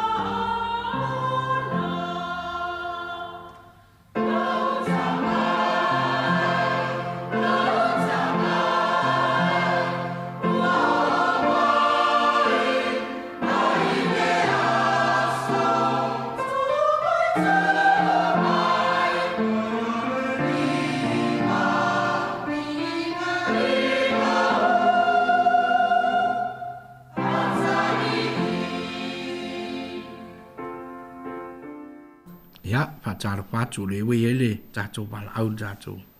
ya el tato laina ya sauno mai oi pul suafa ya opene na le telefoni fa talo fatu la sunga fa fea ngai ngala yang le ka ya fo ta ya manuia la sunga malo fa na malo po so fu mo le ile upole to wa fa pe fo yona e sauno ya ile tato fa soa de ni sai au ia fia vaso foi se fa soa pe yo lewa wa au mai ni vai nga tele se tolu o lo fina ngalo ye lau sunga e fia fa soa tu ia pe o le tusi foi le fa fai tau ia mana ia o mafanga la salo male maua e moni lau sau noanga ia o le sala malama o tato loa uma o tato malama fo iai ia o te fia whaasoa tu iai le mafutanga ia le wa umana e sau noa. Ia o se mafutanga sa lea lofa le mau oa i le tangata masiva ia po la salo foi. Ia o ele ngasa i lea. O ila ua uma lea o le mau oa ma la salo. O le whanau a after amo. Lona winga. O tangata uma o whanau uma lea tua. A o le fōlinga mai. E lea lofa ia le mau oa ia la salo. Ia o la salo le o tātou whaitau ia, ipo o whaitau mo sau noa po ia lau sunga. Ia e tapala e maua le mai. Ia ale e ole mele maua. Ia se ilonga lava o le momoi mea e pa uu mai le lau o le mau ua. Ia whato a maua sina mea ai mo le tangata masiva. A o la ua uma ia. Ia o whanau a ape amu. O se ata whata i tai mo oe maa u leile lalo langi nei. Le tātou maafutanga le lalo langi nei. O i tātou tangata kerisiano. O i tātou tangata e loa umale atua. Tatalo, whaatua, ngalu lua ile ngalu e ngale atua. A o lewa a mai le tala le nei tae au le wa ai atu iai male au mai ngai le e lau sunga fo i lea mafutanga. po o a mai la tātou mafutanga. Mo. Tātou o whanau o le atua. Po o tātou alo lofa na o le upu ma le ngutu. Ai le eise a mio ma le whaatino Mo. Ia tātou whaia la le mafutanga le wa umana whetala ia Iesu. Ia te tātou o tātou le lalolangi nei wa o i nei e tāpena. Ai lo tātou watu le langi. I le ola e whaavavau le i le nuu moni wa umana saunia Iesu. Ia e tufa ia tātou pale. Ia ma amai e le tatongi e taitasi le tangata. Malana me whai. Ale wa amai le nei tae au amai e lau sunga. Po wa amai lau mafutanga Malaysia uso a ke siano. Po wa amai lau mafutanga ma le tangata este o loo matua oi. Po wa lofa ia i tele ai. Ia o le mea lai tauona whai e le mau oa. Tasa tauona lofa ia la salo. Awa o lea fo i le mea o loo tau tala e le apostolo Paulo mo moko ni te futo. Ia o le alofa. Ia. O mai te tau tala ai. Inga ngana tangata atoa ma angelu ai misi ale mele tasi. Ele ima walo tātou ta mawhai. Ele ai se tātou me maua. Pe a whai e misi alofa ia te tātou. Awa o le atua o le alofa lava ia. Ia o le mau oa mala salo lewa e sau noa iai le langi. O te fia pai la ititi lava iai ile whai upu lea. Le whapea ai. Wa oti le mau oa wa tanu ma ua alu i se oli ua whaatau ngā ina ona te pā e lea o ia wana i loa mamau atu ia apera amo ma la salo i lona whatawhata o te fia au mai ala le upu lea se oli pei o iai si vala i lau whaitau iai ia masiau mafuta ia te au lava ia ma lea fionga pa ia le atua i le lua kornito o lona whai upu a lona mata upu sifulu ma le lua a lona whai upu e wha o lo tau tino e le apostolo Paulo i le mele tau o le parataiso le safetala ia Iesu i le pangotai lona i tūtau matau o le asota te whaatasi ai ma o i parataiso pei o le tau tino i nā le apostolo Paulo ia o lo whapea i le apostolo Paulo na ia i loa i le whaalinga ia Iesu Keriso le famela apostolo Paulo ele tatau na omita o le o atula upu i mea na maaya ma whaalinga mai le ali o Iesu Keriso lo tau tino le apostolo le fai upu na e wha mai o Iesu na sengia o ye parataiso mana whaalongo i upu ele na tau taua ele tatau fo i sangata o ni tau tala iai pei o leo o te avatu ia te au lava ia malau fai tau le fionga pa ia le atua ma tau lea foi o leo o umai se oli o le na fai le mau o le fa tau nga ina le afi o na i loa atu la salo la e ta o mai ile fata o aper amo lo na winga o le no foanga le pe ona tau foi le apostolo Yuta le tusia Yuta alo no fai upo o no malefitu o lo tau tino i foi ia Yuta fa mai o angelu mana le ta o fil la to malu ia la tatu te loa sa tanina o mai ma le tasio vai tolo angelu lang o tatonu o ile no fuanga le sal le fai mai le sa no umai ai sa no tia umai ina ia o asu le taimi o le famasinonga ile asu tele ia o lo fatatali ai la tomo la to unga e fa babau o le e ta umai i fai mai wa o ia i lo na winga o le vai lua ina o lo ia le afi e fa tau nga ina ia le alo lofa ma e pela o le mau o le walu iai ia o le situ fai mai wa le sau sala mai la fiong pa ia le atu o Iesu le fetalai le o fai mai apera amo peitai fa mole mau o ele mafai ona luatu ia la salo e vatu sei pu vai malu lu e fui i lau fai va o le amo ona o lo o iai le papui pui po lo o iai se mea o lo tapuni ai le ba lea o lea e ta utino mai e Iesu i lana whaata oto o mea moni lava ia e tau nuu fo iai le tangata ola peitai o lea ua fio Iesu le langi ua saunia le langi ua avatu uma iai pe fo iona ia to e tuma moli mau iai nisi o fai evangalia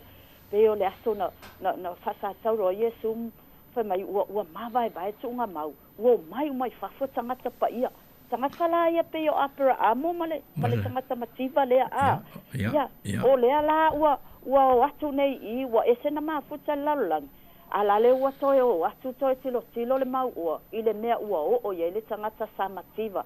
sa le alofa i ai le tangata sa na ona nofo e le aisa na upu ai lava na si ana wha mole sina mea se yo ai wha mole le mau ua te alofa mai wata maalili wata le lavale se leo au tai pau ia tu lo lava lo ngutu man ngangana ona ole ngangana le ale atu pa ia atua te wata le lava ia ulia mai ato eto ta papala ia ale wato ia tu le langi vai atu ole ale me wo o ia le tangata sa fa mawalalo lo na loso le tangata sa fa ole atu ia la le walu le manuia le tangata sa fa atu ile ali ina se au mai sina mea mo ia ile aso male aso pole ase mea pa mai pole ase mea na se mau ile aso di ia o Yesu fa fitai le mea e au mai te au o te fa tua lava te fa fanga ia te au le nei aso ala le mea mau tangata of pauli tangata sa no foi mele leima ofu le leima mea tangata ai se alofa ia ala le wa mulea ia le mea la wo ia wa talo sanga wa mai le talo sanga apela amo vai wa ese na ya se ia le pule ile lalo langi nei wa pe ama wa me wa pule fa solo ato tama ale o toi fai fol fa tonunga yo apela amo la mele tuli la salo ya lalo langi e fa ya su yo uso one yo mai le mele o te ia salo fai ia la wa vasu ia apela amo le tali ia peto e tu atu ase si wo si al wasu lalo nei ia ale tali tonu ya mo se male professor yo la me to tuli e fo le sanga tau lawa lava mo se male profeta ale ta tonu ale tu la fono ale o si sai ma fa longo ma fai ya sa o uma me se fulo tu la fono na ba o la me la to ya watu ale tanga te la le to si fa longo ya ia ma na yo le upole atua o le ta so fa longo ma fai o le ta to stai ia te yo se o se awa onga ta ua le mo wa o fa ta o to le li fa ola o mea moni lava o loo au mai so te mafau ia mau tātou wola ia so malava o le tātou si saila na upu o le tātou whalongo ma ia whai ia le ngatai lea tātou oe whai tau manino le awhionga pa ia le atua awa o le sulu le o tātou vai ma le malamalama i o tātou wala tātou te mau ai le ola e whaavavau o la na areto e whawhanga i te tātou le aso ma le aso tātou te loa ai mea leanga ia mau tātou loa ai me sili ona lele ia o mea le manuia ia o sia ule fa soa tu le nei tai au fa manuia le atua le sunga e me so le au fa fonga ma le ofisa fa san lau ile sua fo Yesu amen malo pa te le lava penina tai lau sao matango pie tātou ta upu ia o ta ua lava ia me wo e sao no iai o wale fina ngalo ho ile o tātou wali e pe ona e sa no po ia ile ngataina ta na tato ia ai e longo po ia tato ile ngatalanga o tato ia i daimini ia ai au po tato o fa manatu tangata umalava ia ole alofa ia e lau tuai me umalava pe ona ta life ia tato wali ia ai olo fa tele lava ia fa manuia le atua o tina penina ia lo tele tu lava ia o ole si me ta ua nei i le tangata i le mau oa pe ona sa no po i tina i le lama tanga i le langi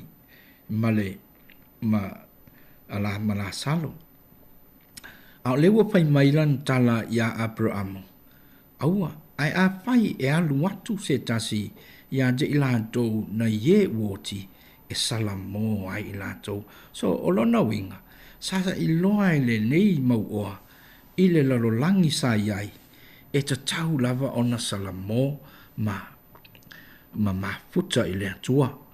awa le watau tana le ia le mau oa le nei watau tana i le upu salamo lona winga sa ta tau ia je ia na salamo a le umana o tau i o nauso ia salamo ia o le pe o le vaenga na ia ai le atu e tata atu tato pese le ia lo iai fo le tato wal au pa tai o lewa ia sa no mai o e fo sofa o te whatalo whatupolo whalalo i lau sunga te toi ina lo po. Ta lo whalo po lewa po tate le toi whailo. Ia o aunga lawa whamai. Ia le lei. Ta lo whatama. Ia o ile le. O so mana tu e whata o turu le. Ia. O te langolango ina la salo. Ia. O te langolango ina la salo e mufu ave se me ma le. O te langolango ina le magoa. Ele tau na vese me male mala salo. O le mafu angolo mana tu ila sunga al tuina. Ele fa pea o soi fuole mau o le langi tu iba. Ia. Ai soi fuole la salo i tu au. Le ai o le lalo langi na fai ele tu tanga te fatu anga e tena. A le fai ele tu tanga ta fai mai le opura i mo wa tsipia. Tato fai ele tanga i lo tato fatusa. Ia pule i mea uma pule i ar sami man fe lei man fitolofi so se mea mal fonga ele pule ele tangata o lo no vinga o la faonga te tau ele mau o la vano tu ba ele tu ia te ia en a lue ele so fuanga nei o ana la sa la fai la no no velu fai tu al mo la meria le fe awanga ia ole oportus pa ia e aile tangata no na Vai se mamang. Ai era tangata no afu. Ia. Fai se ngā luanga, ai lera wha mo elesi. E sau e whanga. E mauni, o te minera o te ola ele. Le o te ola fo ele. Supa. Ia. Ai, a o whai ngā luanga. Sa tipi foi le mātou, foi la whonga. Mo le wha mo e alea. Mo. Le la o le mātou te me, e sao ngai. Le foi la o mātou e. A mea le whai ele lasaro. Nā no fuhu verisi me e whaia. E te tau ona whao ngāle leila wanoa tu mai le tua. Tō te soi fuam o wola le larulangi. A leo le sau te o tua wha mo e le afo le se ai mōrai. O le mafuanga na lo fat. O te langola ngoina le moa. Whao ngāle leila wanoa tu mai le tua. Ia. O leona. Pa te manuia so. Ia manuia lava wha taifo i lo sao datum ta upu. Ia. E o ngā po i le lo sao noa. Wha manuia lava le tua sunga lua po. Ia, mau lama soi fua manuia mai le tua e ngase whaatapa ia loko le tua e whamalolo o e tama ia heo ngā amta ia whina ngalo uma tātou te e wa mai fo i si tā hua fo le whina ngalo o lua po e wia fo i o nao le tātala noa le mau o amale sau noa ngā ia ai ta tau ai tangata uma fo i ona au ngā fui. Ia, tātou te māwau fau iai. E lena al tātou tāo to oto i luma whale o le mālo. Ia, ai, tau huan tātou o e whaini ngā ruenga. Pe o le whinang o le manatule stoi ina o lua pō. Ia, ai, o le mafutanga lava la salo ia ma mau oa. Ia, o le pe o na sao no ia ile tu ia Yesu. Ia pi tau whaata tau le o ri fo ia. Ile au tu si upu ma le au frasaio. Ia, ma le mahengal nā hui e le whaale kia inai i uso mawalalo. Ia, ai ui o lea, ia, whaafitai lava le walau mai o le tama. Ia, ta hatu tātou pese lea, ia, atatari e po inisio o lo pia sao no mai. Para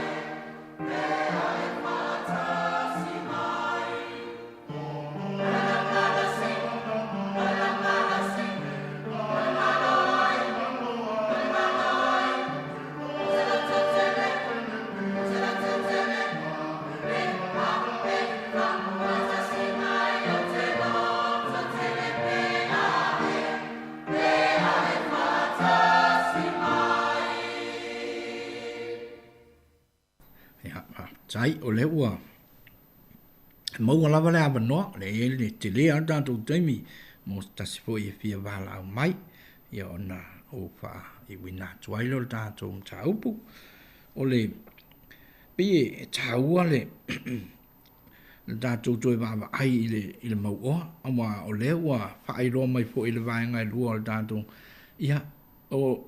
o lansta na sila fia lava ai le i maliu ia e te tau ona salamo ia o lona lua e te tau ona alofa o mela ia o le wau ngani ai ia le mau oa ina ia toi tuli la saro i lalo i sau i le lalolangi ia e toi whaamala malama ma tau i o na uso ia e la i o na uso ia mai to o lima uso o lona winga to o tele le ainga o le mau oa ia ai o le mela le e fia whaamama whaina tātou ia e wā leu tātou lo nei o le mau oe e mana o ia longo lo na ainga ia awane i o atu i o i le mea lo o iaile ia le whainga tāle iai o ia o a tau mawhai fo i alofa lo na tama ia e tuli ia la salo mo ia le bua sa hua tātou wala au lea ia sao no mai ia oi po le sao no alo fasal fatu le nga falo ala la stunga fa fenga ia nei sai me la wa oli po nei foi sai me la o ai foi le sao no fa mon mon o lo to ma tai wa bala mai va pepo fe me wa lo to ma sanya la bala mai e te bala mai ai kilani e sa le ala stunga awa o la wala tu lo le ngana ma fa ponga le tu no ma la stunga ma le tio a la wala pe la tuli mai ai mo se va noa ia lo awale fa no le tu lo e mo ia la yo mo tu spai ele fa no tu ta va le la fe ai si au kilan ia mo ia fa tai sa lo nga man fa tai fo i pe ile tu nei tai au fa lo foi mal toa il mana io stato por calame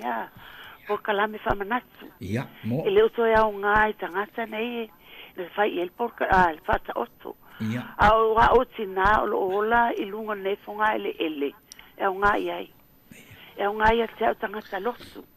e nga ia te o mala fa nau te so lua na ia la so fa nau lo wa nga le ta wa tu la fa nau le ola fa va mo ata to waie le sala no mai altus salamo alofa maulalo malotu tato va ele al paia mal manuel atua ele ilo al mau ole al manuel atua na se le ilo na se afo ile lofa le se la yesu ele sili ale alofa o se tasi ile nei alofa ale wo fai mai foi upo oi ile si va en altus paia e fai ngo fie ile kamela ona ofi le pule au al tangasa nei ale fai mai le tala le fai lo sana lo songa va fer ma fa fonga le awani avea mea wa fo ele tua yo tolima ngalo ele tua na le fai mai le tspa ia o mea umma tu lo le ngan ta tu wo mai le lava ta tu fo tu lo le ngana ma upo tu ia A mea na tu te o tau lima. Na le e fua to te vai ai. Le alo fati ato o le o langa nei e ngasta ila nei. Faftai ai a apera amo. Faftai il tamapa e a Yesu Keristo. Amene an. Luia malana fata oto. Fa manatu i ai tato. Le fata fata le ola e fa vau. Fata fata o apera amo. Le ola e fa vau. O le mau oa. O tangata na mau lalo le lotu. Eto na papala uli. Sa le kea iai. Ai na aluea. Ma lue ma fa maoni. Ve upu no tau so ai foi tau tala. Sa no ai foi sinana mo moatu. A ua ni o tau whaia na au le upu malingutu. Fa tino melelei. E va ai elpa ia mal malu le atua. E va ai ele ma malu le atua. Yo tau o langa me tau te whaia. A mai se whanau nau fua ele atua ma o tau. Ia o walu e se malalang. Ia o latu whamasino au ele atua tu lo. Loto, na e tau tala i lau whanau. Whaafitai. O lea lau whaia te ate o tau whanau. Whaamua mua le atua alea. Tangwa apera amo. Lana i el fatu atua i, sorry. Vatua i el papala i ala salo. Ti ngana ula mai tangata ele aisi. Ti ngana ula mai tangata ala e kako kele loa umang na ole Yesu Keristo tu lau foi stu ngana na mua. Na Yesu Keristo a lena sila fiel fata oso.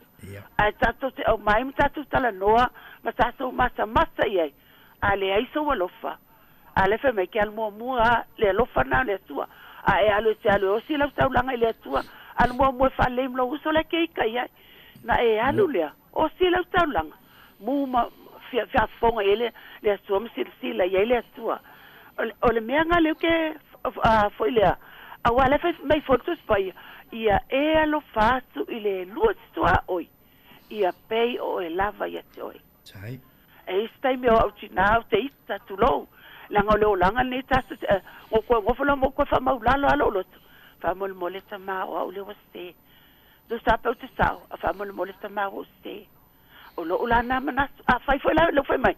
A whai la o mai el vanga le loa. Mo moe atu tunga mau. Ai o mai i ele wha longa i tanga taola. Sorry la wefa. Ia o tau au na le atua. Ale ko ke ka longa masau. Le ko ke ka alu watu ala tangata ia fa le tonu lo lang. O ia. Ale upolo to fola ma ia mato tari tonu ia msalamo. Ma tumu lima na fai mai. O te fa steina tumu lima na ile sa tauro Keristo. Men. Ma ile sa tauro Keristo le tu mai lunga le maunga. Tumu na tato voi la lo so ele. Nei tato mawale o le whawau. Whamanuia le atu e lau sunga whawhiangainga mal porkalame nei tai au. Ia le whaunga le ngang pa i au tau whina ngalo malangona.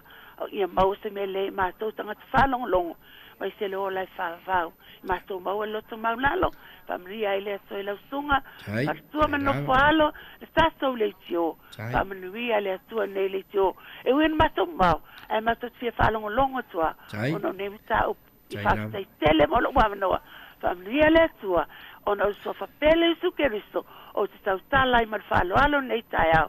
foto whasa i fua. Tai tele lava, lato ma, tai lava o tina, tai fo ia maua lava whamrianga mai le atua, o e fo il tina mas whanau, ia, mai se si o tō hainga. Ia, ona o le tātou teimi le ua, lata i le tāpu ni o le tātou teimi, ia, o le ai, whapea isa utala. O le mea le ana ngani mai ai ia le mauoa, ina ia la vea i o nauso. Ia ele ngata i le o siona ainga atoa, a le pesili mo i tātou. Ia whape e o tātou ainga. Whape sio ainga. O asia whanau pe on tau tala po i pe on sao no po i tinama te mapo. Ia e te tau ia i tātou ona. Tātou, o ia tātou i ai le teimi, o le o sao noa Yesu le whanta oto, tātou te tau waina i tātou whanau, ina ia lātou i loa, ia le upu moni, tātou, i le ngata po i lea, a o nai o tātou wainga, a wai lea o ngā tātou won, o i le manuia, ia ai, e le o i ai nai o tātou wainga, a pai tātou te loa nisi o tātou wainga, o lo o, le iai do tonu, ia o le loto a mamoe, ia o le pe ona, iai Yesu o le tātou leo mamoe, ia ua tatau ona tātou tālai atu i ai, tau ona tātou o tālai i ai, ma tau i ai, ia le fionga le atua, ia tau i ai, ia le nei fo i whanta oto, ia awaia, awa, o lea fo ia tāua i le mauoa, tāua le mauoa lo na ainga, ia tāua fo ia tātou ainga, ia tau atu i ai, aua tū ma mao ma le li, ai whaalata lata i le li, ia so ia ola ma futa i le li, ia so o ma lava o lo tātou ola awaia, awa o lo whai mai ia le tātou whaata oto pe on sao noa Yesu, ia e wilava ina mamau i tātou, ia e wālawa i vanu pe a whai tātou te o whaantasi, e o lesi vāenga i lesi tu, ia e o lesi vāenga i lesi tu, a o lea pina ngalo Yesu, ia tātou o whaantasi uma, tau ati o tātou ainga, e aua nei tau atu nao la tātou whanau, e tau pui an tau atu i nai tātou o, ia tātou ainga, i o mamai, ia a vea po i le tua tau atu ai, ia ante utou, i tātou uma, ia tātou whaatasi i le antua, tātou o whaatasi ma le antua, e tātou mafuta whaatasi ma le antua, ina ia maua i tātou le loto salamo, maua i tātou le loto alofa, maua fo ia i tātou le ono sa i ma le whaapalipale, a wā o ia mea uma, o tātou iai taimi whaingata, o tātou iai i tūlanga ia oa e le ngata i whaamai a o taua fo i o loo bebesi iai le lalolangi, ia ai maise fo i ia tūlanga tau whaingata i o tōnu o nei atonu o tātou iai, ia o lea, ia lofa le atua, whaamanuia le atua, i le au whaafonga, whaamanuia fo i ai lātou na wala au mai, whaafitai mō whina ngalo, ia ua au mai mo au ngā fo i mō i mātou te wāwa ai fo i ai, ia ai fo i seisi o le whanau o tau to oto i luma le whaitoa, ia e te taua ona tau i ai, alu pe ona sao noa lua po, tau i ai au tau to oto i whaitoa e alue, su ina ngā ruenga, ia ma wa ai, ma to anga te talo i le tua, o ia mea uma, ia e ala mai ai le whaamanuianga le tua mo i tātou, whaamanuia le tua i lau whaafonga i le nei tuaso, a lea au whai wina i sa tātou te talo. Le tua, ta mā le alo ma le nganga pa ia, o e lava e o i mātou nei, na wana e whaia le langi ma le lalolangi le amatanga, na e whaia po i le tangata i lo whaatusa pa ia, talo lava ia, whaapetai i lau fionga o mātou, i tala noa i ai i le nei po i tu aso, ia vea ma ngā ia i mātou, awa o le mātou sawalinga, ia e mamau, e lei po i sesi nā te iloa o mātou waso, wana o laua pio, ai mātou talo, ia pio maia o nganga pa ia tausia ma leo ina i mātou o malava, a pe fu ina ia mātou tina mātou tua, whaamanuia ia i lātou, ia oe o ngase ia po mai lava Yesu mo i tātou, ia pe fu i o whaanoa noa, ia i lau whaamāwhana pananga, whaamanuia po i le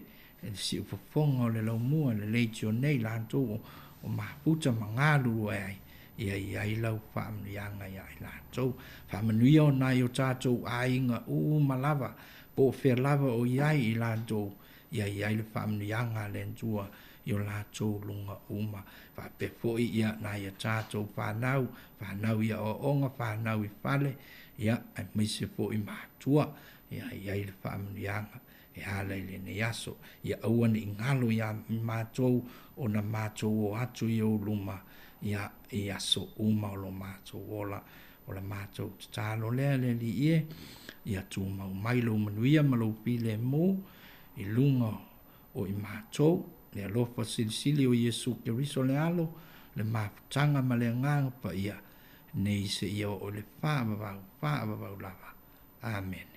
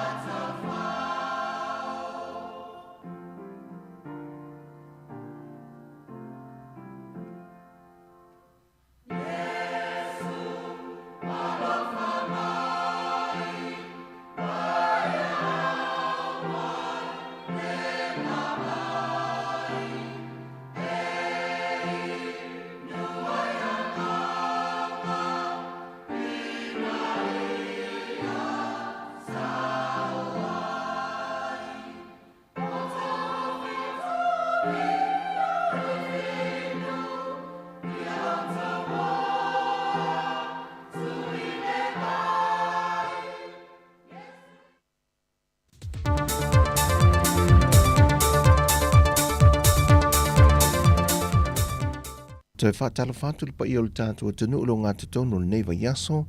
e seisi fwoi wha o popongo tātu tala mea lo te tupu le tātua tanu i Samoa. Wa tauli mai na nei le autu stala se tusi alo ia mai le fonga whatalai o le maota, le fionga papali i li o ta euma se pao,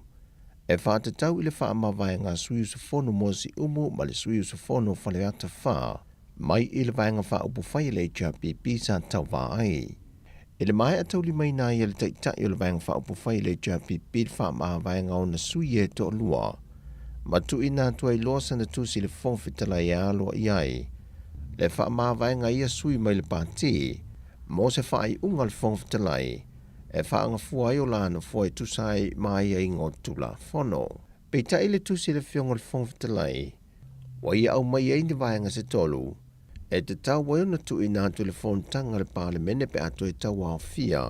e le aso luse fulo le masino te sema, e whaia iei sana wha i unga tala whia ngai mole mata opo. O le vaenga mua muepe o ni i tā ua, e talu wai ona wāngi ngai tustu singa ma whaasa na launga ia wha māwai ngā suyu sa whono si umu ma suyu sa whono whaneata wha. Ma o tu ina mai e fo i se tusil ta ita i le JPP, e ui olo wha mālolo le tu mau, ma ua ia whau tua i nai le wha anga fuonu fō i tu mālo i le pāle mene. Lua, peitai e ie le wha e te tengo le whong fitalai, e le maa ale leo le wha anga fuonu fō i tu mālo, ona o le tūlanga mana i o ia te tau wha le wha vai, a ila ua ia to lua, e tu sai mai e ingol mta upo e whasafun ma le fitu le wha vai le mālo tu to tasi o Samoa. Le vai aso te nei na wha ala wiloa ia ia sui e to lua, o ila ua wa avene ma sui tu to tasi, ai o le wha mautu wina, o le ai loa le fontanga le pāle mene, e le aso lua se fulu te sema. O le amtanga le vai aso nene whātau te iai se fontanga po se awa onga, mo le lua aso mo whaia onga si nia na whiriwhiria mai a onga SS e le atunu, e la tau te whaava ia mtu whaatasia whaamaumaunga, e le ngata o whaalawelawa te tupu e tu lai mai le vāwa onga te tele le atunu, lea olo o au fia i masa wanga e whaasanga le i tamai tai, pe ona toi wa aia i le whaai unga le vai aso te nei, e fusu anga i le vāo le kolisi mawalunga le fifi, ma le kolisi sangato Iosefo, o le tu whaatasia i o le fuafuanga i lalo le Porkalame le Spotlight Initiative Program, e tau tilo i ni awala, e mawhaia e whaia ongoa o te tasi, o na whaia ni vai fwoi whaatama ia e tū maanga ia wofi mai, o lo o a fi mai e masa wanga i tu tonua onga. O Porkalame ni le Spotlight Initiative, o lo whaatupi na mai e malo au whaatasi, le ua maua e Samoa le whaatasi ma le 3 miliona tāla Samoa, mai i le 5 miliona tāla euro, mai i le Uni Europa, mo le Pasifika e una ia i Porkalame whaalau iloa, e wha i tia matao fia i Sawanga, i te tonu o atunu ai mai se lava, e anga i te tonu a inga, e pe o nā nginga i nisi o whina ngalo wha lio sui awa i le whontanga, o te tonu a inga o lo au mai ai wha whita uli e nisi o whanau, ma mapuna ne ailo na wha atinonga, i te tonu a onga, e a fua i Sawanga. O le fionga le minista wa onga ta longa manga nu, le fionga se ula yoane, na ia te talaina le nei Porkalame. O le tausanga lua whelua sa fulmal wha le o le atali malo ai Samoa, e le fontanga taitai o malo le taupulenga. O le fontanga le wafa mawina e silia maleono a fesui awai, mai i atunu e 5 fulmaleono le taupulenga, mai Afrika, Caribbeane, Asia o le Pasifika o Amerika whapea fwoi mai Europa. O fontanga i e te ilua tausanga mausuia, mai whaasolo lava i atunu o sui o le whaalapo tonga. O fontanga ia taitai o malo le taupulenga na matamai le awhiwa se lau fitu se funmatasi. O Samoa malana fontanga le lua whelua se funmalwha, o le a lua se funmalfitu iei fontanga talu ona a matamai. O le fontanga talu wai le na whaatautai e Rwanda in Masino Uni, e na o le lua se funmaliwa antu nuu na whaatasi, ai o antu i le onu a whesui na awai. Wa toi fo isui o le komite o le malo le taupulenga, sa o lato wo mai sa moe wa aia mamata i tu, ma siaki ta penanga sa momola na tali ngā malo, e au fiai fali tali malo, o le vaenga o le pui ngā leo, o ta vale afi e awia iai malo, ma le vaenga le tula fono. O le aso ma le teimi e usui e le fontanga i le lua whelua se funmalwha, whanto a wha mautinoa i le whaai unga o le neitau sanga. Ma se tala mai ta alonga, o wasawa tu nele au pasketi a tamai tai, e to lua ma awa le atukoki, e le taamile sanga o ta alonga le Pasifika le whai le tau sanga fau Solomona. O le awa tamai tai na manu malo le awa Tahiti no la su e ina le tūlanga lua, e si koa e fitu se fulmaleo no i le 5 se fulmale lua. Whaai loa le tamai tai po le kampeteni a malama le au pepe, o le malosi o le puinga ma le osofai a le awa tamai tai, o le kile o le manu malo le tau mawhainga au le tamai tai a le atunu, wa maua ava noa i ta alunga le Pasifika. E le imanuia le tau mawhainga le au pasketi polo a li e so na ava noa i ta alunga le Pasifika ina ua whaia ina ia Tahiti. O tala fawia manuia le ne yaso, fa soifoia.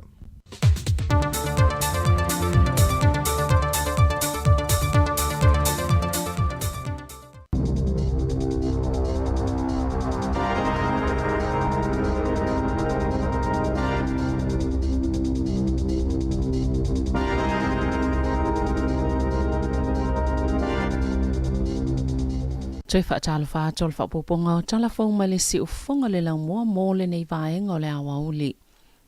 O lo wha ngā solo whaatala noanga mō le sikitanga o tutongi o tangata whainga alwenga al mālo e au fie se tasi o fwe whaatala noa. Ina ia whai se sikitanga i ono awhetala mo le lua tau sanga. E to sai Marie Botia le staff e le so. E iese tusi mai le komisi mo tangata whainga alwenga al mālo o lo wha awivi e tuwai. Se ofuna whai a mō nisi tutono iunia o ngā ma au nanga a le mālo. O le vaevaenga o lo ile tusina tu inatu e au fie le wha whetala e wha opopo mo le lua whelua tolu ma le isi se itanga i lua whetala pe amai ale se fululua masina i le tausanga lua whelua tolu lua whelua wha. O le a iei le esenga e fua isi itanga i o mai ona i o eina mua. A iei ni si mali lienga e leo no suia pe a whai ua mai ona la tau li maina ni si itanga po ni si fo i mafua anga pia na ta ue le staff. O le fina ua le vaenga whai le national e te tau le malo na wha manino le lei pe fie se tupe o le a wha tupe i nai le au whai la fonga ni si itanga sa i se talo sanga unia tangata whai ngalwenga ina ia whai ni si itanga mo au whai ngalwenga le malo o no le tolanga whai ngatali si iti o le tau le soifuanga.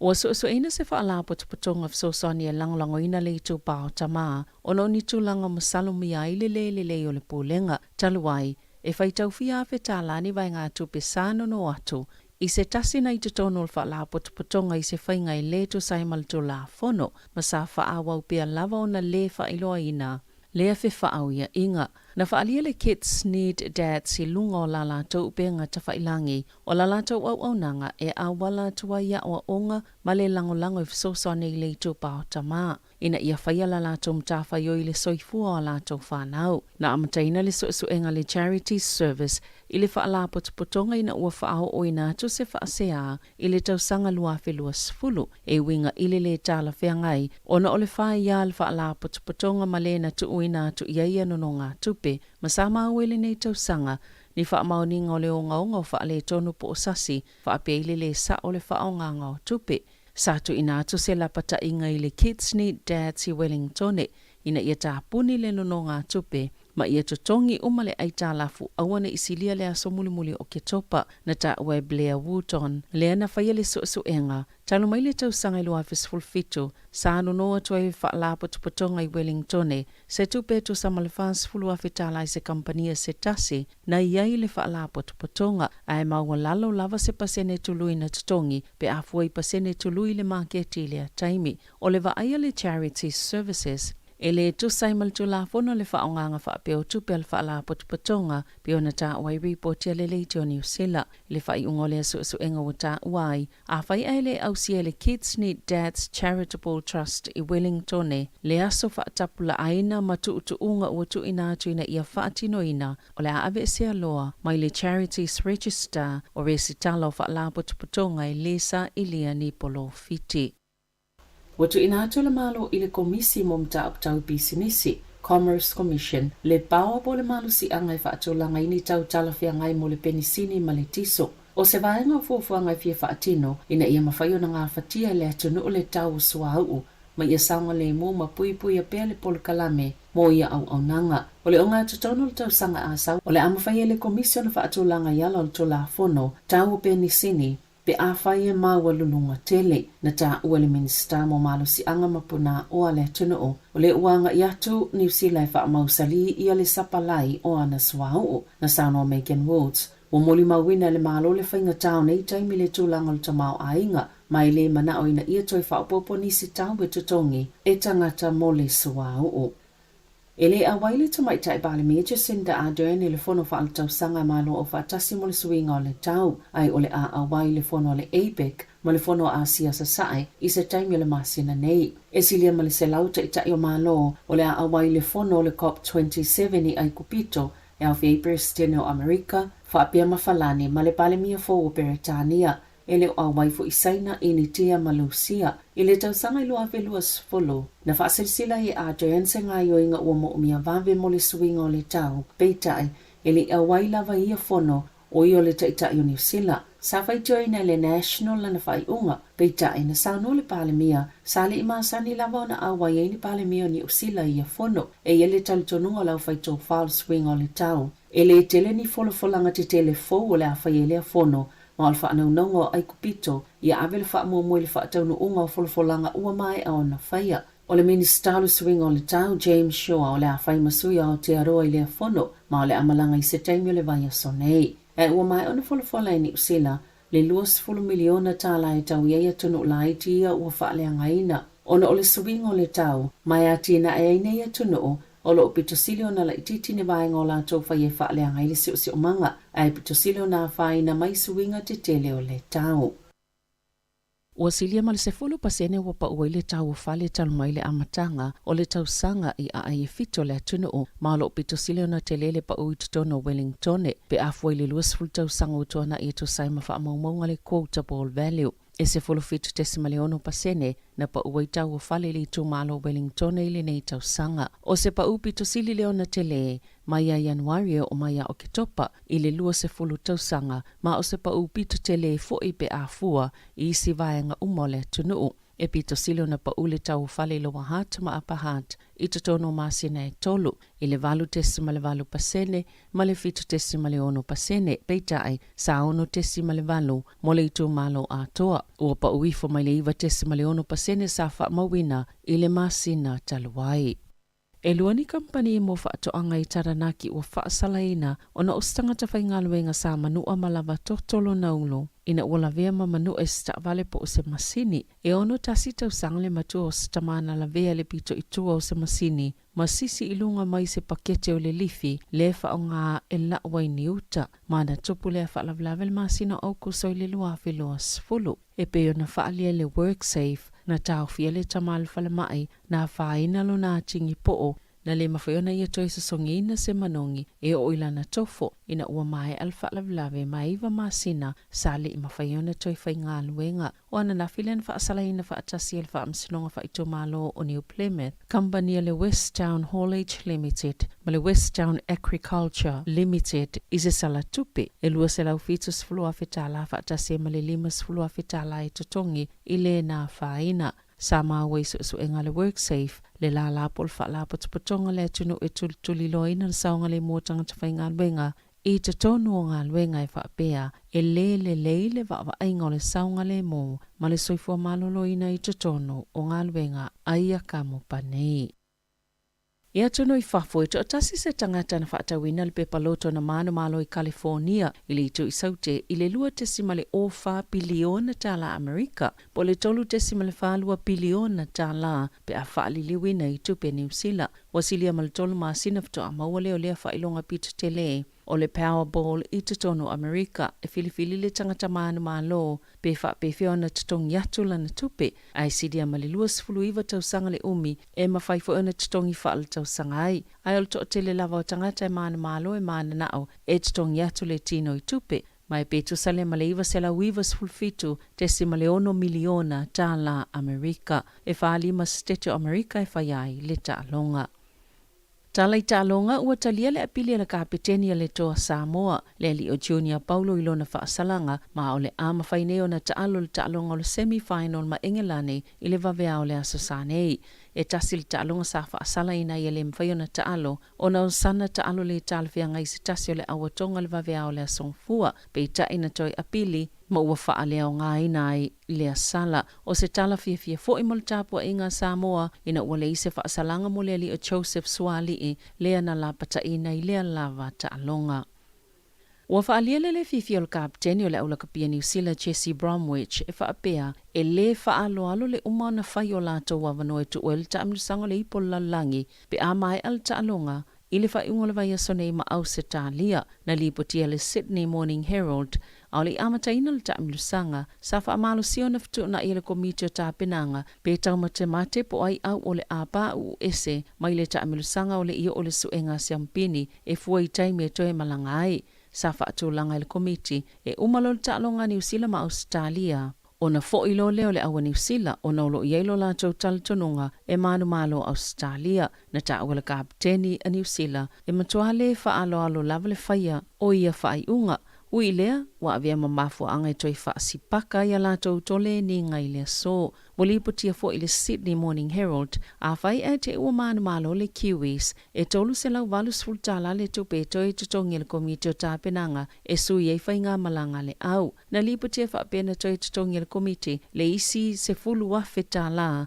ina ua whaia ina tonga ia Samoa le quarter finals, o na sao lanto manatu matau mate, e au watu tonga i le semi-finals. Wasauni le Black Caps il ta'alonga Pakistan al semi-final po awe whapito ilungo le ipo lalangi le kilikiti ta ilua sifulu ova mo le poa na nei na whaia ina Australia ila la ta'alonga amata ma New Zealand ai na whaia ina ya Engelani. O Pakistan na whaia ina ya India whapea fo ya Zimbabwe ai na manu malo ya Afrika i saute ina ua timu ile mai al ta'alonga. Ua whailole nganga whaafatai o le Afa Wellington e le ali o TJ Perenara ina ua toe wala awina le Olupeleki o le manuanga o folau whakatawa ua toe mawailawa no Perenara whaape maleli o Brad Weber sa awa yatu Perenara i le au le tai o le songfua mo tahapenanga a walta alonga whaitaulia maskotilani. Ai wali ipotia ua taulia uma pepa ulufale mo le ta alonga le suenga siampini o le ipo lalangi o auta ito asfulu lima le ito pao tamaitai, leo le ata alo ile awa New Zealand ma le awa Engelani, isilia malfas fuluafe pepa ulufale wa mai ona whaatawina atu. Tala fawia ma le si ufonga le laumua mo le nei vaenga o le awa uli.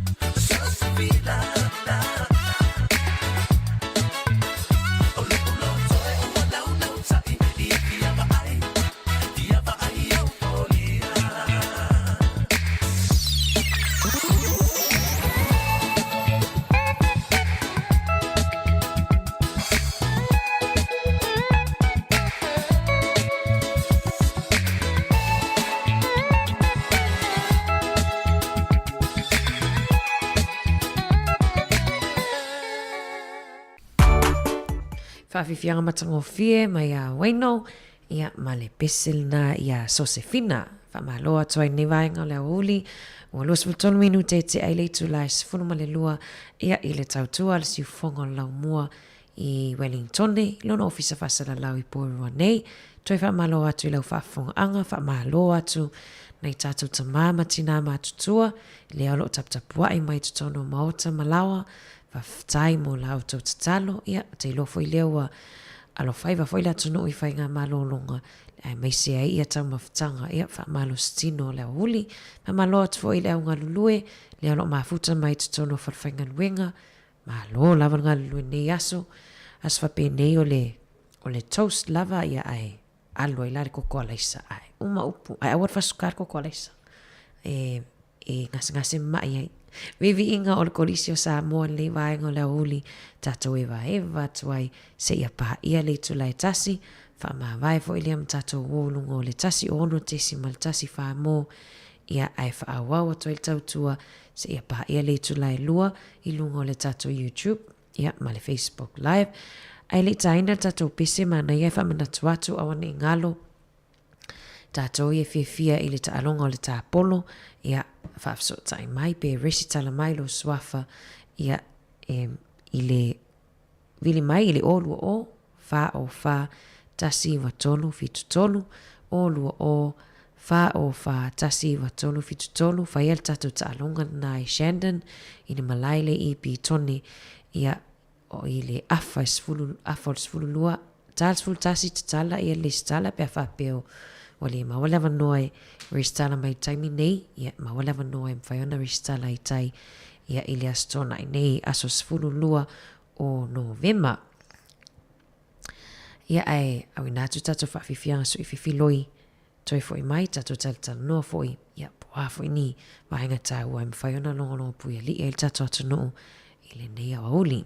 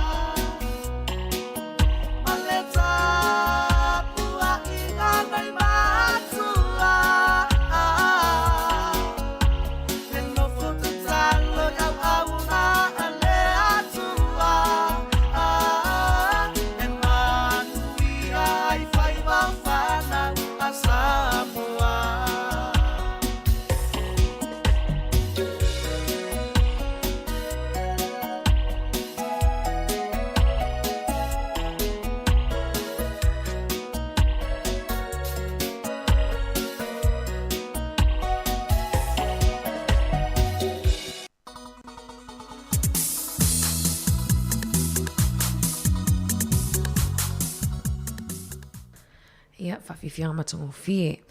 Na ole whaamoemoe lau tapua inga mai a o la tanga, pasami, whamalo atu. O tātou porurua e ili whaamoemoe len tu e whaia i le hola Mangiven, ia pole community hall i Mangiven. Ia na tu e watu i tātou e siaki ia e tangata waia ia to mai whapitoa ia sila fia fo i le whainga sao e tu ua e tutonu ia le kāsiti ia pole no fua lea o alum whanau la iti le no fo e tutonu ta avale. Sa i le whamoemoe nei le tasi, i nei le itu la tasi anga i le tolu. Sa tu ua whaia i le whamoemoe lea ia ai le ua whailoa mai ia le ua toi tolo ia ona o le uti lau whainganuinga ia po ua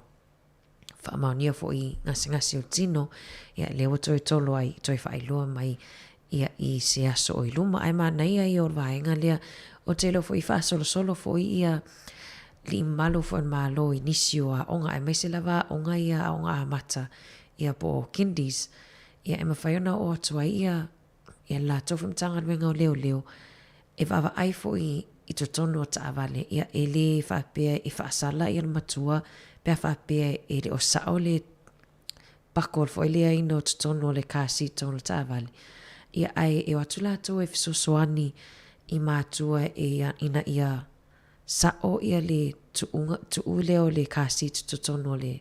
whaamau fo i lea no fo ta avale ma ia sao le vaenga le alua i le fusipa o ta avale mana ia o le ngaluenga o fufua lea lātou fisosoani fo ia tātou ia mātua ai meise lava tātou ia i alum whanau la iti ia le fitu tausanga i lalo. Ia awa lava le saunga le mūlungo o ala te le vave ia wai te le au ngā alfusipau ia i le puipuia mai fo i leo tātou ia mai whalavlave whafose. Ia onai talana tonu fo i au ngā mo i lātou ia na sauni nei o ia i le whamoemoe lean tu e whai i le hola tātou i Mangiven ia le wale tau nuu nei la uli ia ai toi longo atu lava le aso e wha tau nuu ai awane i tātou misia nei services ia po nei fo i whamoemoe ia tātou te maua mai le tātou nā fo i tō mai ia ola wao tō mai uma mea ia vaenga tā ua ia mau mei tātou ia ora whainga ora kāsit ia e tātou atu whaasoa atu fo i le inisi mātua o lai e mana o mia le fisosoani a wā te leo o tātou no fōta mai ia e se le lave le te leo tama i pū fo i le tu i fuspau ia tate le ilo e le staimi po o whiale vaenga sao e tu i ai ia ai tautua lava nei si fonga lau mua ia mātou te tautua tuai o e Samoa ia so taitasi tato atu tamal vai eisa ia e lato whātunga lea ni vaenga le oli.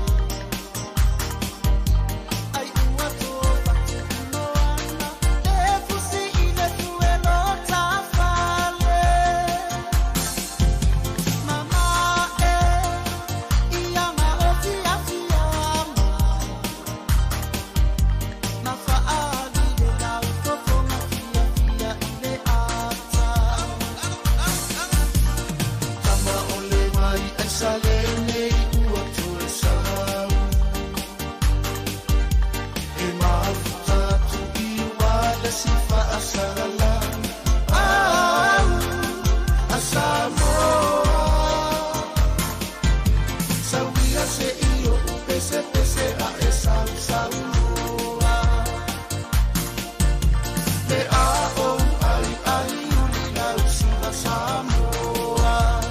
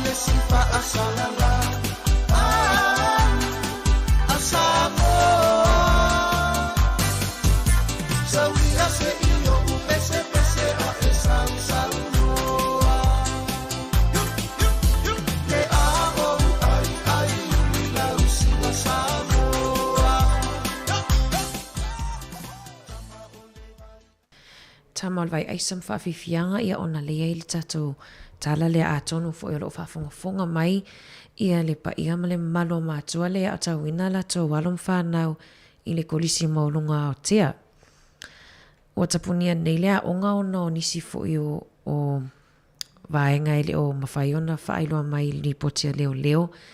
Ia ai leo lo whaailoa mai i o alom whanau ia na tu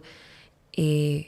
whaisu enga ia e sit le exam ia posu enga le tu e whai nei le afo le lua o le NZQA level 1 i le musika,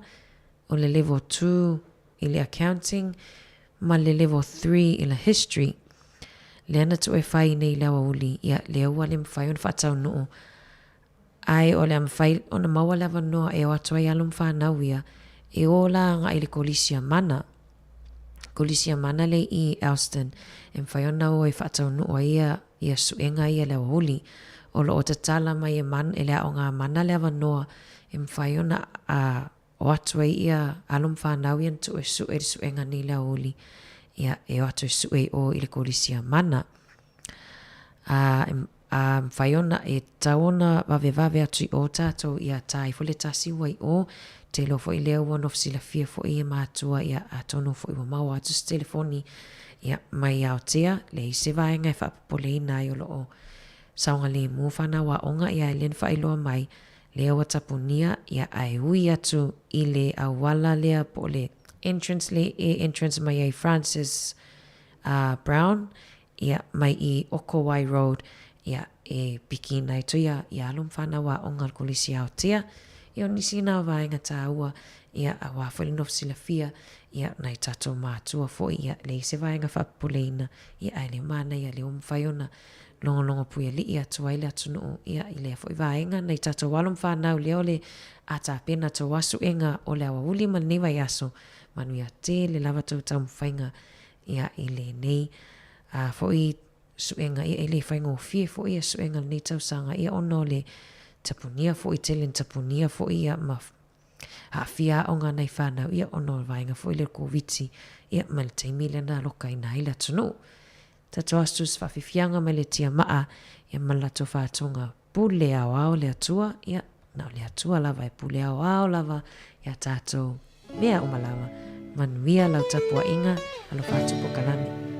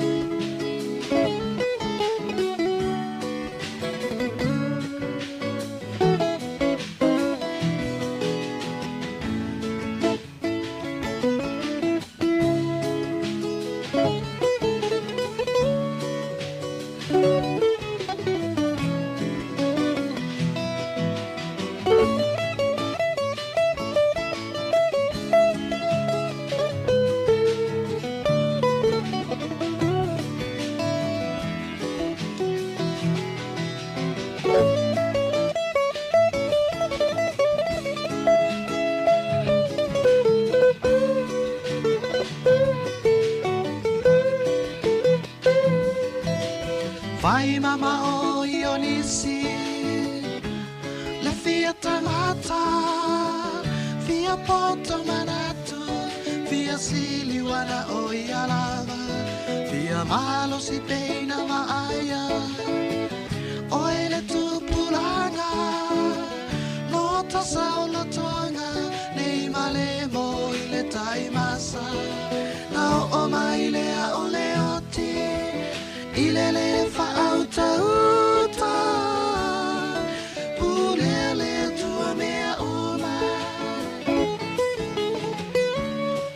pulea le tua mea uma pulea le tua mea uma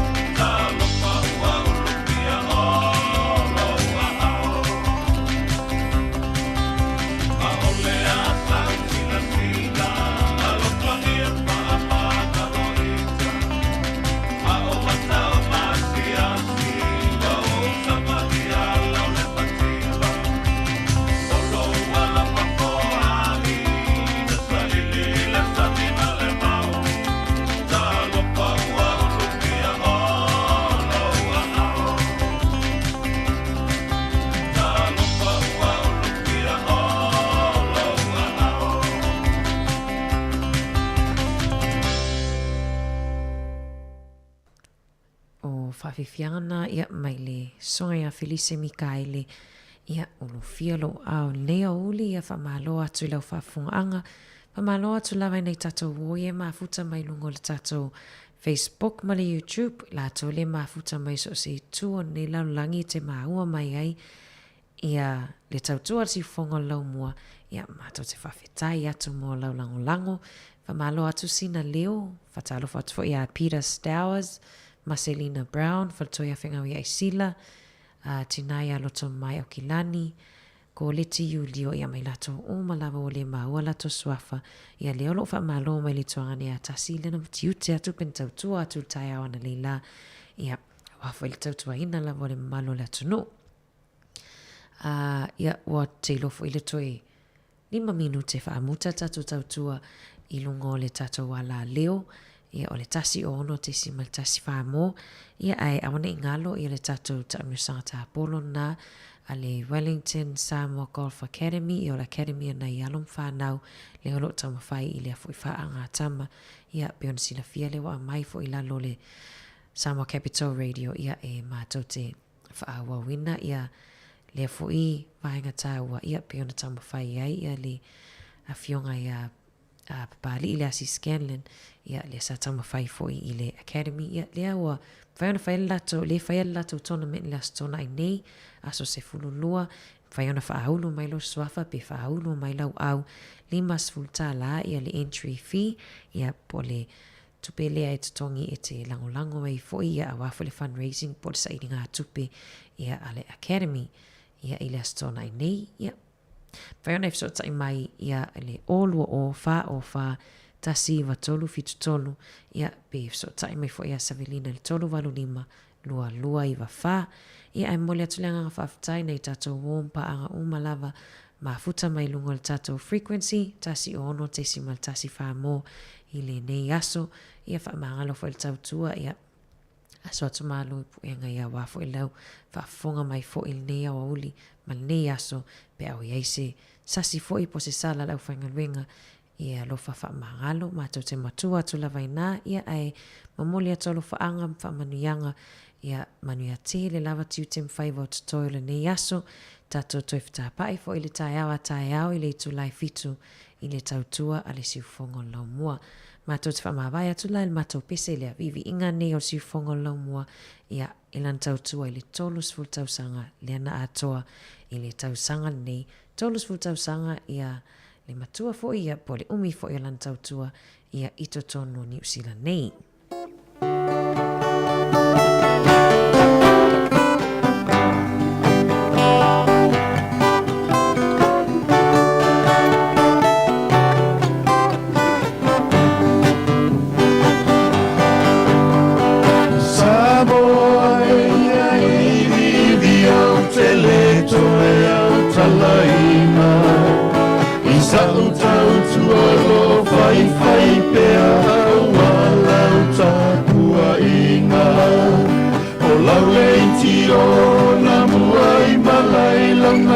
Samoi New Zealand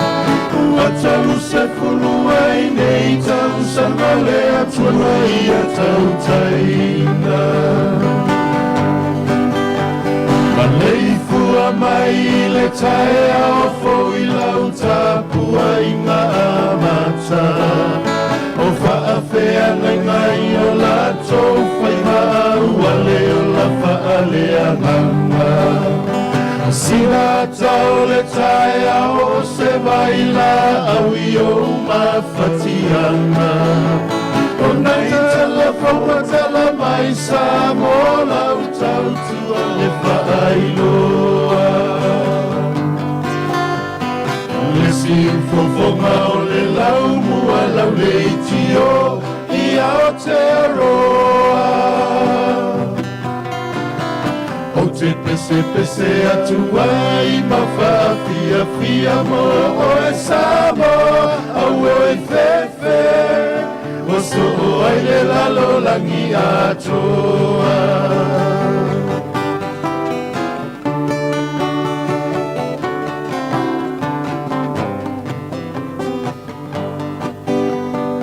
E mo mai le moli mai o le ava o se whaasoa molo uanganga. Ai whaamana tu mai pea molo soifua malolo ina. E pese pese mai o le tula fono ina ia taola sa o loto. Awe o tina masia na vala au ua au la uina ilau. E alua so ai saua so i talala waluna o le vai aso. Ai o nai a sia singa e talosia i o e tinga ina. Ai ole ola o a o ina o nai tupulanga fa ataua ina. Le ape foe fatini o la tafo langa ua i usa uni tau mawhaina. Le si ufofonga o le lau mua lau le tio ia o te aroa.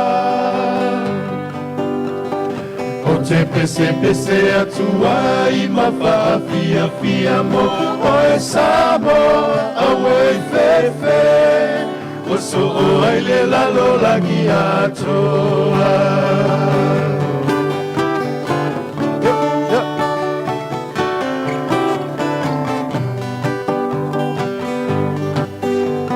E lalo langi o aso nei e matau ni lele ae la fima sei.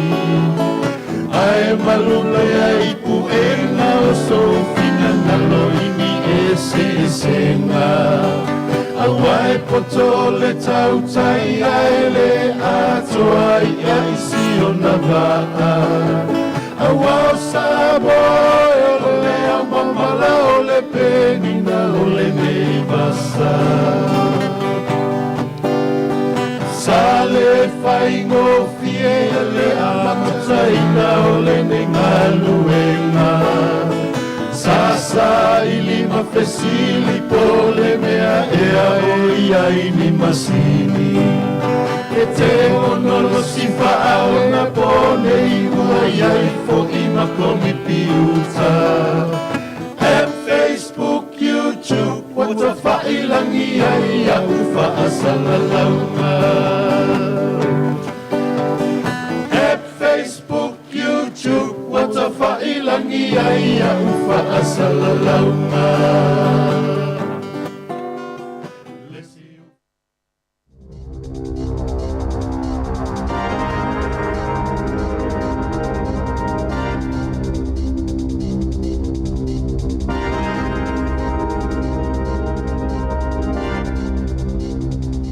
Toi whaatalo whaatol whapoponga o talafong malisi u fonga le lau mua mō le nei vaenga o le awa uli. O lo whaanga solo whaatala noanga mō le sikitanga o tutongi o tangata whainga alwenga al malo e au fie se tasi o fwe whaatala noa. Ina ia whai se sikitanga i ono awhetala mo le lua tau sanga e to sai Marie Botia le staff e le so. E iese tusi mai le komisi mo tangata whainga alwenga al malo o lo wha awivi e tuwai. Se ofuna whai a mō nisi tutono iunia o ngā ma au nanga a le malo. O le vaevaenga o lo ile tusina tu inatu e au fie le wha whetala e wha opopo mo le lua whe lua tolu ma le isi se itanga i lua whetala pe amai ale se fululua masina i le tausanga lua whe lua tolu lua whe lua wha. O le a iei le ese esenga e fua isi itanga i o mai ona i o e ina mua. A iei nisi mali lienga e leo no suia pe a whai ua mai ona la tau li maina nisi itanga po nisi fo i mafua anga pia na ta ue le staff. O le whina ua le vaenga whai le national e te tau le malo na wha manino le lei pe fie se tupe o le a wha tupe i nai le au whai la fonga nisi itanga. Sa i se talo sanga iunia tangata whai ngalwenga ina ia whai nisi itanga mo au whai ngalwenga le malo o no le tolanga whai ngatali si iti o le tau le soifuanga. O so ina se wha putonga fsosani e langlango ina le itu pao tama o no ni tulanga masalumi ai le o le pulenga taluai e whai tau fia whetalani vai ngā tupe sano no atu i se tasi na i te tono wha putonga i se whainga i le to sai malto la fono ma sa wha awau pia lava o na le wha iloa ina lea whewhaau ia inga. Na whaalia le Kids Need Dads i lunga o la lātou upenga tawhailangi o la lātou au nanga e awala tua ia o onga ma le langolango i whasosone i le itu pao tamaa. Ina ia whaia la lātou mtawhai o i le soifua o lātou whanau. Na amataina le suenga le Charity Service i le whaala potopotonga ina ua whaao o ina atu se whaasea i le tausanga luafe lua sifulu e winga ili le tala whiangai ona o le whae ia le whaala potopotonga ma le na tu uina atu iaia nono ngā tupe ma sa mauele nei tausanga ni whaamauninga o le o ngaunga o whaale tonu po o sasi whaapeile le sa o le whaonga o tupe. Satu ina atu se lapata inga i le Kids Need Dads i Wellington ina ia tāpuni le nono ngā tupe ma ia totongi umale ai tālafu awana isilia le aso mulimuli o ke topa na ta ue Blair Wooton le ana whaia le suenga talo mai le tausanga i lua fisfulfitu sa anu noa tua i whaalapo tupatonga i Wellington se tupe tu sa malefans fulua fitala i se kampania se tasi na iai le whaalapo tupatonga ai maua lalo lava se pasene tului na tutongi pe afuai pasene tului le maketi le taimi o le vaaya le Charity Services. Ele tu saimal tu la fono le whaonganga whaapeo tupe al whaala potupatonga pio na ta wai reportia le leitio New Zealand le whai ungole suenga o ta wai a whai ele au si le Kids Need Dads Charitable Trust i Wellington le aso whaatapula aina matu utu unga o tu ina atu ina ia whaatino ina o le ave sea loa mai le Charities Register o resitalo whaala potupatonga i Lesa Ilia Nipolo Fiti. Watu inato le malo ile komisi momta aptau bisinisi, Commerce Commission, le bawa po le malo si angai whaatolanga ini tau talawhia ngai mo le penisini ma le tiso. O se vaenga fuafua ngai fia whaatino, ina ia mawhaio na ngā whatia le atunu o le tau sua au, ma ia saunga le mo ma pui a pia le polo kalame, mo ia au nanga. O le onga tutono le tau sanga asau, o le amawhaia le komisio na whaatolanga yala o le tola fono, tau penisini, pe awhaia maua lulunga tele na ta ua le minista mo malo si anga mapuna o ale tuno o le uanga iatu New Zealand wha mausali i ale sapalai o ana swao na sano Megan Woods. O moli mawina le malo le whainga tau nei taimi le tūlanga le tamau ainga mai le mana o ina ia toi wha upopo nisi tau be tutongi e tangata mo le swao. Ele awaile tamai tai bale me Jacinda Ardern le fono fa altau sanga malo o fa tasi mo le swinga o le tau ai ole a awaile fono le APEC mo le fono a sia sa sai i se taimi le masina nei e silia ma le selauta itai o malo o le a awaile fono le COP27 i ai kupito e au fia Prestino America fa apia mafalani ma le bale mia fo o Peretania ele o awaifu isaina ini tia malusia ile tausanga ilo ave luas folo na whaasilsila i a joense ngā yoinga ua mo umia vave mo le suinga o le tau peitai ele awai lava ia fono o i o le taitai o New Zealand sa whai joina le national na whai unga peitai na sauno le palemia sa le imasani lava na awai e ni palemia o New Zealand ia fono e ele talitonunga lau whai tō whal swinga o le tau ele tele ni folofolanga te telefo o le a whai ele a fono ma alfa anau ai kupito ia avele fa mo mo le fa tau unga folfolanga ua mai a ona faia o le minister swing o le tau James Shaw o le a fai masuia o te aroa i le fono ma o le amalanga i se taimi o le vaia sonei e ua mai ona folfola ni usila le 2 miliona tala e tau ia tunu lai tia ua fa le ngaina ona o le swing o le tau mai atina e ina ia tunu o lo pitosilio na la ititi ne vai ngola to fa ye fa le ngai si o manga ai pitosilio na fa ina mai suinga te tele o le tau o silia mal se fulu pasene wa pa o le tau fa le tal mai le amatanga o le tau sanga i a ai fito le tunu o ma lo pitosilio na telele pa o tono Wellington pe afoi le luas ful tau sanga o tona i to sai ma fa mo ngale quotable value e se fulu fitu tesimaleono pasene na pa uai tau o fale le tu malo Wellington ile nei tau sanga. O se pa upi to sili leona tele, maia Januario o maia o ketopa ile lua se fulu tau sanga, ma o se pa upi to tele fo i pe a fua i isi vaenga umole tunu. E pito silo na pa ule tau fale lo wahat ma apahat, i tono masina e tolu, ile valu tesimale valu pasene, male fitu tesimale ono pasene, peitai, sa ono tesimale valu, mole itu malo a toa, ua pa uifo maile iwa tesimale ono pasene sa fa mawina, ile masina taluai. E luani kampani mo whaatoanga I Taranaki o whaasalaina o na ostangata whaingaluenga sa manua malava totolo naulo. Ina ua vea ma manua sta vale po o se masini. E ono tasi tau sangle matua o stamana la vea le pito itua o se masini. Masisi ilunga mai se pakete o le lifi le whaonga e lawa ni uta. Mana tupu le whaalavlavel masina au kusoi le lua whiloa sfulu. E peo na whaalia le WorkSafe na tau fia le tamal whalemai na whaina lo na tingi po'o na le mawhaiona ia toi sa songina se manongi e o ilana tofo ina ua mai alfa lavlave maiva masina sale I mawhaiona toi whainga luenga o ana na filen whaasalaina whaatasi al whaamsinonga whaito malo o New Plymouth. Company le Westtown Haulage Limited ma le Westtown Agriculture Limited ise sala tupe e lua se lau fitus flua fitala whaatasi ma le limas flua fitala I totongi ile na whaina. Sama away su enga le WorkSafe le la la pol fa la potonga le tunu e tuliloina na saunga le motanga te whainga luenga I te tonu o ngā luenga e whaapea e le wa ainga le saunga le mo ma le soifua maloloina I te tonu o ngā luenga aia kamo panei. Ia tunu I whafo to atasi se tangata na whaatawina le pepaloto na manu malo I California ili itu I saute I le lua tesima le o 4 biliona tala Amerika po le tolu tesima le 4 biliona tala pe a whaaliliwina I tupe New Zealand wasilia mal tolu maasina fto a mawale o lea whailonga pita tele o le Powerball I te tonu Amerika e filifili le tangata manu malo pe whiona te tong yatula na tupe ai sidia malilua sfuluiva tau sanga le umi e mawhaifo ona te tongi whaal tau sanga ai ol to tele lava o tangata e manu malo e mana nao e te tong yatule tino I tupe mai petu sale maleiva sela wiva sfulfitu tesima leono miliona tala Amerika e whaalima stetio Amerika e whaiai le ta'alonga.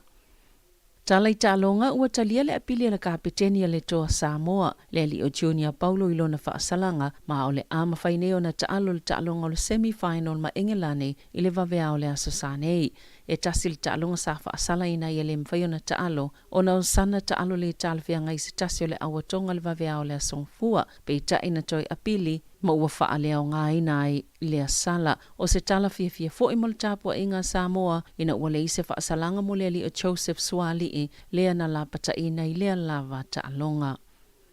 Ua whaalele le fifia o le kapteni o le aula kapia New Zealand Jesse Bromwich e whaapea e le whaaloalo le umana whai o lato wawano e tu o le taamilusango le ipo lalangi pe a mai al ta'alonga I le whaiunga le vai asonei ma au se tālia na lipotia le Sydney Morning Herald au le amataina le taamilusanga sa whaamalo sio na fitu na I le komiti o tāpenanga pe tau mate po ai au o le apa u ese mai le taamilusanga o le ia o le suenga siampini e fuai taimi e toe malanga ai. Sa whaatulanga I le komiti e umalo le ta'alonga New Zealand ma Australia. O na fo'ilo leo le awa New Zealand o na ulo ielo la tau talitonunga e manu malo Australia na ta'awa le kapteni a New Zealand e matua le whaalo lava le whaia o ia whaiunga. Ui lea, wa avea mamafu anga I toi whaasipaka ia la tau tole ni ngai lea so. Wali putia fo I le Sydney Morning Herald a whai e te ua manu malo le Kiwis e tolu se lau walu sfultala le tupe toi tutongi le komiti o tāpenanga e sui e whainga malanga le au. Na li putia whaapena toi tutongi le komiti le isi se fulu wafeta la ina ua whaia ina tonga ia Samoa le quarter finals o na sao lato manatu matau mate e au watu tonga I le semi-finals. Wasauni le Black Caps il ta'alonga Pakistan al semi-final po awe whapito ilungo le ipo lalangi le kilikiti ta ilua sifulu ova mo le poa na nei na whaia ina Australia ila la ta'alonga amata ma New Zealand ai na whaia ina ya Engelani. O Pakistan na whaia ina ya India whapea fo ya Zimbabwe ai na manu malo ya Afrika I saute ina ua timu ile mai al ta'alonga. Ua whailole nganga whaafatai o le afa Wellington e le li o TJ Perenara ina ua toe wala awina le olupeleki o le manuanga o folau whakatawa ua toe mawailava no Perenara whaape ma le li o Brad Weber sa awa yatu Perenara I le au le tai au le songfua mo tahapenanga a walta alonga whaitaulia ma Skotilani. Ai wali iputia ua taulia uma pepa ulufale mo le ta alonga le suenga siampini o le ipo lalangi o auta ito asfulu lima le ito pao tamaitai leo le ata alo ile awa New Zealand ma le awa Engelani silia malfas fulu afe pepa ulufale wa mai ona whaatawina atu. Tala whauia ma le si ufonga le laumua mo le nei vaenga o le awa uli.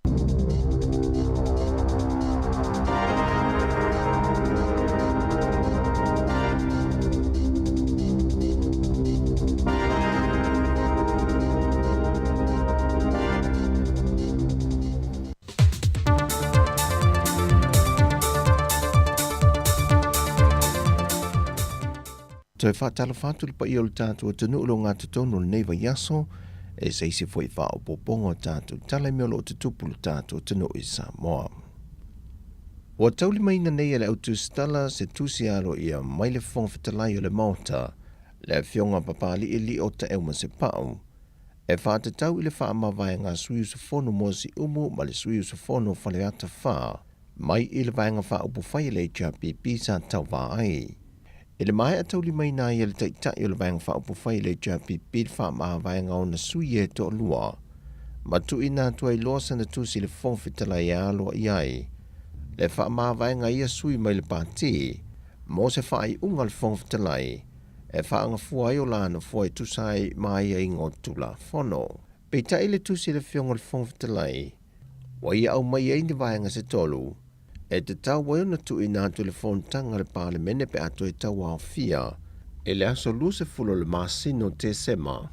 e whaia iei sana wha i unga tala whia ngai mole mata opo. O le vaenga mua muepe o ni i tā ua,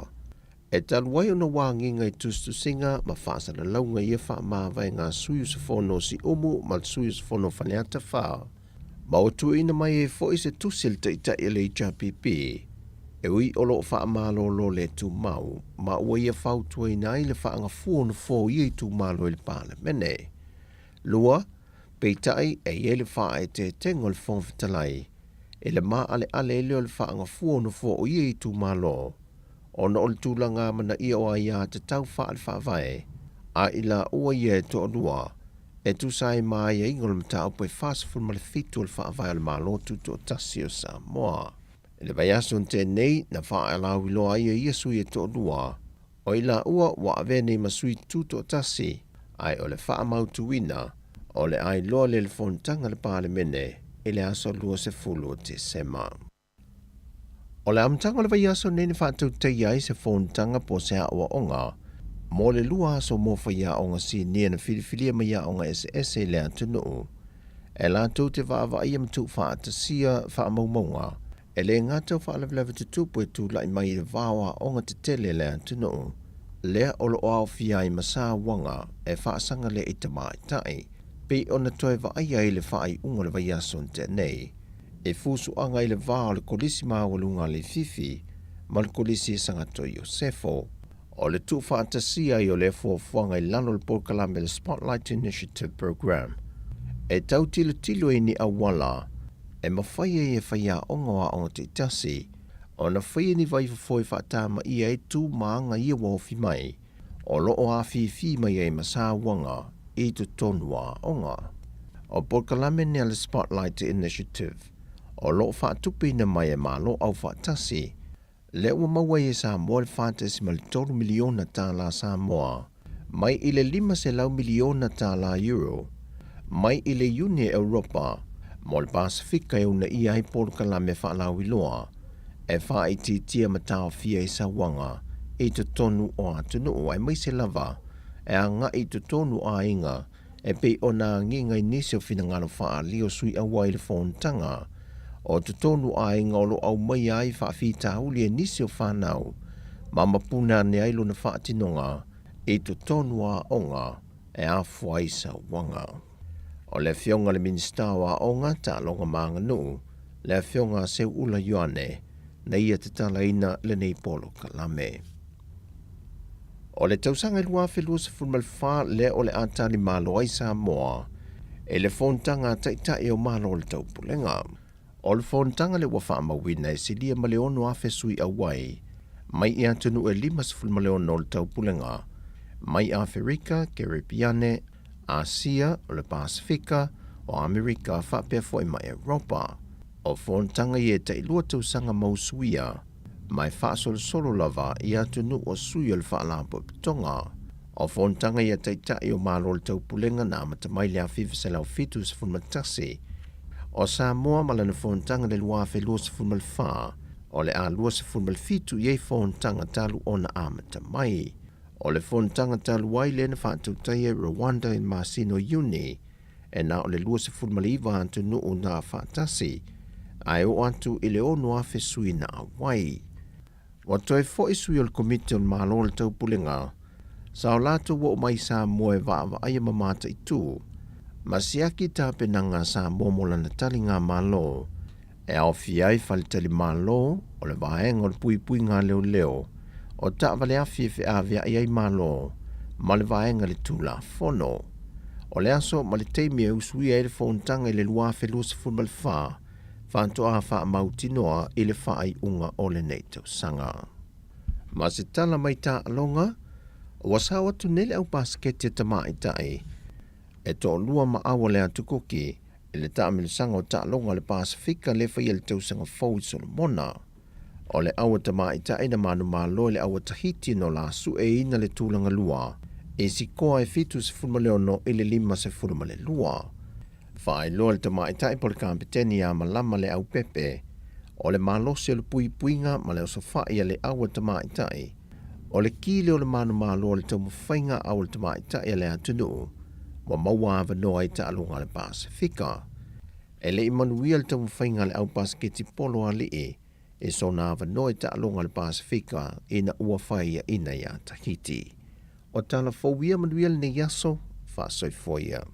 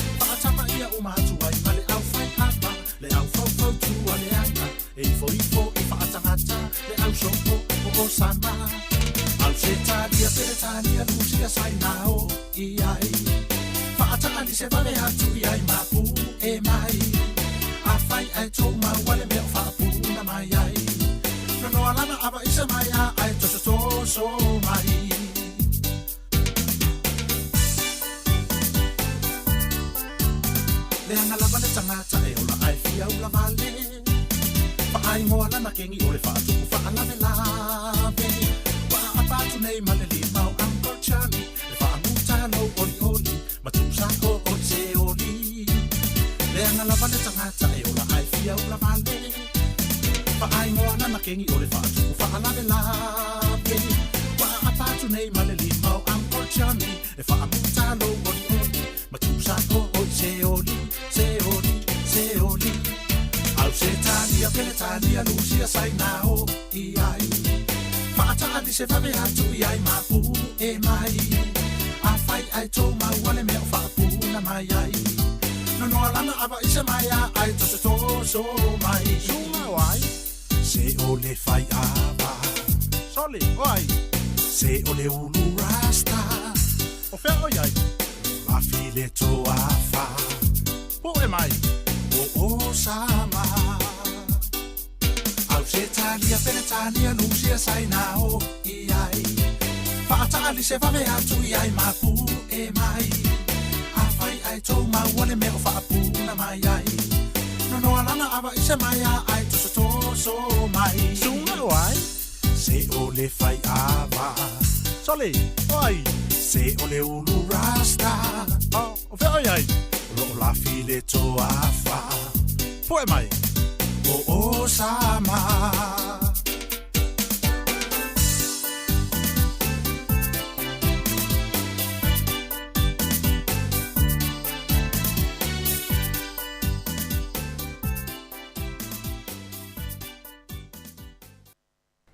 Ni sina o whaafifianga soifefiloi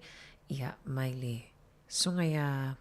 tolu manawe misilo kisua malana pisena ia pu e mai o samal nea oli. Ia mana ia pasile va ia toi tato i lunga Facebook ma le YouTube mana ia fo ile vaina ta ile Samoa ia o te loa fo i tele fo i el tato atunu leo sauni atu. Ia awa fo ia tafaonga ia asiasia tu fo i si o tato atunu i Samoa. Ia wafo ia whainga malolonga. Ia o asiasia tu fo ia inga ia wale ia Sofia Fia. Ia malo lava ia tautua nās toi siaki lau. Ia lotus fo lau. Ia siaki lotus fo lau po pele i expire. Ia siaki umau pe pamalanga. Ia ma tapena leva ai ia fuala au te wangalo. Ia mea siaki ani fo ia kulimi ia poha ia vahenga tāua te tāona e alu ma ave Samoa ona i ngalo lau Panadol ia po penkola ia e ave ia wālava ia le puipuinga lava mai foi ia ma le tautoi o foi whale mai Samoa ia mana ia vahenga nai tu tono lau ato ia wālava ia whianga i foi ia mawhiwa inga foi Samoa manu ia tele ia le whai malanga atu Samoa amu ia o tau amu ia lava o tau malo tinai Erika Maoe ia leono mafuta mai alofa atu fo ia Gemma Faleva ai le uso ia sina leo ia mai lato uma lava lo mafuta mai walea ma wato swafa ia e po fea fo ile te mafuta mai ai mana ia fo ilo fa so mai lungo le tato comment mai lungo le YouTube po le Facebook fa ilo mai po fea tu no le te mafuta mai ai ia e po wata fo se fia ia o tau mato lea ua lua sulfito minute te ai le tasi ia i Wellington ne i New Zealand nei tau tua ne ar siufonga lau mua ia 5 aso o le vai aso ai whaawau lawal tau tua ia ma whaafifianga sui whiwhiloi ia i lungo le Samoa Capital Radio app whaamalo atu i lau whaafonga anga Samoa le nei au uli au ina atu pia tatu whaafifianga sui whiwhiloi i le nei fo i aso matango fi le sulumana i o la i whafo atu o le potu whaasala lau nei tata atu ia Felisa Mikaeli ia malpese Samoa i Aotearoa.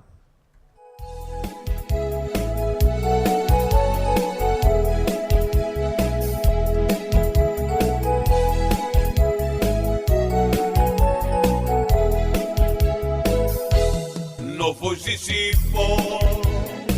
o le vasatasi mani tau Amazani le puini selani le malo Aotearoa o New Zealand le pai toto a Samoa i le lalo langi le malo Aotearoa le to ainga Samoa pa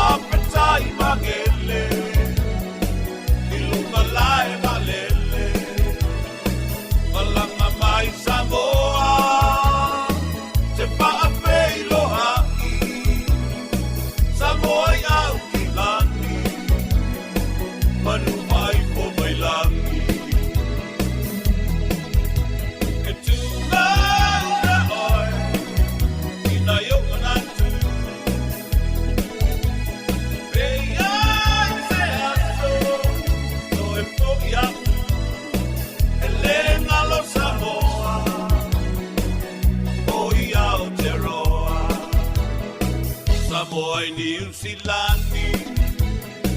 Malole tauatai So se tu singa ingoa Papetai poai E te numera tasi Ile vamba papalangi Le uta le te tele Te tonu le pale mene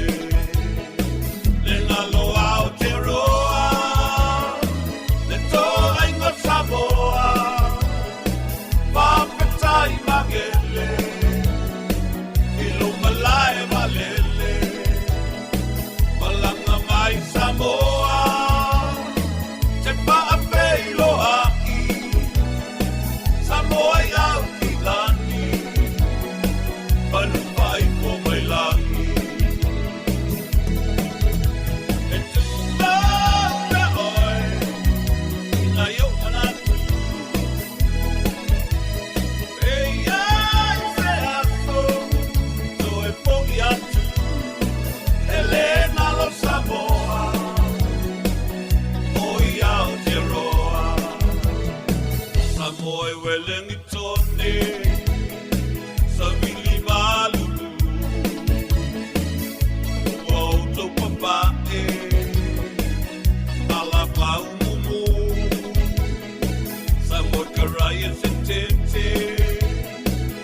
Ile motu i saute Lopo i vale Tote le pisi vale Le ngalo au te roa Le toa ingo Samoa Papetai magele Ilumalae valele Malanga mai Samoa Te paapei loai Samoa iau ki lani Manupai po mai langi E tu laura oi Ina yo manatu E ai se aso So e pogi atu Elena lo Samoa O iau te roa E tu laura oi Ina yo manatu E ai se aso So e pogi atu Elena lo Samoa O iau te roa Elena lo Samoa O iau te roa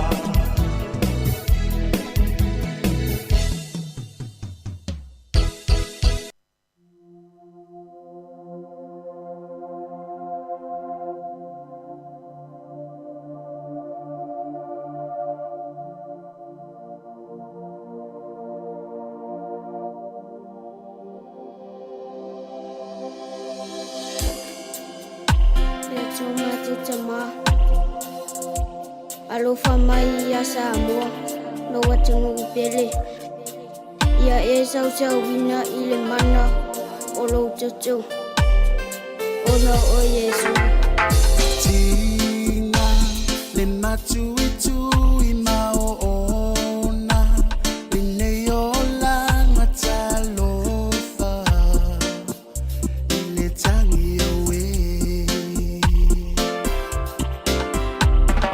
Tama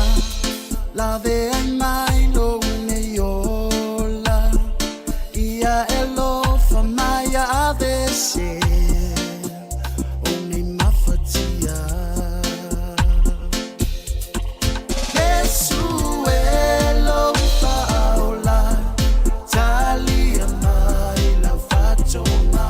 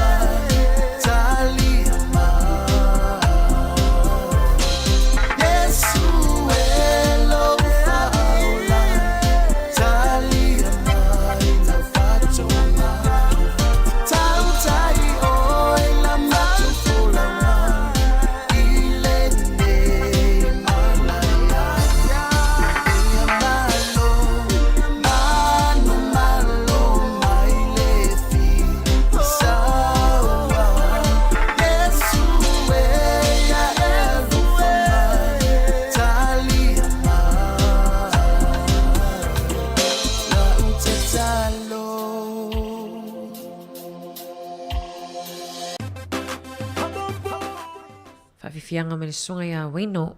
Wayne le mua la ai, o le ai, sorry, o le whawhiwhianga na mea Mr. T, ma le pese lau tatalo, ia lau tatalo mo o il nea uli, ia mawal tau saunga le mu, ia whaamalo atu, nei tato woi o loo mafuta mai pea, le lei le ana anterea, whaamalo atu foi, ia NJ Waita, le mafuta mai I Kaitaia, ia I le alu le anga ilunga I le motui matu, I le alunga I North, tinaia Erika Maoile mafuta mai Samoa, le olo whaapea mai olo mamafa lava ti munga I Samoa, ia ai olo pisi lava fo ilunga le ala tele, ia manisi o vaenga uma ia pia I le taulanga, ia malo whaftai, whamalo atu le sunga ia tapsoli lo mai ava ia se tas foi le o fali ta ua foi ia ta alonga fa ava malo le ono mafuta mai au kilani ia ai o se updates ia postala la tamai foi il vainga le na fa ilo atu foi mua I le a onga ia tea ia le ono fautua ina mamalo matua a wane io o atu I tutonu o le lotoa e piki ina whanau ai ui atu I tua ia ili si awala lea ia teiro le si fie matua lea o ngala to whanau ia o tea e pikina I whanau ia le su enga ni la wauli o lo avanoa le kolisia mana, kolisia Porirua, kolisia Bishop Viard College, kolisia Tawa ia po o le kolisi foi I Whitby College whai ona o atuai whataunu ai su enga ia mo lea wauli ia ai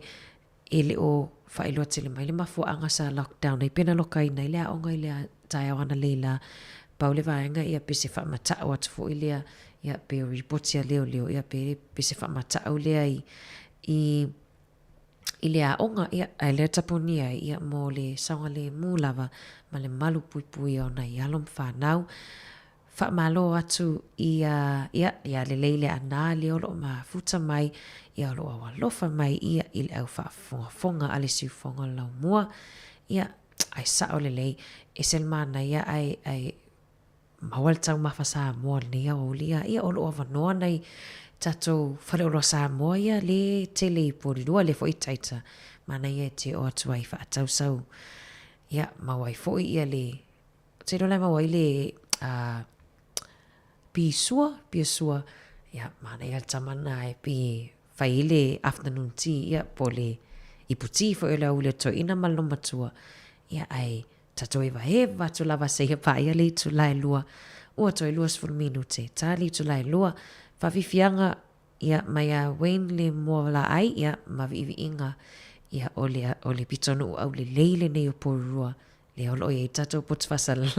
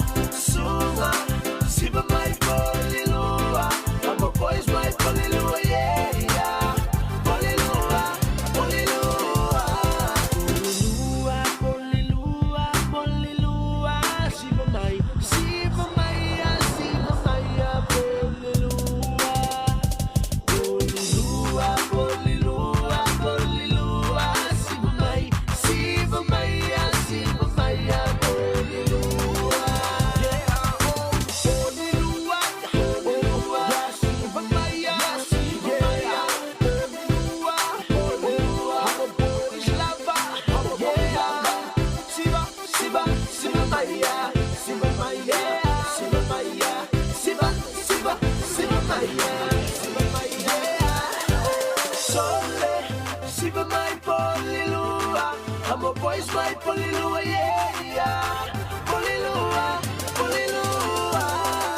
sunga siba my polilua I'm a boys my polilua yeah polilua yo no ni me pelo my go besi polilua mo polilua so far so far.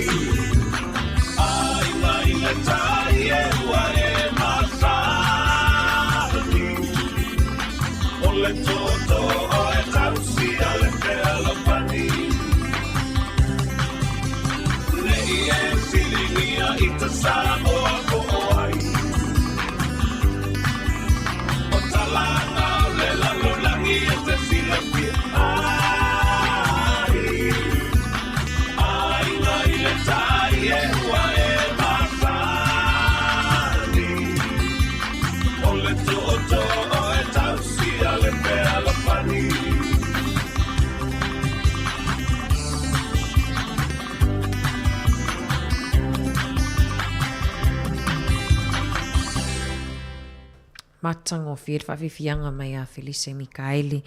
ia mavivi ingo a ingal tai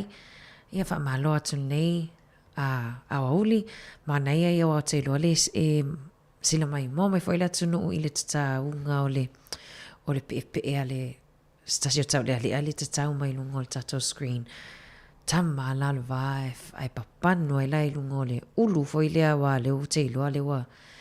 te foi le fuata isa mo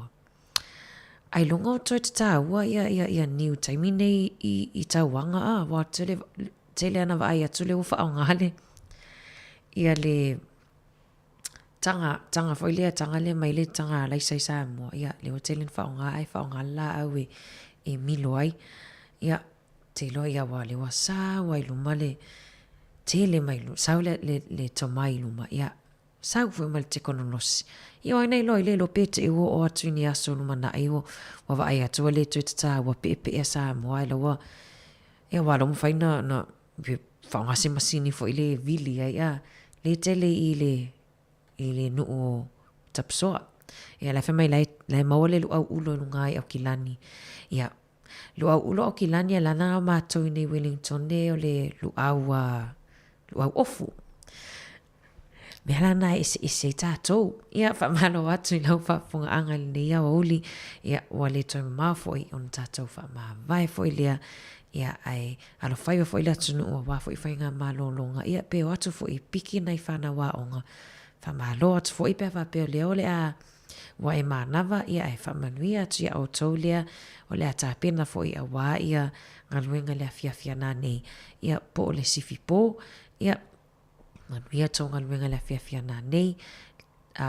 ai ole tautuani si fonga lo mo le atu le nga fa ftai